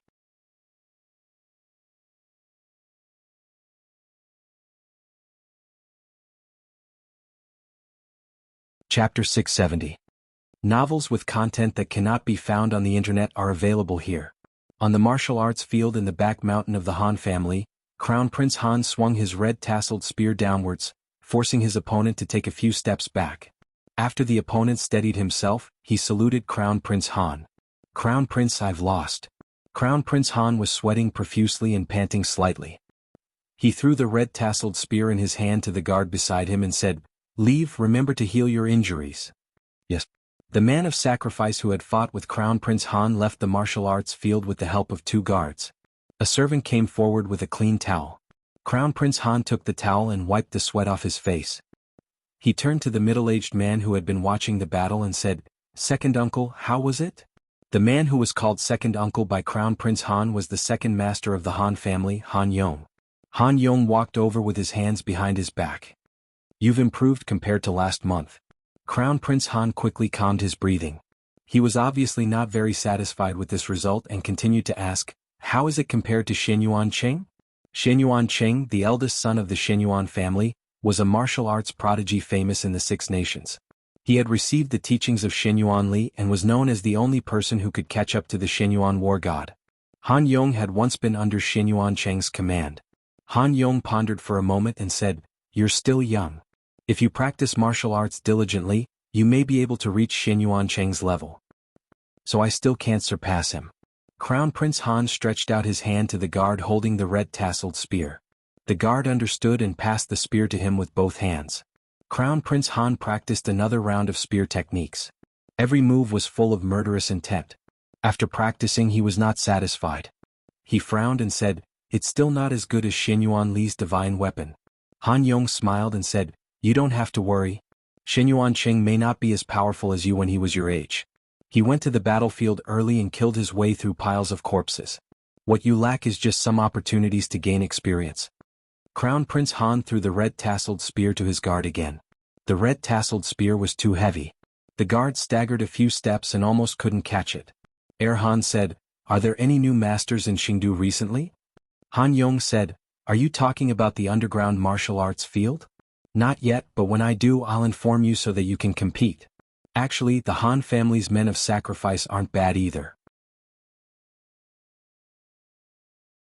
It's just that their methods are different and they aren't the most suitable opponents. Regardless of the martial arts level of the men of sacrifice, they were not the most suitable sparring partners. Fighting with them only stimulated the instinct to kill, not the progress of martial arts. Han Yong continued, It's already hard to find a worthy opponent in Qingdu. Don't put too much pressure on yourself. Alright, I almost forgot to tell you something. Crown Prince Han said, Second uncle, please speak. Han Yong said, The emperor's birthday is coming. The imperial concubine has sent a message from the palace, asking you 2 brothers to enter the palace for the banquet. Crown Prince Han paused and said, With Chair's injuries, I'm afraid he won't be able to go. Han Yong smiled. You can go too. Crown Prince Han did not say whether he would go or not. Instead he asked, Isn't the monarch's birthday approaching? Why is there a birthday banquet all of a sudden? The emperor and the crown princess had the same birthday. Ever since the crown princess colluded with the Shenyuan family to rebel, the emperor's birthday banquet had never been organized. Han Yong smiled and shook his head. Who knows? Our emperor is temperamental and his mind is strange. No one can guess what he's thinking. Crown Prince. While they were talking, the 2 masters who were sent to spy on them returned. They were Crown Prince Han's personal bodyguards. One was called Sun Feng and the other was called Jing Hai. The one who stole the purse was Sun Feng. The two of them bowed to Crown Prince Han. Crown Prince Han looked at the two of them who were covered in dirt and asked lightly, "Why are you back so early? Where's the person I asked you to follow?"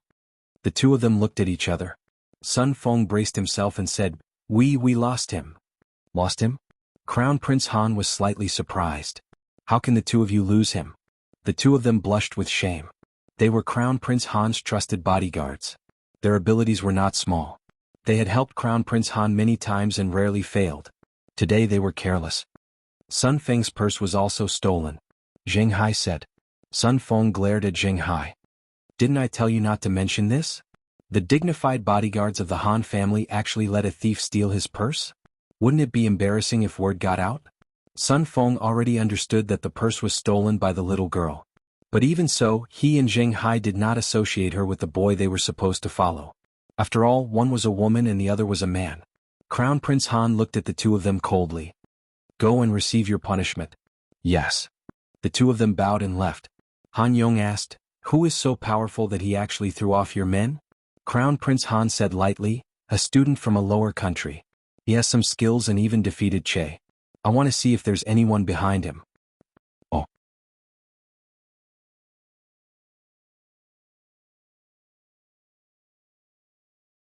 For example, Gu Jiao wanted to cure Gu Changqing. For example, Gu Jiao wanted to cure Gu Yen. Now there was Gu Qingfeng. However, this was not a bad thing for Gu Jiao and Gu Yen.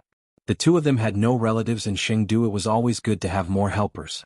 2 days later, Gu Jiao went to Yen Shanjuan's residence. The young commandery princess still got on the horse fearfully. Gu Jiao did not hesitate to grab her onto the horse. She finished the riding lesson while crying. "In the next few days." "You don't have to." The young commandery princess cried until she hiccuped. She stopped crying after getting off the horse, but the hiccups did not stop. "Tell me slowly," Gu Jiao said. "I'm slowly." The young commandery princess hiccuped again. She felt that it was better to keep it short. "I can't go to class. Uncle Jun is going to birthday. My father is not here. I'm going to go to the banquet for him." In fact, there was still some time before Uncle His Majesty's birthday banquet, but she had to move into the palace in advance, so she could not go to class for the time being. This was exactly what Gu Jiao wanted. Because Gu Jiao was about to prepare for the next boxing competition, there was a high probability that she would not have time to teach her. Then when the young commandery prince is not busy, we will learn how to ride a horse. Ta-da! The young commandery princess immediately covered her mouth. She was famous for being eloquent, but she was still too young. There were some words that she could not pronounce very well. Gu Jiao curved her lips and stretched out her finger. She did not mention her pronunciation. The young commandery princess also stretched out her small finger and hooked it with Gu Jiao's. The night before the boxing competition, Wu Fuzi, as usual, took Gu Jiao and the others to the same inn as last time. When Mu Chuan entered the inn, he couldn't help but grumble, "Didn't we win last time? Why are we still staying in such a shabby inn? Wasn't this because of the lack of funds?" To be honest, the academy did allocate a little more money, but this year's boxing competition was particularly popular, causing the price of the inn to rise again and again. Wu Fuzi patted his chest and said, "I promise you, as long as you win this round, I will pay for a better inn out of my own pocket for the finals." Mu Chuan pursed his lips, obviously not believing him. Wu Fuzi looked at the other students, who also had a look of doubt. Wu Fuzi tried to salvage the situation. "What's wrong with this inn? There's a lantern festival tonight. It's nearby. I specially picked this inn. I'll allow you to go and look at the lanterns tonight. Come back before 9 p.m. This was the biggest concession Wu Fuzi could make. Mu Chuan suddenly became interested. He moved closer to Gu Jiao and went upstairs with Gu Jiao. "Hey Luling, you haven't been to the lantern festival in Chengdu yet, right?" "Yes." Gu Jiao stepped upstairs. Mu Chuan smiled and said, "Let's go and have a look later?" "Okay." Gu Jiao agreed. Mu Chuan turned around and looked at Mu Qingchen behind him. "Fourth brother, are you going?" "Forget it, you definitely won't go." His fourth brother was not interested in the lanterns. They went up to the second floor. Mu Qingchen pushed open the door of his room and looked in Gu Jiao's direction. "See you at the door." Mu Chuan was stunned. Fourth brother was going to go? He had lived for a long time, but there was a day when his fourth brother would go to the lantern festival? Zhao Wei and Yuan Shao also had nothing to do, so they gathered at the door. Wu Fuzi was also there. Mu Chuan's smile froze. Wu Fuzi, what are you doing here? Wu Fuzi said seriously, I thought about it and decided to go with you guys. Otherwise I'll be worried. Mu Chuan was speechless. Wu Fuzi did not lie about the lanterns. They were indeed near the inn. They just had to walk 100 steps and turn a corner. The entire street was filled with colorful lanterns. On both sides of the street were stalls with colorful lanterns hanging on them. The peddlers were selling the lanterns while yelling with all their might. Pedestrians had already rushed over, and the crowd was moving shoulder to shoulder. However, the street was busy but not chaotic. It was noisy but not noisy. There were many pedestrians but not crowded. It was orderly. Not all of the lanterns here were bought with silver. There were also lanterns that were given for guessing riddles or reciting poems. Gu Jiao liked crowds. She felt a sense of novelty just like a child seeing a new toy, even though she was a very quiet person by nature. Young master, buy a lantern. On the side, an old woman said kindly to Gu Jiao, who was passing by. Gu Jiao stopped and looked at the lantern the old woman handed to her. She blinked curiously. It was beautiful. The old woman saw that she liked it, so she picked up another one. This is a new lotus lantern made by my wife. Buy it together. It's 10 copper coins cheaper. The lotus lantern was beautiful too. Gu Jiao looked at it. Oh, there was also the peach blossom lantern. The peach blossom lantern was beautiful too. Mu Qingchen looked at her strangely. You're not going to buy a lantern, are you? Why would a man buy a lantern? It was enough to walk around. Even if he bought one, it would be a gift from a scholar. How could a man not let go? Gu Jiao sighed and touched the peach blossom lantern in front of her. She could not ruin her image. She could not buy a lantern, especially a pink one. She reluctantly put the lantern back. Suddenly, a slender, jade-like hand reached over. The jade-like fingertips picked up a silver coin and placed it on the stall. Then, a clean and low voice slowly sounded beside Gu Jiao. I want this peach blossom lantern. Gu Jiao turned her head. The other party was wearing a silver mask that covered half of his face. Only his soft lips and delicate chin were exposed, as well as his deep eyes. The night wind blew gently from his side. The familiar aura on his body faintly enveloped Gu Jiao. Gu Jiao was stunned. Mu Qingchen saw Gu Jiao's reaction and frowned unconsciously. He looked at the young man who suddenly appeared and was about to ask Gu Jiao to leave. At this moment, the old man who was selling the lanterns was hanging up the newly made lanterns. However, he lost his balance and fell onto the stall. The lantern in his hand flew out. Seeing that the lantern was about to hit Gu Jiao, Mu Qingchen hurriedly reached out to block it. Almost at the same time he made his move, the young man also raised his hand to block the lantern. The difference was that his other hand pulled Gu Jiao into his embrace to protect her. However, Gu Jiao did not resist and just threw herself into his arms. Was it an illusion or something else? Her little head even rubbed against the other party's chest. Are you okay? Mu Qingchen heard the other party ask softly. I'm fine. He heard Gu Jiao answer softly. It was not her usual cold and unruly tone. Instead, it was a feeling that he could not describe. In just a moment, the two of them separated. Thank you for your help, young master. Gu Jiao said politely.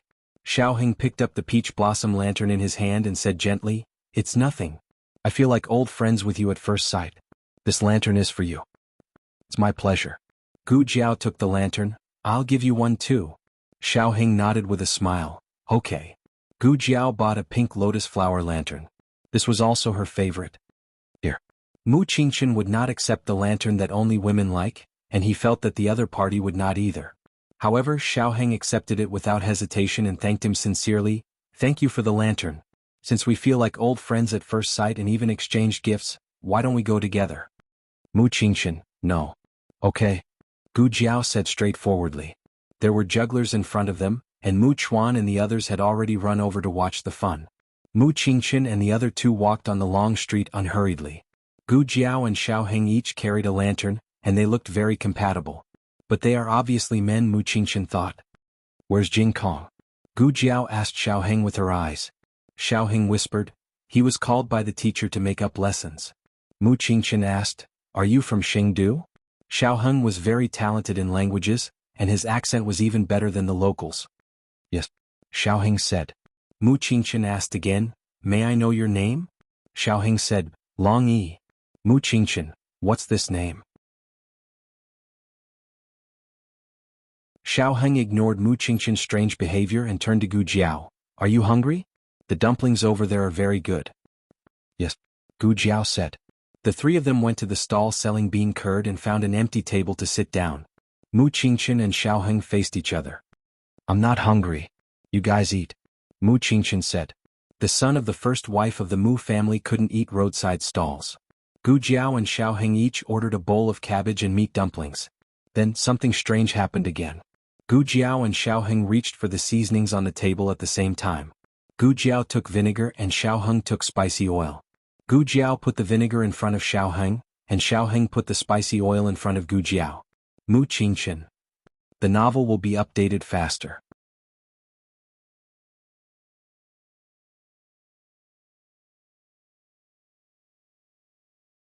Chapter 671. What are you two doing? One gives each other vinegar, the other gives each other chili oil. Isn't it enough that they gave each other lanterns? Mu Qingchen felt that this scene was very annoying. At the same time he felt a little full. He hadn't eaten dinner. He can't eat spicy food.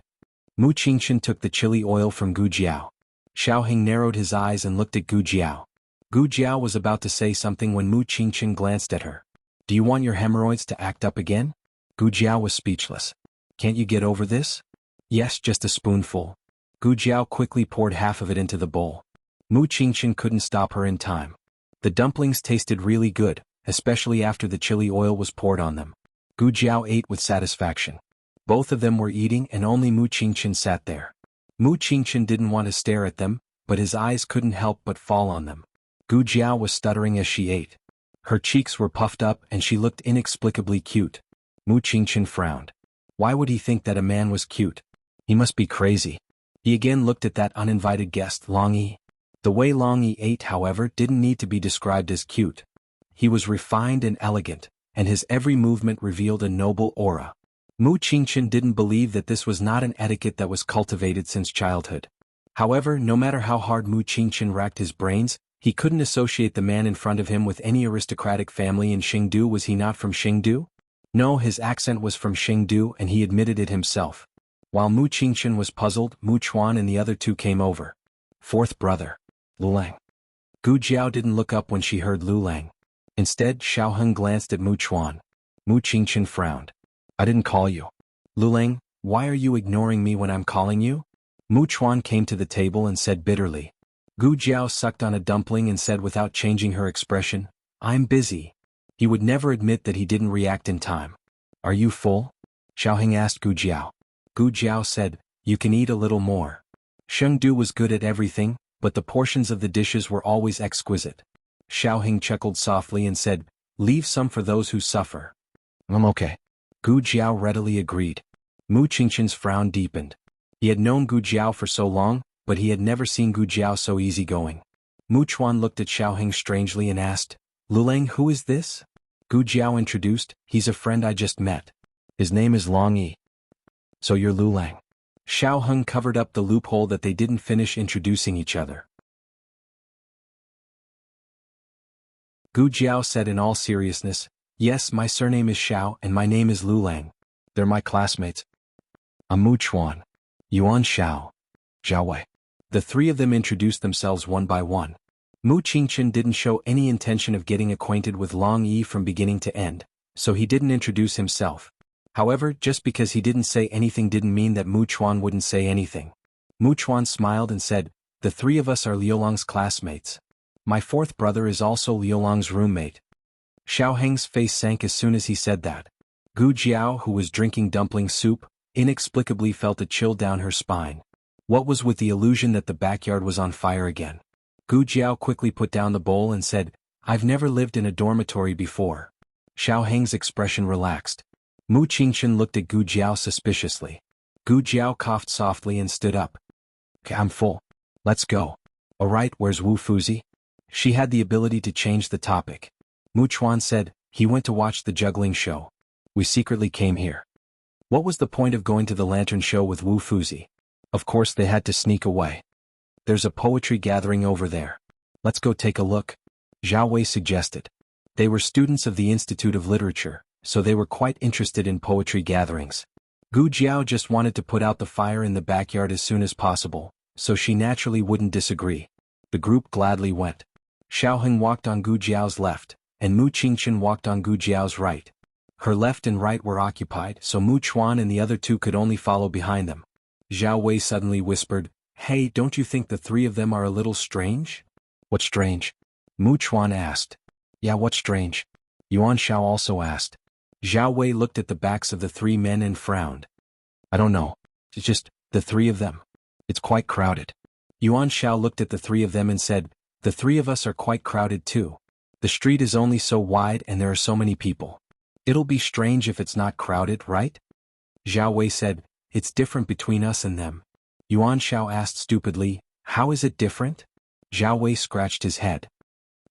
"Sai, why would I ask you if I could tell?" "Forget it." Zhao Wei sighed. Zhao Wei was more meticulous, but he couldn't compare to Mu Chuan and Yuan Zhao's carelessness. Compared to observing whether the three men were crowded or not, the two of them were more interested in the lanterns on the street. The folkways of the Yin Kingdom were relatively open among the 6 countries. There was no lack of women on the street who strolled around with lanterns. The men rarely carried lanterns because it always felt a little out of place. Xiao Heng and Gu Jiao were exceptions. The way the two of them carried lanterns together was as beautiful as a painting. The group arrived at the poetry gathering. This was probably the largest poetry gathering on the street. It was hosted by a restaurant. Not only were there poems, but there were also lantern riddles, couplets, and 8-legged essays. The lantern riddles were the simplest, and the lanterns rewarded were also the most ordinary. The lantern for the first place was a gourd made of gold leaf. The gourd had to be made of real gold thread. It was expensive and exquisite. This lantern was not for sale. Only the most outstanding 8-legged essay was qualified to take it away. Gu Jiao looked at the gourd lantern and her eyes lit up. It was golden and shiny. Jing Kong would definitely like it. "Do you want it?" Xiao Heng whispered in her ear. His warm breath made her earlobe slightly itchy. She pulled her little ear and nodded her head. Xiao Heng walked over. The lobby of the first floor was full of scholars who were writing 8-legged essays. Xiao Heng found a table in the corner and sat down. Why did Long Yi go in?" Mu Chuan asked. Guessing lantern riddles, composing poems, and couplets could be done outside. In any case, Mu Chuan only wanted to guess a few lantern riddles. Soon Mu Qingchen also walked in. "Fourth brother?" Mu Chuan was dumbfounded. He looked at that golden gourd lantern hanging at the entrance and thought, "Is this lantern so beautiful? Fourth brother also wants it?" Mu Qingchen didn't sit together with Xiao Heng. He specially chose a table that was 3 or 4 seats away from Xiao Heng. The two of them calmly started writing. Not long after, they attracted the attention of everyone. A scholar who was writing 8-legged essay at a table beside the window patted his companion at the front table and asked, "Look, isn't that person young Master Qingchen?" As soon as he said that, not only did his 2 companions at the front table stop writing, but the rest of the people also looked in the direction he was pointing. Another person recognized Mu Qingchen and whispered, "It really seems to be him." "No way, right? Why is young Master Qingchen also here? Is he the one who sent lanterns? Is he here to cause trouble?" "Yeah, he's the head of the 4 great young masters. If he's here to write 8-legged essays, what can we do?" At least half of the people who were still writing at a high speed put down their pens. Just the title of young Master Qingchen was enough to extinguish their fighting spirit, okay? Gu Jiao and the others guessed many lantern riddles while waiting outside. They won a lot of lanterns and gave them to the girls who passed by. The news of Mu Qingchen's presence gradually spread, and more people came to watch. Finally, after a gong sounded, the restaurant's manager walked out with a smile and personally took down the golden gourd lantern. "Someone won first place. Who is it? Who is it? I don't know. It must be young Master Qingchen." The manager glanced around the crowd and walked toward Gu Jiao with the lantern. He said politely, "Are you Xiao Lulang, young Master Xiao?" "I am," Gu Jiao said. The manager handed the lantern to Xiao Lulang with both hands. "Congratulations on winning the lantern, young Master Xiao." Someone in the crowd said unhappily, "He didn't go in to write essays." The manager looked at Gu Jiao with a smile. The essay written by young Master Zhao's friend was praised by Grand Secretary Yang. He deserves to be the winner tonight. Young Master Zhao's friend asked me to give this lantern to young Master Xiao. Young Master Xiao, please accept it. Gu Jiao took the lantern. Only then did the crowd realize that the manager had just mentioned Grand Secretary Yang. "Oh my God! Grand Secretary Yang is here." If I knew Grand Secretary Yang was here, I would have gone in to write essays too. If I could get some advice from him, my life would be worth it. Grand Secretary Yang was a leading figure in the literary circle of the Yan Kingdom. Everyone who came to Chengdu to study was eager to be his student. Unfortunately, Grand Secretary Yang rarely accepted students in private. Soon Xiaoheng and Mu Qingchen came out. The two of them walked toward Gu Jiao. Seeing that Gu Jiao and Mu Qingchen knew each other and that they were both wearing the uniform of the Tianqiong Academy, the crowd was surprised. A scholar said, "I told you it was young Master Qingchen. Only his works are worthy of Grand Secretary Yang's attention." In the wing room on the second floor, Grand Secretary Yang was sitting on a cushion. On the desk in front of him were several pieces of 8-part essay that had just been collected from the hall. Opposite Grand Secretary Yang sat an elegant middle-aged man. "Grand Secretary, you have read it several times." The middle-aged man said with a smile, "Is it really so amazing?" Elder Yang stroked his beard and said, "Ever since Prince Jing, I haven't seen such a brilliant literary talent. Now it's Duke and Crown Prince Jing was the title many years ago." The middle-aged man said with a smile, "Isn't it too high to be mentioned in the same breath as Dukin? Who is it?" Grand Secretary Yang looked at the name under the essay and said with a strange expression, "Long Yi." Gu Jiao and the others walked on the busy street. Now she had 2 lanterns, a pink peach blossom lantern and a golden gourd lantern, which attracted many people's attention. "Lulang, your lantern is so beautiful." Yuan Shao pointed at the gourd lantern in Gu Jiao's right hand and said, "Of course it was a gift from her husband." Mu Qingchen looked at Xiaoheng suspiciously. "Who is this person?" "Dried meat. Fresh and delicious dried meat." A hawker's shout came from not far away. Xiaoheng said to Gu Jiao, "You go first. I'll buy some dried meat." After he left, Mu Qingchen blurted out, "Do you like dried meat?" It was a strange question. Even Mu Qingchen was surprised. Why did he subconsciously think that Long Yi did everything for Xiao Lulang? Gu Jiao inexplicably felt that she had to answer this question carefully. At this moment, Mu Chuan found a new lantern riddle-guessing stall. He waved at them, "Fourth brother Lulang, come here." "Lulang, let's go and have a look," Yuan Shao urged. Gu Jiao was successfully taken away by the two. Mu Qingchen asked Long Yi. The place selling dried meat was not far away. It was in front of a ready-made clothing store diagonally across the street. The business was good. There were many people waiting in line. Xiaoheng stood at the end of the line. Xiaoheng waited patiently. He was not used to wearing a mask. He pushed it with his hand, but the mask accidentally fell off. He bent down and picked up the mask on the ground with his slender fingers. He gently patted the dust off the mask. At the same time, a woman walked out of the ready-made clothing store with an embroidered basket. The woman's clothes were not too luxurious, but her bearing and temperament were not comparable to ordinary women. She walked past the stall selling meat and got into a carriage on the side of the road. Perhaps the fragrance of the dried meat was too alluring. The woman could not help but look at the stall. With just one glance, she froze. The carriage started to move. The woman lost her balance and fell backward. The curtain in her hand fell with a bang. "Stop the carriage! Stop the carriage!" she shouted. The coachman stopped the carriage. The little girl in the carriage asked, "Aunt, what's wrong? Did you leave something in the store? Should I go and get it?" The woman did not answer her. Instead, she lifted her skirt and hurriedly got out of the carriage. She came to the stall selling dried meat and pushed away the men in the line one by one. "What are you doing? Are you crazy?" Everyone cursed. The woman muttered in a daze, "Where is he? Where is he?" The little girl came over and asked, "Aunt, who are you looking for?" The woman said with disappointment, "His Highness Zhangsun." "I saw His Highness Zhangsun." The little girl looked around and said in a low voice, "Aunt, are you seeing things? His Highness Zhangsun is no longer in Chengdu. He went with the crown princess to guard the imperial mausoleum."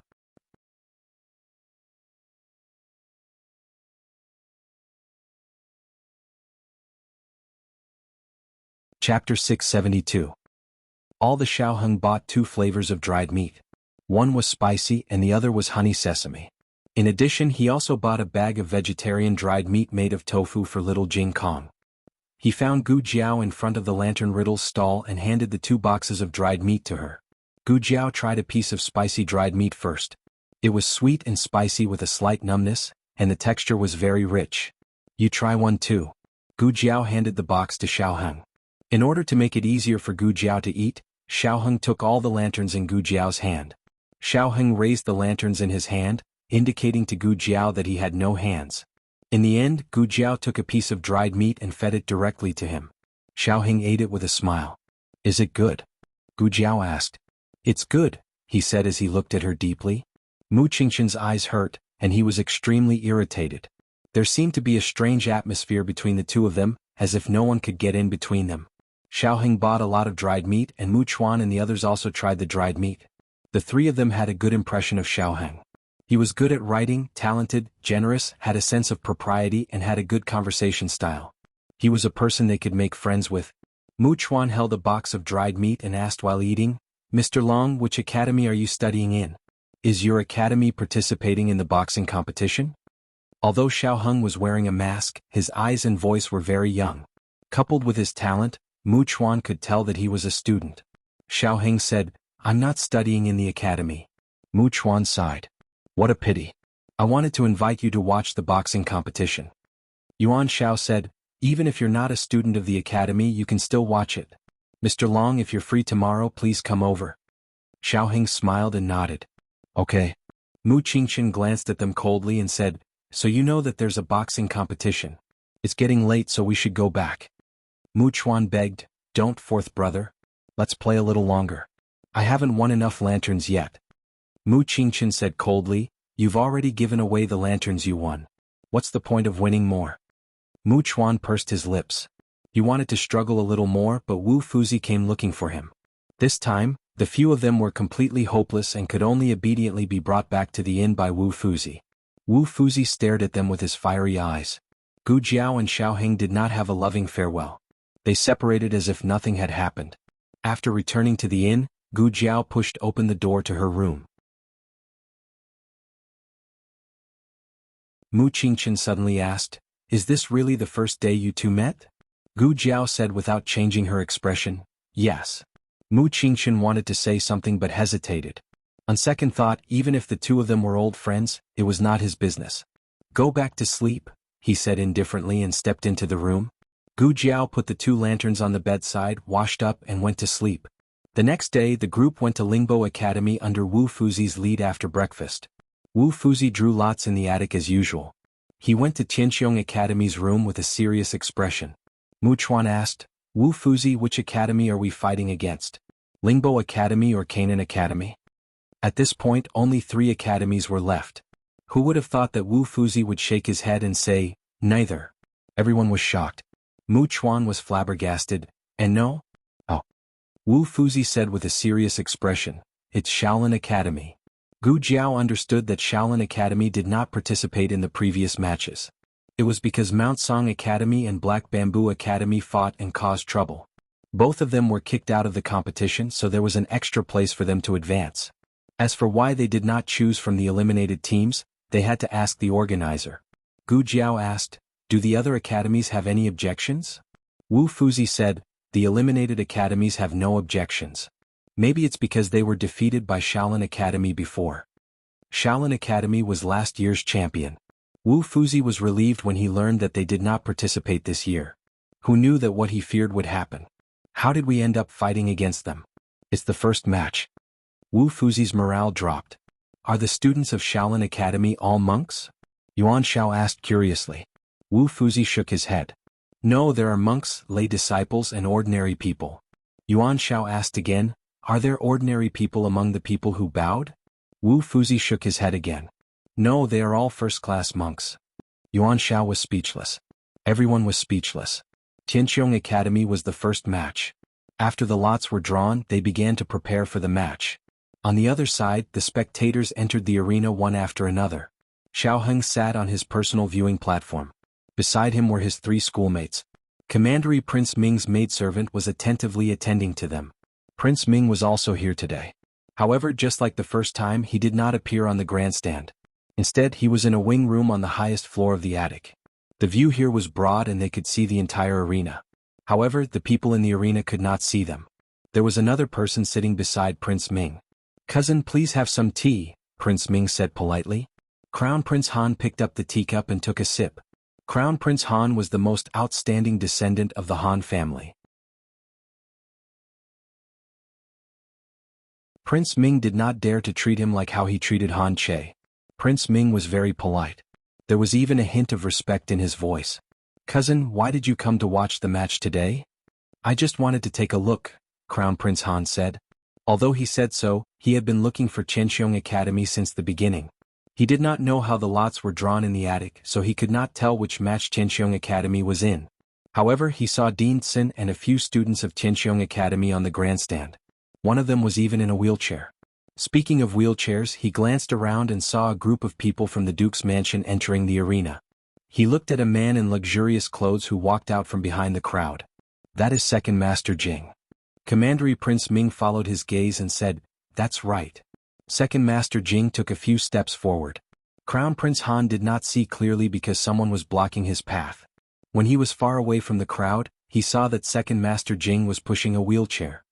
He asked suspiciously, "Is the person in the wheelchair Dukin?" "Yes, it is him," Prince Ming replied. "He is really awake."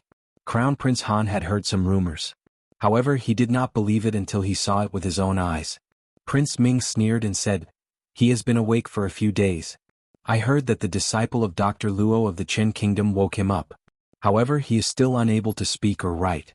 In my opinion, he is no different from a zombie."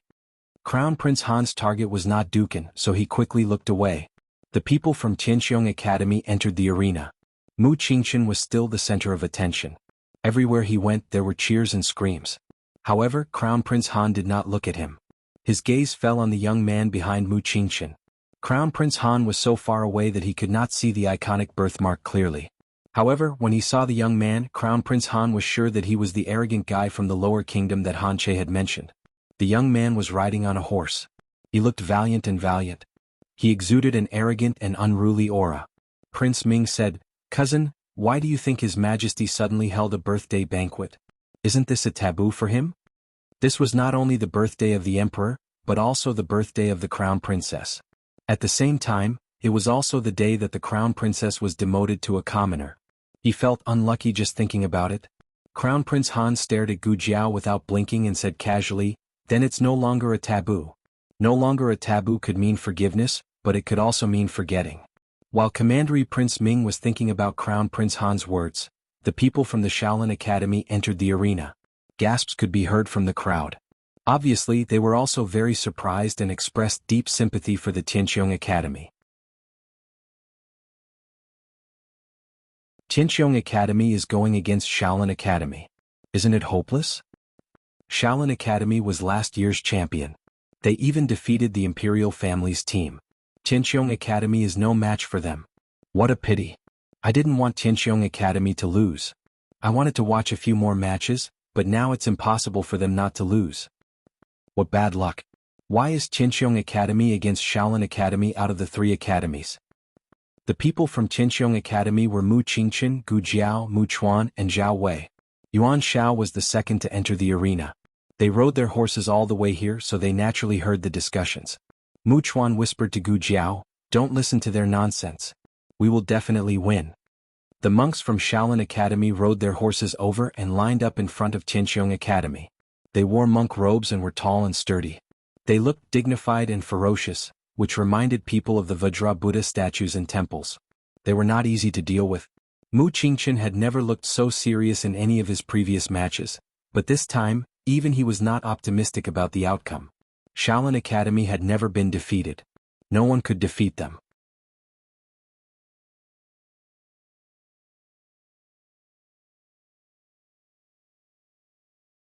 Chapter 673. Novels with a deeper meaning that can't be found on the internet can be found here. Wow, they're going up against the Shaolin martial monks. In the attic, Prince Ming looked at the group of people on the field with great interest. This is going to be a good show. Prince Ming didn't pay much attention to any of the academies. However, he had been humiliated in front of Qianxiong Academy. Nothing could make him happier than to humiliate that kid. Prince Ming decided not to discuss the emperor's thoughts for the time being. He waved his hand at the servants and asked them to bring up the fruits and snacks. He wanted to see the Shaolin martial monks beat that kid up. The four Shaolin martial monks on the field were each more furious than the other. Each of them had a scar on their head. From right to left there was 1 scar, 2 scars and 3 scars. It seemed that the strongest martial monk had 6 scars. Don't you think these martial monks are a little scary? Mu Chuan whispered to Gu Jiao. Aren't you not afraid? Gu Jiao asked. Mu Chuan immediately straightened his back and said stubbornly, I'm not afraid. Who says I'm afraid? Gu Jiao glanced at him and said, talk when your legs stop shaking. Mu Chuan was speechless. The Shaolin martial monks didn't talk to them. They just exchanged glances.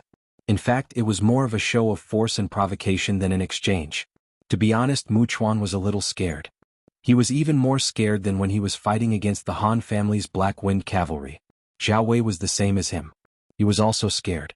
However, he was more experienced than Mu Chuan, so he didn't show too much fear. The kickoff of the first section was decided by drawing lots. After that, the opponent would kick off for every goal. Tianqiong Academy was the one kicking off. Mu Qingchen, as the main attacker of the team, rarely participated in the kickoff. However, because the opponent was too strong, they decided to let him kick off after discussing it with Wu Fuzi. It had only been a few seconds since they went on the field and waited for the gong to sound, but everyone felt like a long time had passed. The people in the stands were so nervous that they held their breaths. How could this be? Second Master Jing sat in front of the railing and stared at the Shaolin martial monks on the field. Do we have to be so unlucky? Today, the second madam had some matters to attend to and couldn't leave, so she couldn't come over. On his left was the wheelchair-bound Dukin. Behind Dukin stood Mu Ru Xin, who was dressed in a white dress and green gauze. When Mu Ru Xin heard that, she looked at Second Master Jing in confusion. What's wrong? What's wrong with that? Second Master Jing sighed deeply. That group of Shaolin martial monks is very powerful. Tianqiong Academy isn't their match. Mu Ru Xion's eyes moved as she asked, Second Master, do you really hope that Tianqiong Academy will win? Second Master Jing stammered, I didn't. It's just that those Shaolin martial monks didn't know how to control their strength. It wasn't easy for the students either. As soon as he said this, the High Duke's hand on the armrest slowly clenched into a fist and began to tremble slightly. The gong sounded. Facing the scorching sun, Mu Qingchen's expression turned serious as he steadily swung his club to open the ball. Second sister, hurry up. Outside the archery field, Su Shui pulled her second sister and squeezed into the crowd. She took out her token and asked the guards to let them pass. Slow down. Second Miss Su's hand hurt from being pulled by her. Su Shui said, the gong sounded just now. The archery competition has begun. Second Miss Su frowned slightly. It's already begun. Why are you in such a hurry? I want to watch fourth brother, Su Shui said seriously. I haven't seen fourth brother for a long time after he moved into the academy. Second Miss Su sighed. If father finds out that we skipped Master Fu's chess class and came here to watch some archery competition, he'll definitely punish us. Su Shui grabbed her wrist and walked toward Tianqiong Academy's grandstand. He won't. Let's go. Mu Qingchen's ball was extremely good. There were no problems with its speed and accuracy. The person who caught the ball was Zhao Wei. Zhao Wei had been learning archery since he was a child, so his technique was excellent. He successfully caught the ball that Mu Qingchen swung at him. He looked at Mu Chuan in front of him. Mu Chuan nodded at him. Zhao Wei passed the ball to Mu Chuan, and Mu Chuan passed it to Gu Jiao. At this time, Mu Qingchen had already arrived at the opponent's hole. Gu Jiao passed the ball to him and Mu Qingchen took it and hit the ball into the hole with his pole. The four of them cooperated seamlessly and smoothly. The spectators finally got to see the Tianqiong Academy seriously play polo for the first time. However, the moment the ball was about to enter the hole, something unexpected happened. A Shaolin monk jumped on his horse and came to the hole. He hit the ball out of Mu Qingchen's way with his pole. The pole hit so far that it almost crossed half of the archery field. Zhao Wei and Mu Chuan had already rushed back. They rushed to grab the ball, but before they could even see the ball, they heard the gong on the referee's stand. Did they score? The two of them were stunned. Shaolin Academy took the lead and got the first flag at the beginning of the game. No, how did they score? What's going on? Mu Chuan was confused. He and Zhao Wei were chasing the polo ball. Did the ball escape into the hole by itself? Of course, it was not because the ball could escape but because the Shaolin monk was so fast that they did not see it. Zhao Wei frowned and looked at the arrogant Shaolin monk. He recalled, it's not just fast. They have a strategy. Just now, the monk with the scar blocked our view with his horse. He swung his pole to grab the ball. We thought the ball was with him, but in fact the ball was in front of him. It had already been in the monk's hand. After listening to Zhao Wei's analysis, Mu Chuan felt that his belief had been subverted. Is it so sneaky? Since the opponent had scored, it was still their turn to kick off. This time it was Zhao Wei who kicked off.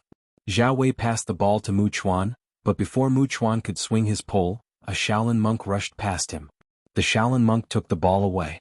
Mu Qingchen was attacked from two sides and could not break through. Gu Jiao intercepted the ball with the skills she learned from Su Ping.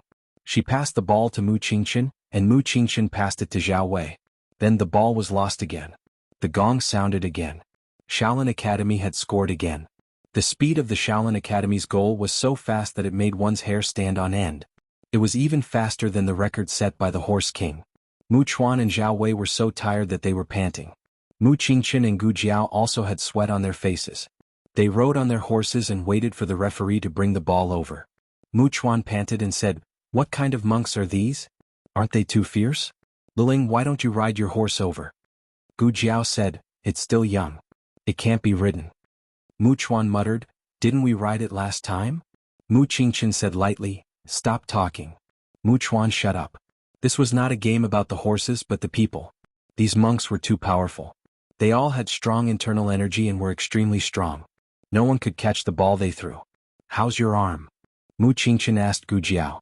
Gu Jiao intercepted most of the balls just now. Gu Jiao touched her almost numb right arm and said, "It's okay. I'll be fine after some rest." The game began again. Mu Qingchen kicked off. The use of internal energy was prohibited in the bowler game. Otherwise it would be considered a foul. These young monks had been tempering their bodies all year round and had developed an indestructible body. Every swing they threw seemed to be imbued with internal energy. As expected, Mu Qingchen's ball was snatched away again. Mu Chuan was the closest. He swung his club to snatch it back. Zhao Wei assisted him from the side. The two of them blocked the Shaolin monks' formation. They were going to get the ball. The Shaolin monks glared at them and swung their clubs. "I'll do it." Mu Chuan stepped forward and caught the ball. At this moment something unexpected happened. The monk had obviously expected that the ball would be intercepted, so he used a terrifying amount of strength. Mu Chuan's whole body was knocked out. Zhao Wei's expression changed. Mu Chuan. Mu Chuan fell from the horse and fell heavily to the ground. The grassland fell into silence all of a sudden. Another person fell off the horse. Everyone couldn't help but think of Nan Gonglin, who fell off the horse and was trampled. The referee stopped the game. Zhao Wei got off the horse. "Mu Chuan, are you okay?" Mu Chuan clutched his right arm, his face contorted in pain. "Is my arm broken?" Gu Jiao jumped off the horse, squatted down and held his arm. "It's dislocated. Bear with it." As soon as she finished speaking, she raised her hand and connected Mu Chuan's arm with a crack. Mu Chuan cried out in pain. Wu Fuzi came over and took Mu Chuan away. Yuan Shao came on. After careful consideration, the referee finally judged that it was an accident. Shaolin Academy did not violate the rules. "Isn't this a violation?" Yuan Shao said unhappily. "They did it on purpose." He had been watching just now. The monk with 3 scars on his head was aiming at Mu Chuan. He wanted to use the force of the ball to hurt Mu Chuan. Were they like this before? Gu Jiao suddenly asked. Mu Qingchen was the only one who could answer this question. After all, other than him, no one else had seen Shaolin Academy play. Mu Qingchen frowned. They used to be very domineering, but they were not as cruel as today. If not for his better martial arts skills, he would have been knocked off the horse. The reason why he asked Gu Jiao if her arm was alright was because his arm was also injured. This group of Shaolin monks seemed to be deliberately targeting them. Was someone secretly controlling them? In the attic, Prince Ming clapped his hands and cheered. "Beautiful. That's how it should be played. Who brought the Shaolin Academy here? This prince really likes that person." Han sipped his tea unhurriedly. The game started again. Gu Jiao led the horse and walked in front of the referee. Suddenly, she stopped and tilted her head to look at the referee. "Are you sure it's not a violation?" The referee said, "Of course it's not." Gu Jiao raised her eyebrows. "So, as long as it's hit by the ball, it's not a violation." The referee frowned. He felt that this statement was not right, so he corrected her. "You can't deliberately attack the opponent with the ball." Mu Chuan was sent flying when he tried to grab the ball. The opponent did not aim at him. Gu Jiao said, "If it's not intentional, it's not a violation, right?" That's right, but it sounded a little strange when it came from your mouth. The referee looked at Gu Jiao strangely. In the end he could not tell what was wrong. He nodded. Let's start. Gu Jiao got on the horse. Yuan Shao kicked off. As soon as Zhao Wei got the ball, it was snatched away by the Shaolin warrior monk. Gu Jiao galloped to catch up. The Shaolin warrior monk was about to swing the club when Gu Jiao suddenly said, Amitba.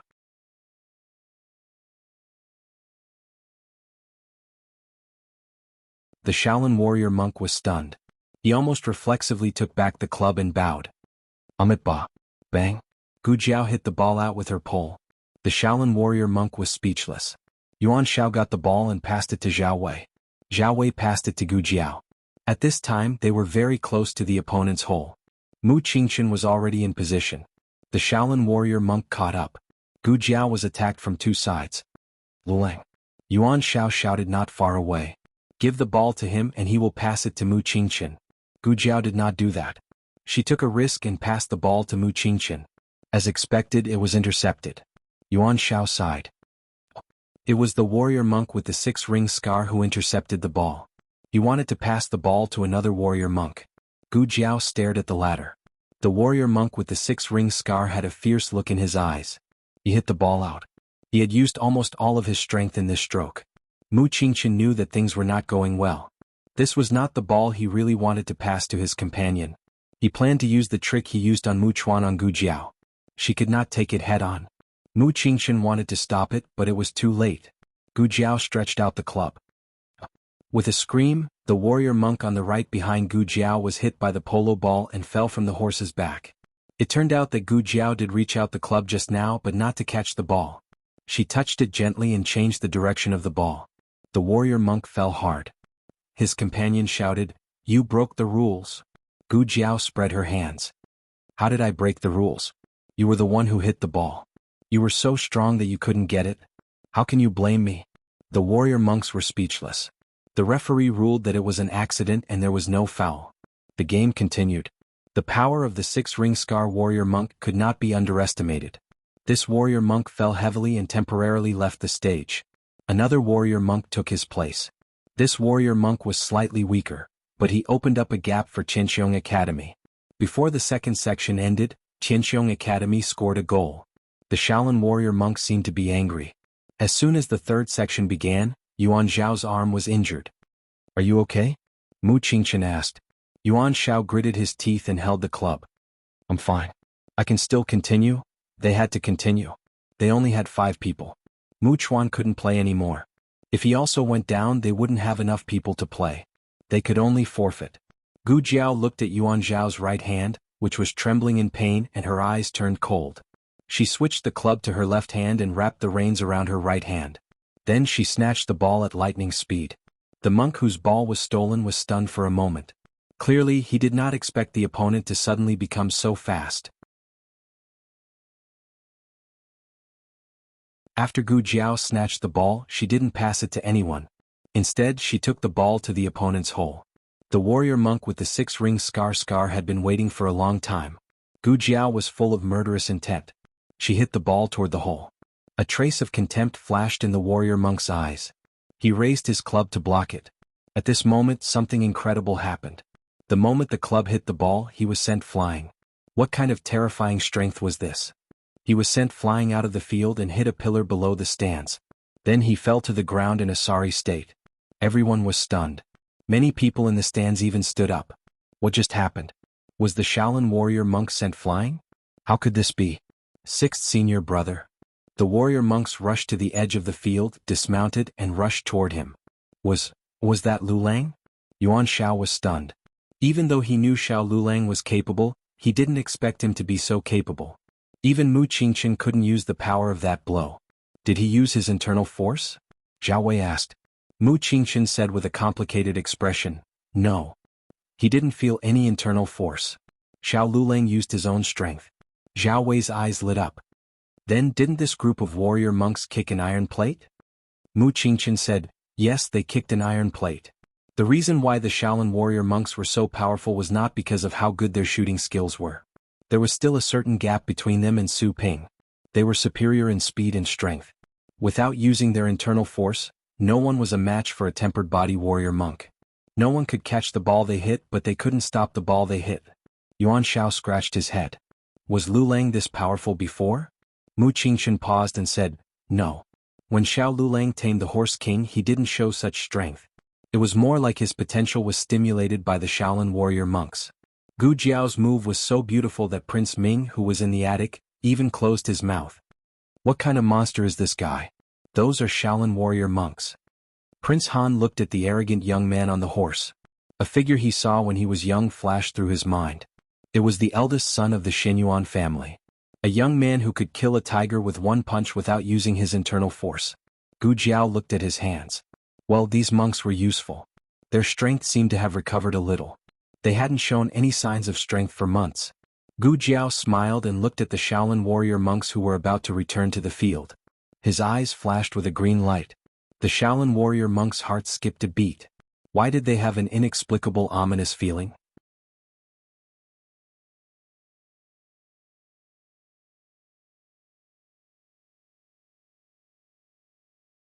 Chapter 674. Ordinary people couldn't imagine how strong a tempered body warrior monk's physique was. Even after being sent flying by that kind of force and landing on the ground, he didn't suffer any internal injuries and was still able to return to the field. The sound of the gong rang. The monks were still the same, but for some reason the audience felt as if something had changed. A Wudong Academy student raised his head and scratched his head in confusion. Why do I feel like the weather is changing? I don't think so. The sun is quite bright. His companion looked at the sky and then rubbed his hairs. It does seem a bit strange. On Tianqiong Academy's stand, Su Shui raised her chin and said to her second sister with pride, I told you Lu Lang is very strong. Second young Miss Su glanced at her sister. Are you here to see fourth brother or that Xiao Lulang? I only heard you mention Lulang before and after Lulang, but I didn't hear you mention fourth brother. I am looking at both. Su Shui blushed and looked at the valiant youth on the field. Didn't he beat the Shaolin martial monk off his horse? Second young Miss Su said, why didn't you say anything when fourth brother scored? Su Shui pouted. I said it. You didn't hear it? Second young Miss Su, yeah, I'm deaf. Second young Miss Su had been dragged over. She didn't have much interest in the tournament itself, but after watching for a while, she felt that it wasn't bad. That guy called Xiao Lulang didn't have a good appearance, but he had a heroic spirit that made people's blood boil. She couldn't blame her sister for always staring at him. On the opposite side of Tianqiong Academy's stand, Second Master Jing laughed out loud. Yes, yes, yes. Let's fight like that. The Duke's fingertips tapped on the armrest in an irregular pattern. He also seemed very happy. Only Mu Ruxin looked unhappy. She didn't like Xiao Lulang, so she hoped he would lose. Didn't they say that the Shaolin martial monk is very strong? Did he cheat? Second Master Jing didn't like to hear these words. How could he not be able to tell if Xiao Lulang was cheating? Moreover, the referee was also an inner force expert. If Xiao Lulang really dared to break the rules, he would have been sent off by the referee. What is wrong with this Mu Ruxian? Why would Big Brother want to take this girl as his goddaughter? Thinking of the words his eldest brother wrote on the bedside table, for the first time, Second Master Jing felt that his eldest brother's brain was really damaged. Of all people, why did he have to think about Mu Ruxian? Second Master Jing didn't know that he had misunderstood his eldest brother's intentions. So when he said that they weren't from the same mother's womb, they really didn't have any tacit understanding. On the field, Gu Jiao snatched the ball again. The Shaolin monk rode his horse over to snatch the ball. Gu Jiao smiled and hit the ball hard again. The Shaolin martial arts monk snorted contemptuously, as if he had expected her to do this. He actually put away the cue stick with a whoosh. Mu Chuan, who was watching the match from the sidelines, grabbed his arm and shouted, "Fuck! What kind of sneaky monk is this?" He actually tricked Lu Lang into attacking them. Oh no, they dodged. Yolong's ball was going to go out of bounds. In a while, it would be their turn to kick off the ball. Seeing that the ball was about to go out of bounds, Mu Qingchen suddenly sped up. He stretched out his cue stick and gently hit the ball. The ball flew back into the field. Mu Qingchen's forearm was slightly numb. This guy's strength was too great. He didn't take it directly just now. If he did, he was afraid that he would be sent flying out like the monk with the scar on his face. Gu Jiao narrowed her eyes. Oh, a scheming monk. The green light in her eyes became brighter. The Shaolin martial arts monk who had snatched the ball rushed toward the whole of Tianqiong Academy. He sped up to the extreme. However, as he was running, he suddenly felt a dark shadow coming over. He turned his head and saw Gu Jiao smiling. His eyebrows twitched. It's fine, it's fine. The ball is on my right and this girl is on my left. She can't snatch it. The next second Gu Jiao disappeared. The Shaolin martial arts monk? Gu Jiao hooked one foot on the saddle and hung upside down. She hit the Shaolin martial arts monk's horse with the cue stick and sent the ball flying. The Shaolin martial arts monk was stunned. So fast?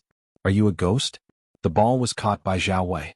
Zhao Wei passed it to Yuan Shao, and Yuan Shao passed it to Mu Qingchen. The main attacker of Tianqiong Academy was Mu Qingchen. Usually he was the one who scored the ball. However, Gu Jiao was looking at him while riding the horse. Mu Qingchen was stunned for a moment and passed the ball to Gu Jiao. Gu Jiao drove the ball all the way to the hole of the opponent. This was the only time when the two sides could face each other. The Shaolin martial arts monk stood in front of Gu Jiao defensively. Gu Jiao's flexible waist was full of strength. She raised the cue stick in her hand and hit the ball toward the hole. It was a spinning ball and it made a humming sound as it spun. The Shaolin martial arts monk shouted and swung his cue stick to block it. Bam! The Shaolin martial arts monk was sent flying. Hiss! Mu Chuan gasped. Gu Jiao looked at the row of Shaolin martial arts monks in front of her. Who's next? They looked at each other in unison. The corners of Gu Jiao's lips curled up as she hit another ball. Bam! Another Shaolin martial arts monk was sent flying. This was not like when they were fighting for the ball in the middle of the game. They could think of ways to attract Gu Jiao to foul. Here, as long as they dared to dodge, Gu Jiao would score the ball. Every time a martial arts monk fell off the horse, the referee would call for a pause and wait for the martial arts monk to get back on the horse before continuing. It was worth mentioning that as long as the bowler did not foul, the game would continue from where it was paused. In other words, Gu Jiao did not even need to move. She could take turns playing with the sandbags. No bowls? The Shaolin martial arts monks were sent flying one after another. Mu Chuan was so relieved that he laughed loudly. Who told you to set me up? Now the tables have turned. The Shaolin martial arts monks were beaten up, and finally thought of a way. When they were sent flying, they used the cue stick to hook the ball out. This way it would be judged as out of bounds. Although the opponent would be the one to kick the ball out of bounds, at least they would not be pressed to the hole and be beaten up. But every time the ball was about to fly out, Mu Qingchen would hook it back and look at them coldly. It was as if he was saying, "Continue to be beaten up." The Shaolin martial arts monks were speechless. No more, no more. A Shaolin martial arts monk was sent flying again. He sat on the ground and cried. The scarred martial arts monk was furious. A strong murderous aura erupted from his body. He shook his arms and said fiercely, "Kid, you're courting death." In the stands, Second Master Jing's hand trembled and tea splashed all over his eldest brother's head. Oh no, it's the Shaolin martial arts. Qi enters the body and is invulnerable. Gu Jiao hit the ball into the air. She slapped the saddle and jumped into the air. Then she flipped and hit the falling ball with the cue stick. The scarred martial arts monk said, "Indestructible body." Bang. Ah! The scarred martial arts monk's nose was crooked and his tongue was stuck out. Gu Jiao carried the cue stick on her shoulder. I don't care if you're indestructible or not. Mu Qingchen stopped Gu Jiao and signaled the number of flags near the referee stand with his eyes. Are you done playing? It was the last part. There were still 9 flags left. Gu Jiao licked the corner of her lips, wishing for more. She had to play. The monks couldn't hold on any longer. Gu Jiao exhausted the arrogance and physical strength of the Shaolin martial arts monks. Then Tianqiong Academy began to use all their strength. The Shaolin martial arts monks' hands were shaking and they almost couldn't swing the cue stick. At the end of the game, Tianqiong Academy won the game with a score of 13-10. In the side room of the attic, Gu Jiao treated the injuries of Mu Qingchen and the others. After so many games, this was the most serious one. Almost everyone's arms were numb and their palms were bruised. Mu Chuan's arm was hanging from his neck with gauze. From time to time he helped Gu Jiao pass the Wan medicine. These Shaolin martial arts monks are too ruthless. The Shaolin martial arts monks who were just passing by the door staggered. Who was the ruthless one? You're still alive and kicking. We don't even have the strength to walk. The Shaolin martial arts monks were miserable. They were dragged into the side room by the guards. There were a total of 5 martial arts monks. All of them were bruised and swollen. They sat on the chairs to rest, depressed. They couldn't even move their fingers. Suddenly the door was kicked open with a bang. A demon-like young man appeared at the door with a cold expression. Their bodies trembled. He's here. He's here. He's here with a cue stick. Gu Jiao patted her palm gently with the cue stick. She glanced at them and asked, "Who sent you?" They were shocked and looked at each other. Gu Jiao said, "What? You don't want to tell me?" Master Qingshan. The voice of the Lingbo Academy's guard came from outside the door. "The doctor is here." Mu Qingshan said calmly, "No need. I've invited the doctor. He has already gone in to treat the eminent monks of Shaolin Academy. You can go back. The doctor will take good care of them." The martial arts monks widened their eyes in unison. "Don't go. Don't go. Then we'll have to trouble you." The guard left with the doctor. The martial arts monks looked at Gu Jiao in despair. Gu Jiao tilted her head and smiled. Gu Jiao came out of the room and scratched his little back with the cue stick. Phew! Mu Qingshan had been attracted by his little tricks recently and found him adorable for some reason. There was something wrong with this idea. Mu Qingshan decisively cleared his mind and said seriously, "Are you done?" "Yes." Gu Jiao nodded. "They are not real martial arts monks of Shaolin. They are just a group of masters who have been lurking in Shaolin. They secretly learned the skills of Shaolin and secretly used them for the aristocratic families." Mu Qingshan was a little surprised. "Which aristocratic family?" Gu Jiao said, "The Han family." Mu Qingshan frowned. "It's the Han family? It seems that they are targeting the Mu family this time. No wonder they injured Mu Chuan so badly in the beginning." Gu Jiao blinked. "If you insist, I can't help it." Mu Qingshan said, "The Han family and the Mu family have been feuding for a long time, but I really didn't expect that they would dare to attack Mu Chuan and me." Gu Jiao touched the bridge of her nose. Looking at this situation, it seemed that she should ask what kind of feud they had. "Okay, since you are the scapegoat, I will ask. What is the feud between the Han family and the Mu family?" At first it was because of military achievements. Mu Qingshan was more cautious when it came to the Xinyuan family. However, after hesitating for a while, he decided to tell Gu Jiao. Back then the Xinyuan family rebelled. After they were defeated, their military power was divided into four. The Han family and the Mu family both wanted the Xinyuan family's Black Wind Cavalry. The Crown Prince's mansion wanted to win over the Mu family and used the name of Imperial Concubine Han to unite the Han family and the Mu family by marriage. However, the day before the wedding, the Han family's legitimate son eloped with his cousin. The Mu family was furious and broke off the engagement. How could there be such a ridiculous thing? However, it is said that there is another reason. What is it? Crown Prince Han's father and my uncle both wanted to be the Crown Princess's husband. Husband? Gu Jiao heard this name for the first time. The Crown Princess's harem? Mu Qingshan was stunned. I guess so. The Crown Prince had a Crown Princess and the Crown Princess had a husband. Before the Xinyuan family's incident, the Crown Princess was the noble Crown Princess. She was also beautiful. Who didn't want to be her husband? Of course this was all hearsay. His uncle didn't admit it personally. Gu Jiao asked, "Who became the Crown Princess's husband in the end?" Mu Qingshan shook his head. The Crown Princess didn't have a husband. Gu Jiao asked subconsciously, "She didn't have a child?" Mu Qingshan said, "She did have a child. The Crown Princess went missing for a few years. When she came back she had a son. The child was 1 month older than Commandery Prince Ming. No one knew who the father was, but as long as he was the Crown Princess's child, he was of royal blood." How old was Commandery Prince Ming? Gu Jiao was confused. Why did she care about Commandery Prince Ming's age? He was a few months younger than me. He was also 19. Mu Qingshan said. 19. Xiao Heng was also 19. What happened later? Gu Jiao asked. Mu Qingshan looked at the bonsai in the yard and said slowly, "Later, something happened to the Xinyuan family. The Crown Princess seemed to be involved. She was demoted to a commoner and sent to guard the Imperial Mausoleum. The Crown Princess went with her.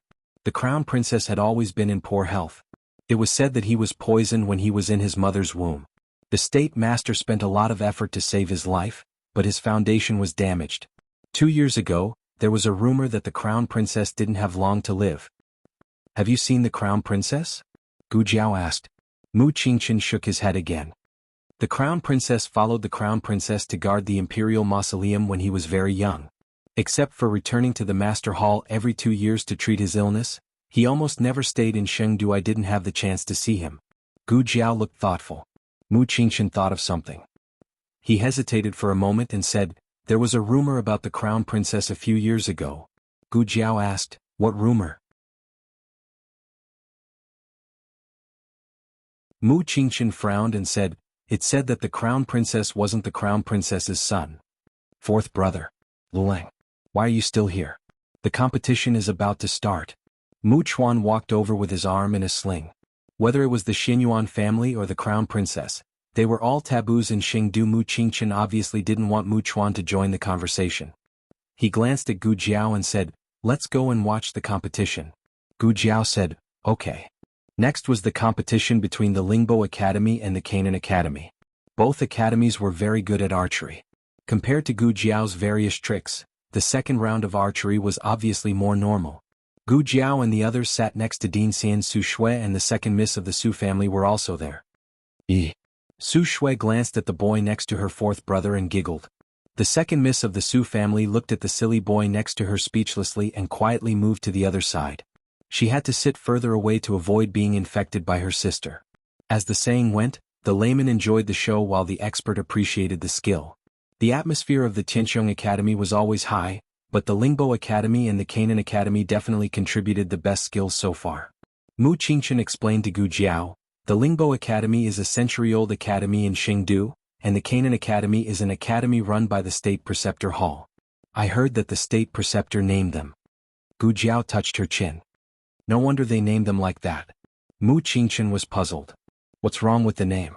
"Ah, nothing." Gu Jiao couldn't explain to him the tacit understanding of time-traveling people. Mu Qingchen's attention returned to the archery field. They were holding back before, but today they went all out. This is their true strength. Both sides fought very cleanly, without any underhanded tricks that could not be brought to the table. The archery skills of the Tianqiong Academy were far inferior to theirs. It was not something that could be made up for by practicing at the last minute. In fact, it was a miracle that they could go all the way to the last round. Of course, it was all thanks to someone's various tricks. Mu Qingchen said solemnly, "We don't have a good chance of winning the next round. We have to train harder these days." Gu Jiao said calmly, "We didn't want to win anyway." Mu Qingchen looked at her strangely. Gu Jiao cleared her throat and said without changing her expression, "Let's not put too much pressure on ourselves. Our homework is already so heavy, so let's not make ourselves anxious. Second place is not bad either." What a joke. The reward for second place was 1,000 taels of gold. Who would want to see the emperor in first place? She wanted them to win without doing anything. Mu Qingchen, what kind of person was this? At the end of the round, the Lingbo Academy lost by 2 flags. The Lingbo Academy was the academy of little Jing Kong. Gu Jiao felt sorry for them. 2 seconds, no more than that. When the competition ended, the people of the Tianqiong Academy and the Canaan Academy met. As expected of the students of the Grand Preceptor Hall, each of them had an imposing appearance and a heroic spirit. The people of the Canaan Academy had the arrogance of the Grand Preceptor Hall and did not intend to get acquainted with the people of the Tianqiong Academy. They just glanced at them indifferently and walked away. Gu Jiao suddenly said to them, "I have high hopes for you guys. Do your best in the next round and don't show any mercy. First place is yours." Everyone from the Canaan Academy. Everyone from the Tianqiong Academy. Fourth brother. Su Shui ran over while lifting her dress. She quickly glanced at Gu Jiao and pretended to say to Mu Qingchen, "Fourth brother, are you guys going back so soon?" Mu Qingchen looked at her. Su Shui's eyes flashed and said, "I mean, it's rare for you to come back to the inner city. I haven't seen you for a few days. It's almost lunchtime. Why don't we have a meal together?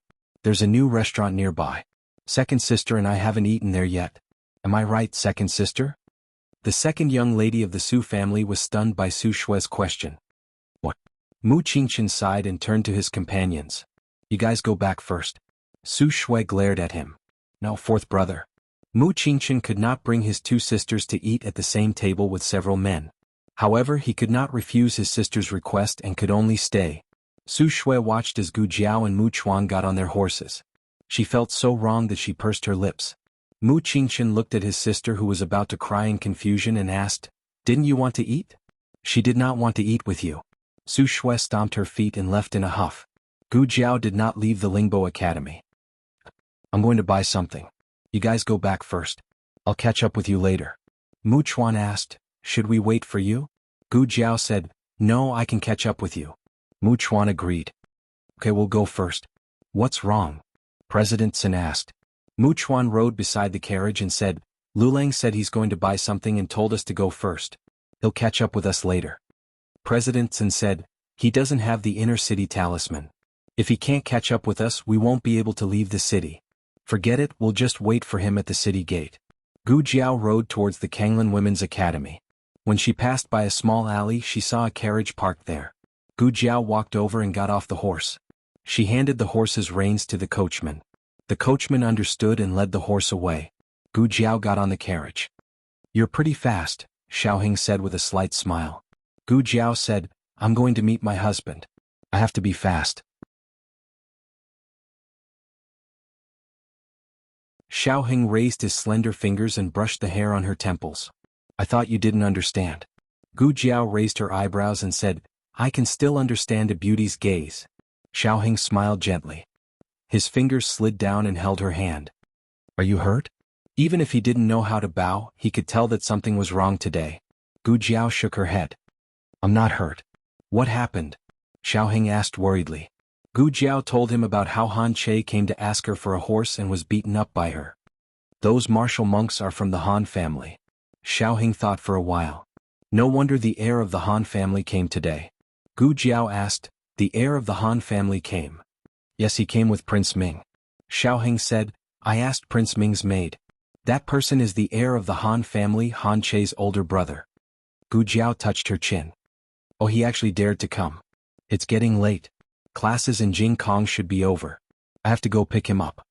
Xiaoheng said. He saw Gu Jiao narrowing her eyes and looking like she was going to cause trouble. He said, You're not going to cause trouble for him, are you? Of course not. Gu Jiao opened her eyes wide and blinked. She was very obedient. Xiaoheng watched as she grabbed the sack behind her.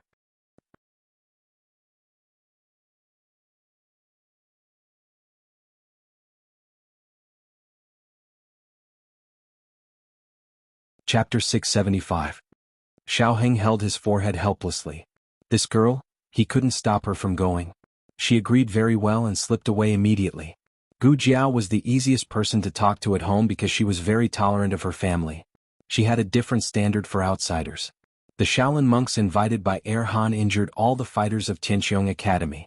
She wouldn't be Gu Jiao if she just let it go. She was a young wolf facing an adult tiger. Even if she couldn't defeat it, she had to bite off a piece of meat. This was her courage that was engraved in her bones. She didn't want to go against the Han family to avoid their revenge. The moment Han Che coveted the Horse King, the enmity between the two sides had been set. People from a lower country had no status in a higher country. If the Han family wanted something, they could just take it away. However, Gu Jiao was definitely not a lamb that could be slaughtered by others. No one could take it away from her. She wouldn't allow it, and neither would Xiaoheng. That's all for the morning class. In the gifted class of Lingbo Academy, Teacher Lu finished the last poem and dismissed the class. Because they were all children, most of them were picked up by adults. Little Jing Kong was the youngest in the class, but he was also the one who looked the most like a little adult. The other children all rushed out of the classroom, but he was still sitting in his seat, calmly packing his school bag. In fact, what he meant by packing was that he stuffed the textbook into his bag without any order. When he went back, Xiaoheng had to rearrange it for him. But even so, the little clear sky was still very slow. It was even slower than a tortoise.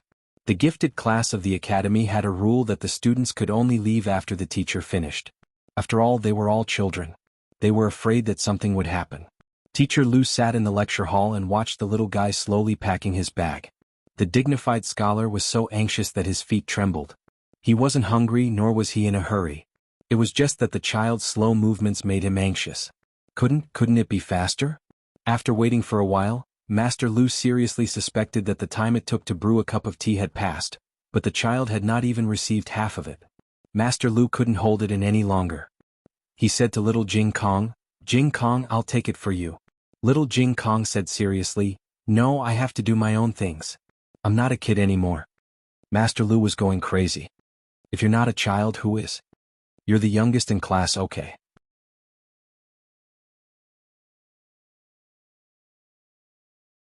I've been a teacher for 20 years and this is the first time I've accepted such a young student.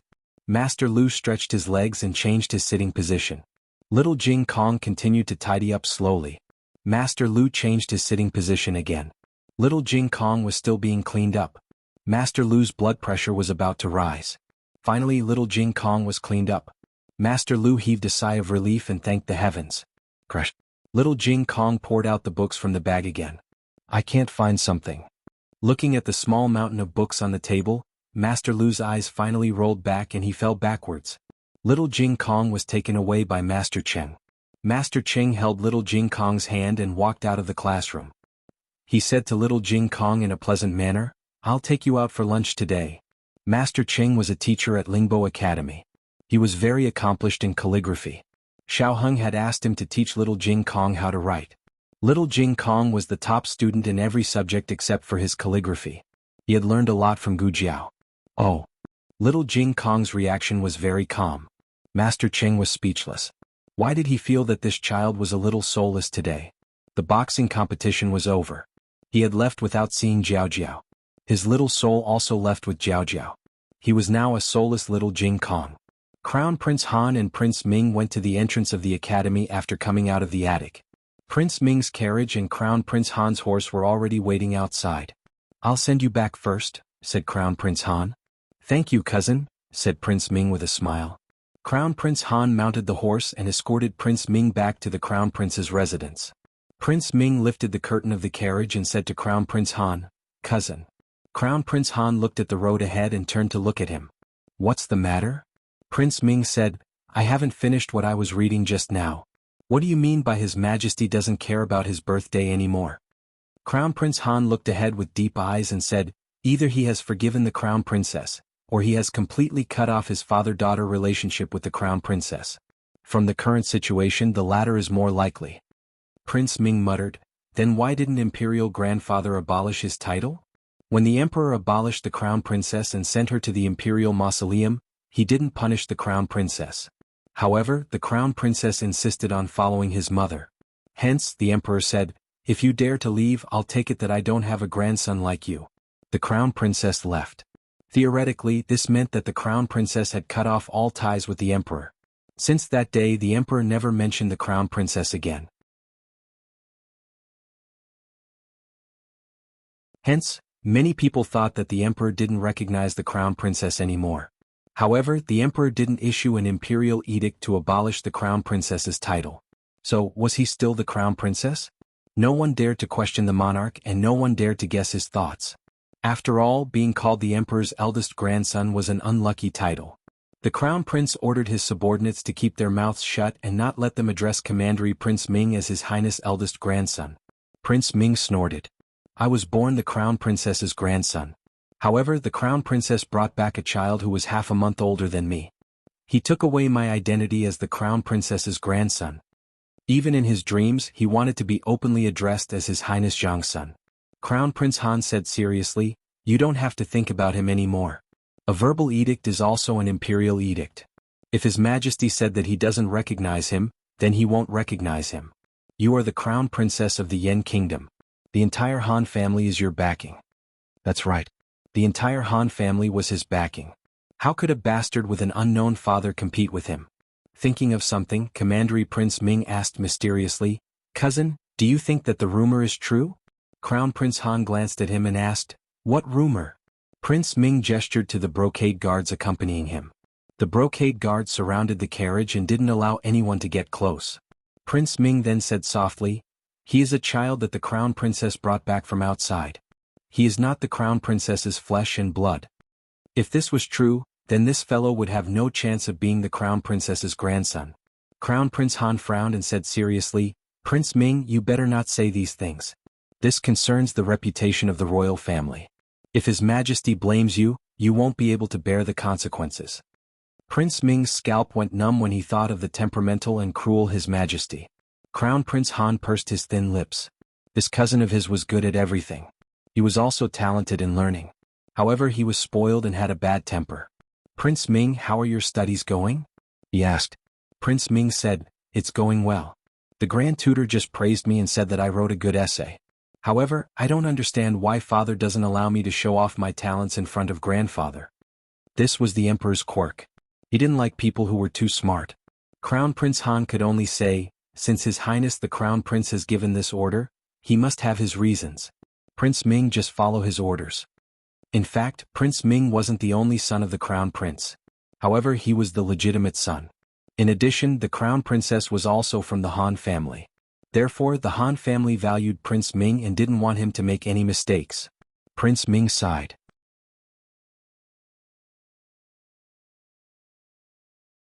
Crown Prince Han's words were always watertight. He couldn't get any information out of him even if he wanted to. Prince Ming didn't want to talk anymore. He was about to put down the curtain when suddenly, a familiar figure of a woman appeared on the street. He recognized her at a glance. It was the maid he sent to serve Miss Gu. The maid looked at him as if she had something to report. He couldn't let his cousin know that he was pursuing a female student from Kanglan Academy. His cousin would definitely report it to father. If that happened, he would be in trouble. He coughed softly and said to Crown Prince Han, "Cousin, I want to go to the washroom." Crown Prince Han nodded. Prince Ming asked someone to stop the carriage. He walked towards the tea house that the maid had just entered.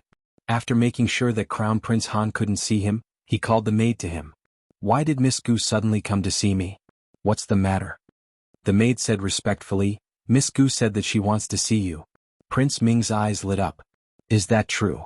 The maidservant smiled and said, "It's absolutely true." Originally, the event had already ended and Miss Gu had also left. However, she suddenly returned and said that she wanted to thank the county king for booking the arena for her. She had made a painting and wanted to personally give it to the county king. Royal Prince Ming laughed excitedly. "She's finally willing to see me. She even wants to give me a gift. It seems that I was right to reveal my identity." The maid said, "You are the Crown Prince's legitimate son and the eldest grandson of Dian's emperor. She is just a commoner. How would she dare to reject your pursuit?" Prince Ming's eyes darkened. "You are not allowed to disrespect her." The maid quickly lowered her head. It was a slip of the tongue. Prince Ming put his hands behind his back and looked at the endless stream of people. He smiled wantonly. "As long as she obeys me, I will give her an identity from Shangzhou. Yubin Pavilion, right?" The maid hesitated for a moment and advised, "Prince Han, Crown Prince Han is outside. Isn't it inappropriate for you to meet Miss Gu like this?" There was indeed some trouble with his cousin. However, Prince Ming had been pursuing the beauty for a long time. The beauty didn't even look at him.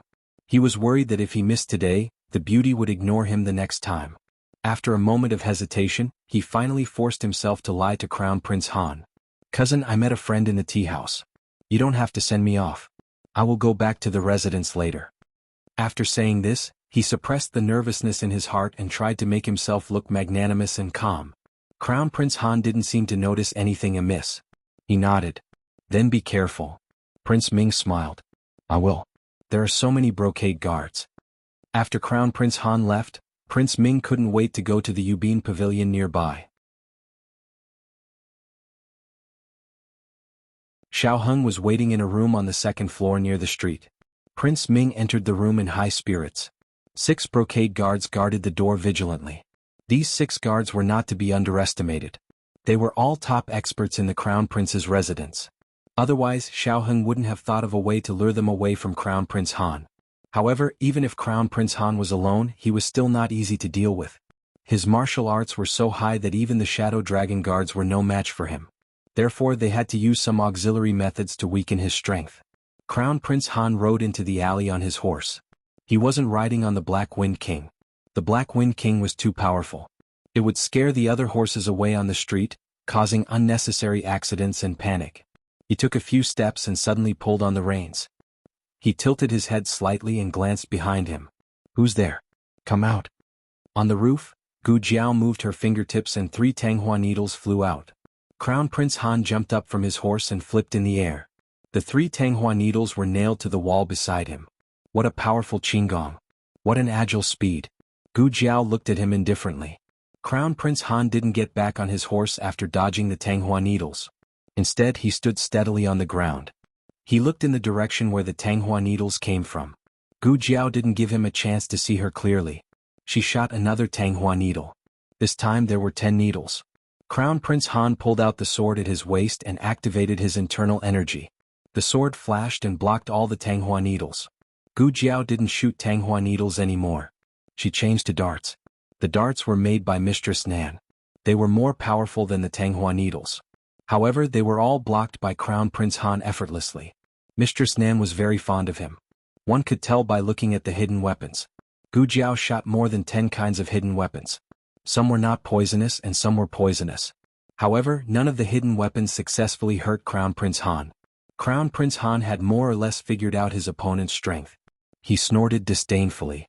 He tapped his toes and swung his sword toward the roof. Gu Jiao's lips curved slightly. She moved her hands at the same time and shot out another round of hidden weapons. Crown Prince Han was fearless. He swung his sword and slashed. Bang! 6 black fire pearls exploded mercilessly. Crown Prince Han was stunned by the explosion. His body stopped in midair. He had already flown to the roof and saw the masked young man who had attacked him. The young man was only inches away from him. Now was the time. Gu Jiao raised her leg coldly and kicked him down. With a loud bang, Crown Prince Han fell to the ground like a small mountain. The hard bluestone floor cracked. His sword flew out of his hand and hit the corner of the street. It was stuck in a crack in the wall. Crown Prince Han was in great pain. He covered his chest and stood up with a fierce look in his eyes. Gu Jiao narrowed her eyes slightly. So many black fire pearls and double the effect of the knockout drug. You can still get up? Then I'll give you 6 more black fire pearls. What a waste of black fire pearls. Gu Jiao threw 6 more black fire pearls at him. After that, she used half a vial of neurotoxin to make him collapse. However, a tuft of his hair was still stubbornly sticking up. It was as if he had an unyielding will. Haha. Gu Jiao flattened his hair with a slap and put him into a gunny sack.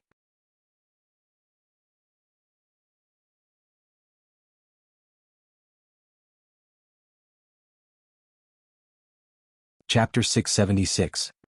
More than 1,000,000 novels are free to read. There are all kinds of novels that can't be found on the internet. In a room of a tea house, 3 scholars were drinking tea and reciting poems.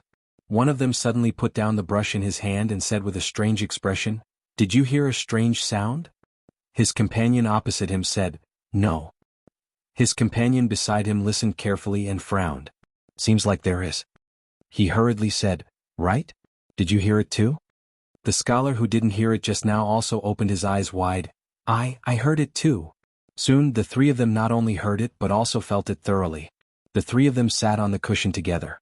The floor shook and the 4 treasures of the study on the table shook. Is someone hitting the ground with a hammer? Or is the earth dragon turning over? With a loud duong sound, the calligraphy on the table fell to the ground. The 3 of them hugged each other in fear. This punch was for Mu Chuan's arm. This punch was for Mu Qingqian's internal injury. This punch was for Zhao Wei and Yuan Zhao's hand injury. Han was actually conscious. It had to be said that his physique and skills were really strong. If she hadn't used some tricks, she wouldn't have been able to take him down.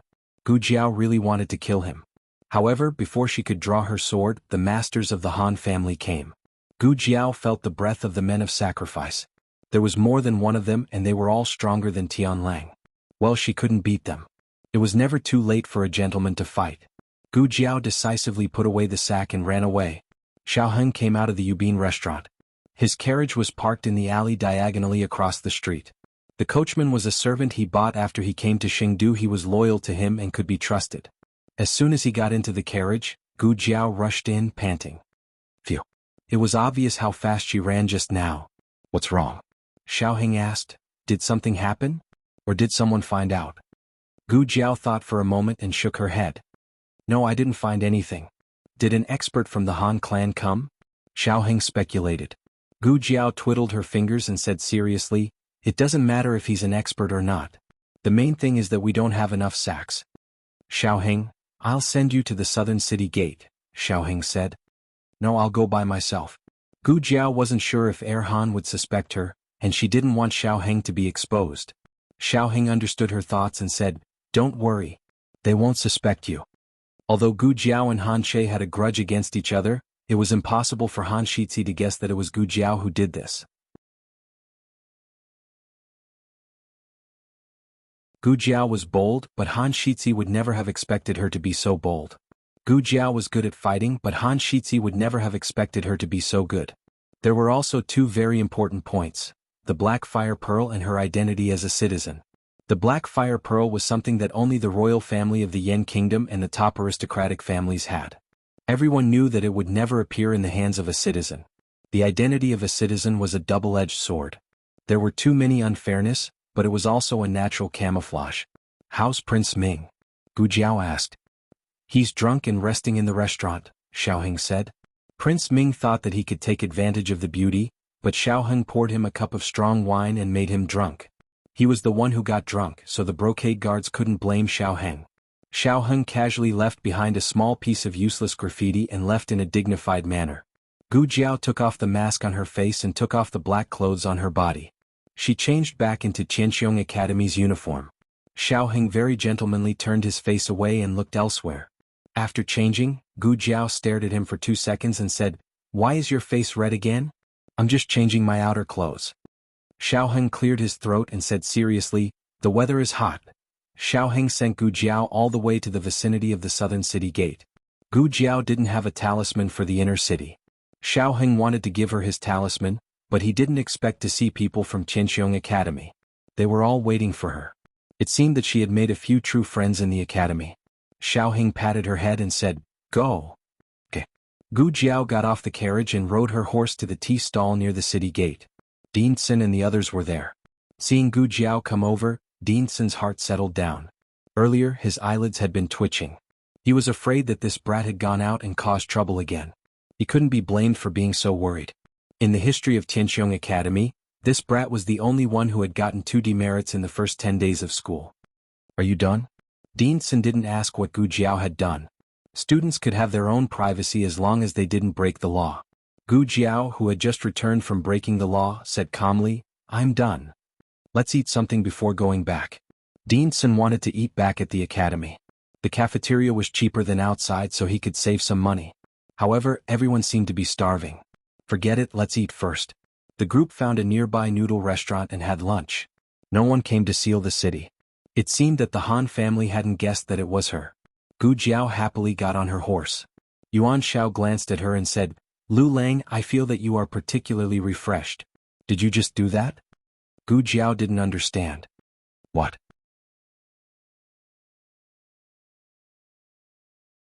Yuan Shao looked around and said in a low voice, That. What?" Gu Jiao still didn't understand. Zhao Wei said bluntly, "Going to the brothel to look for girls. Men are like that after having fun." Gu Jiao thought for a moment. "Oh, it was quite fun." Yuan Shao was just casually asking. He didn't expect Gu Jiao to admit it. His body trembled. "So you really went to the brothel? How could you do that?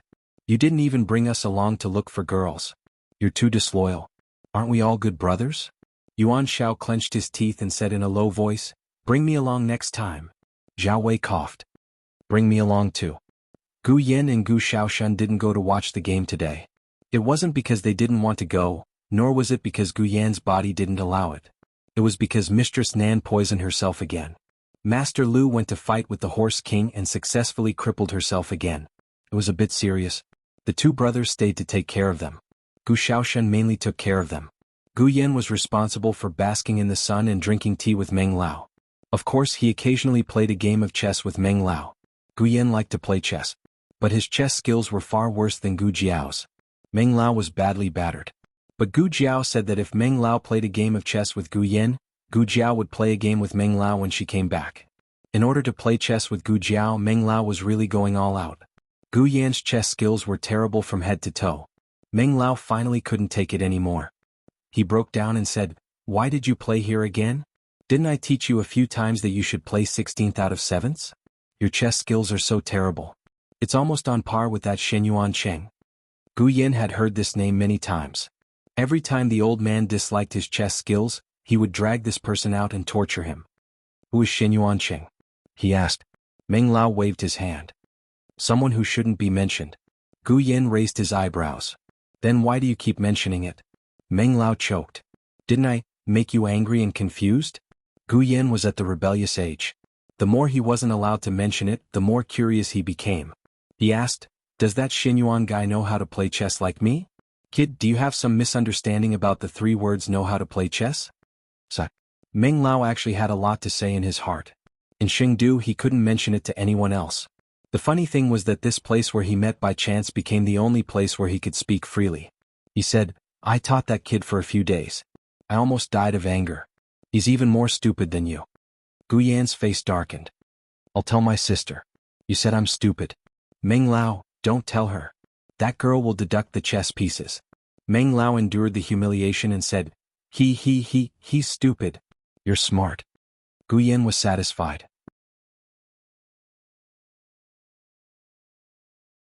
He asked again, "Which one is he? The rest or the blooming Sheng?" "Neither." Meng Lao dipped his fingertip in water and wrote on the stone table, "It's this Sheng." Gu Yan, "Oh." Meng Lao said, "It wasn't this name in the early years. It was Xinyuan Hao. He fell into the water several times when he was young. He went to the Grand Master Hall for divination. The Grand Master Hall said that he was incompatible with the water and asked him to change his name to Sheng. So he was called Xinyuan Cheng." Meng Lao's eyes were a little more melancholy as he recalled the past. But it didn't take long for the Horse King to come over with the reins in its mouth. The Horse King threw the reins to Meng Lao in disdain. "It's time for the old man to leave again." You're tuning in to the Han Li's Wuxia Adventures YouTube channel. We're so grateful for your support, and don't forget to subscribe to join us on this incredible journey through captivating stories. Your generosity through donations truly makes a world of difference, as it's the primary source of revenue that allows me to expand and enhance this channel for you. Thank you from the bottom of my heart for being a part of this adventure.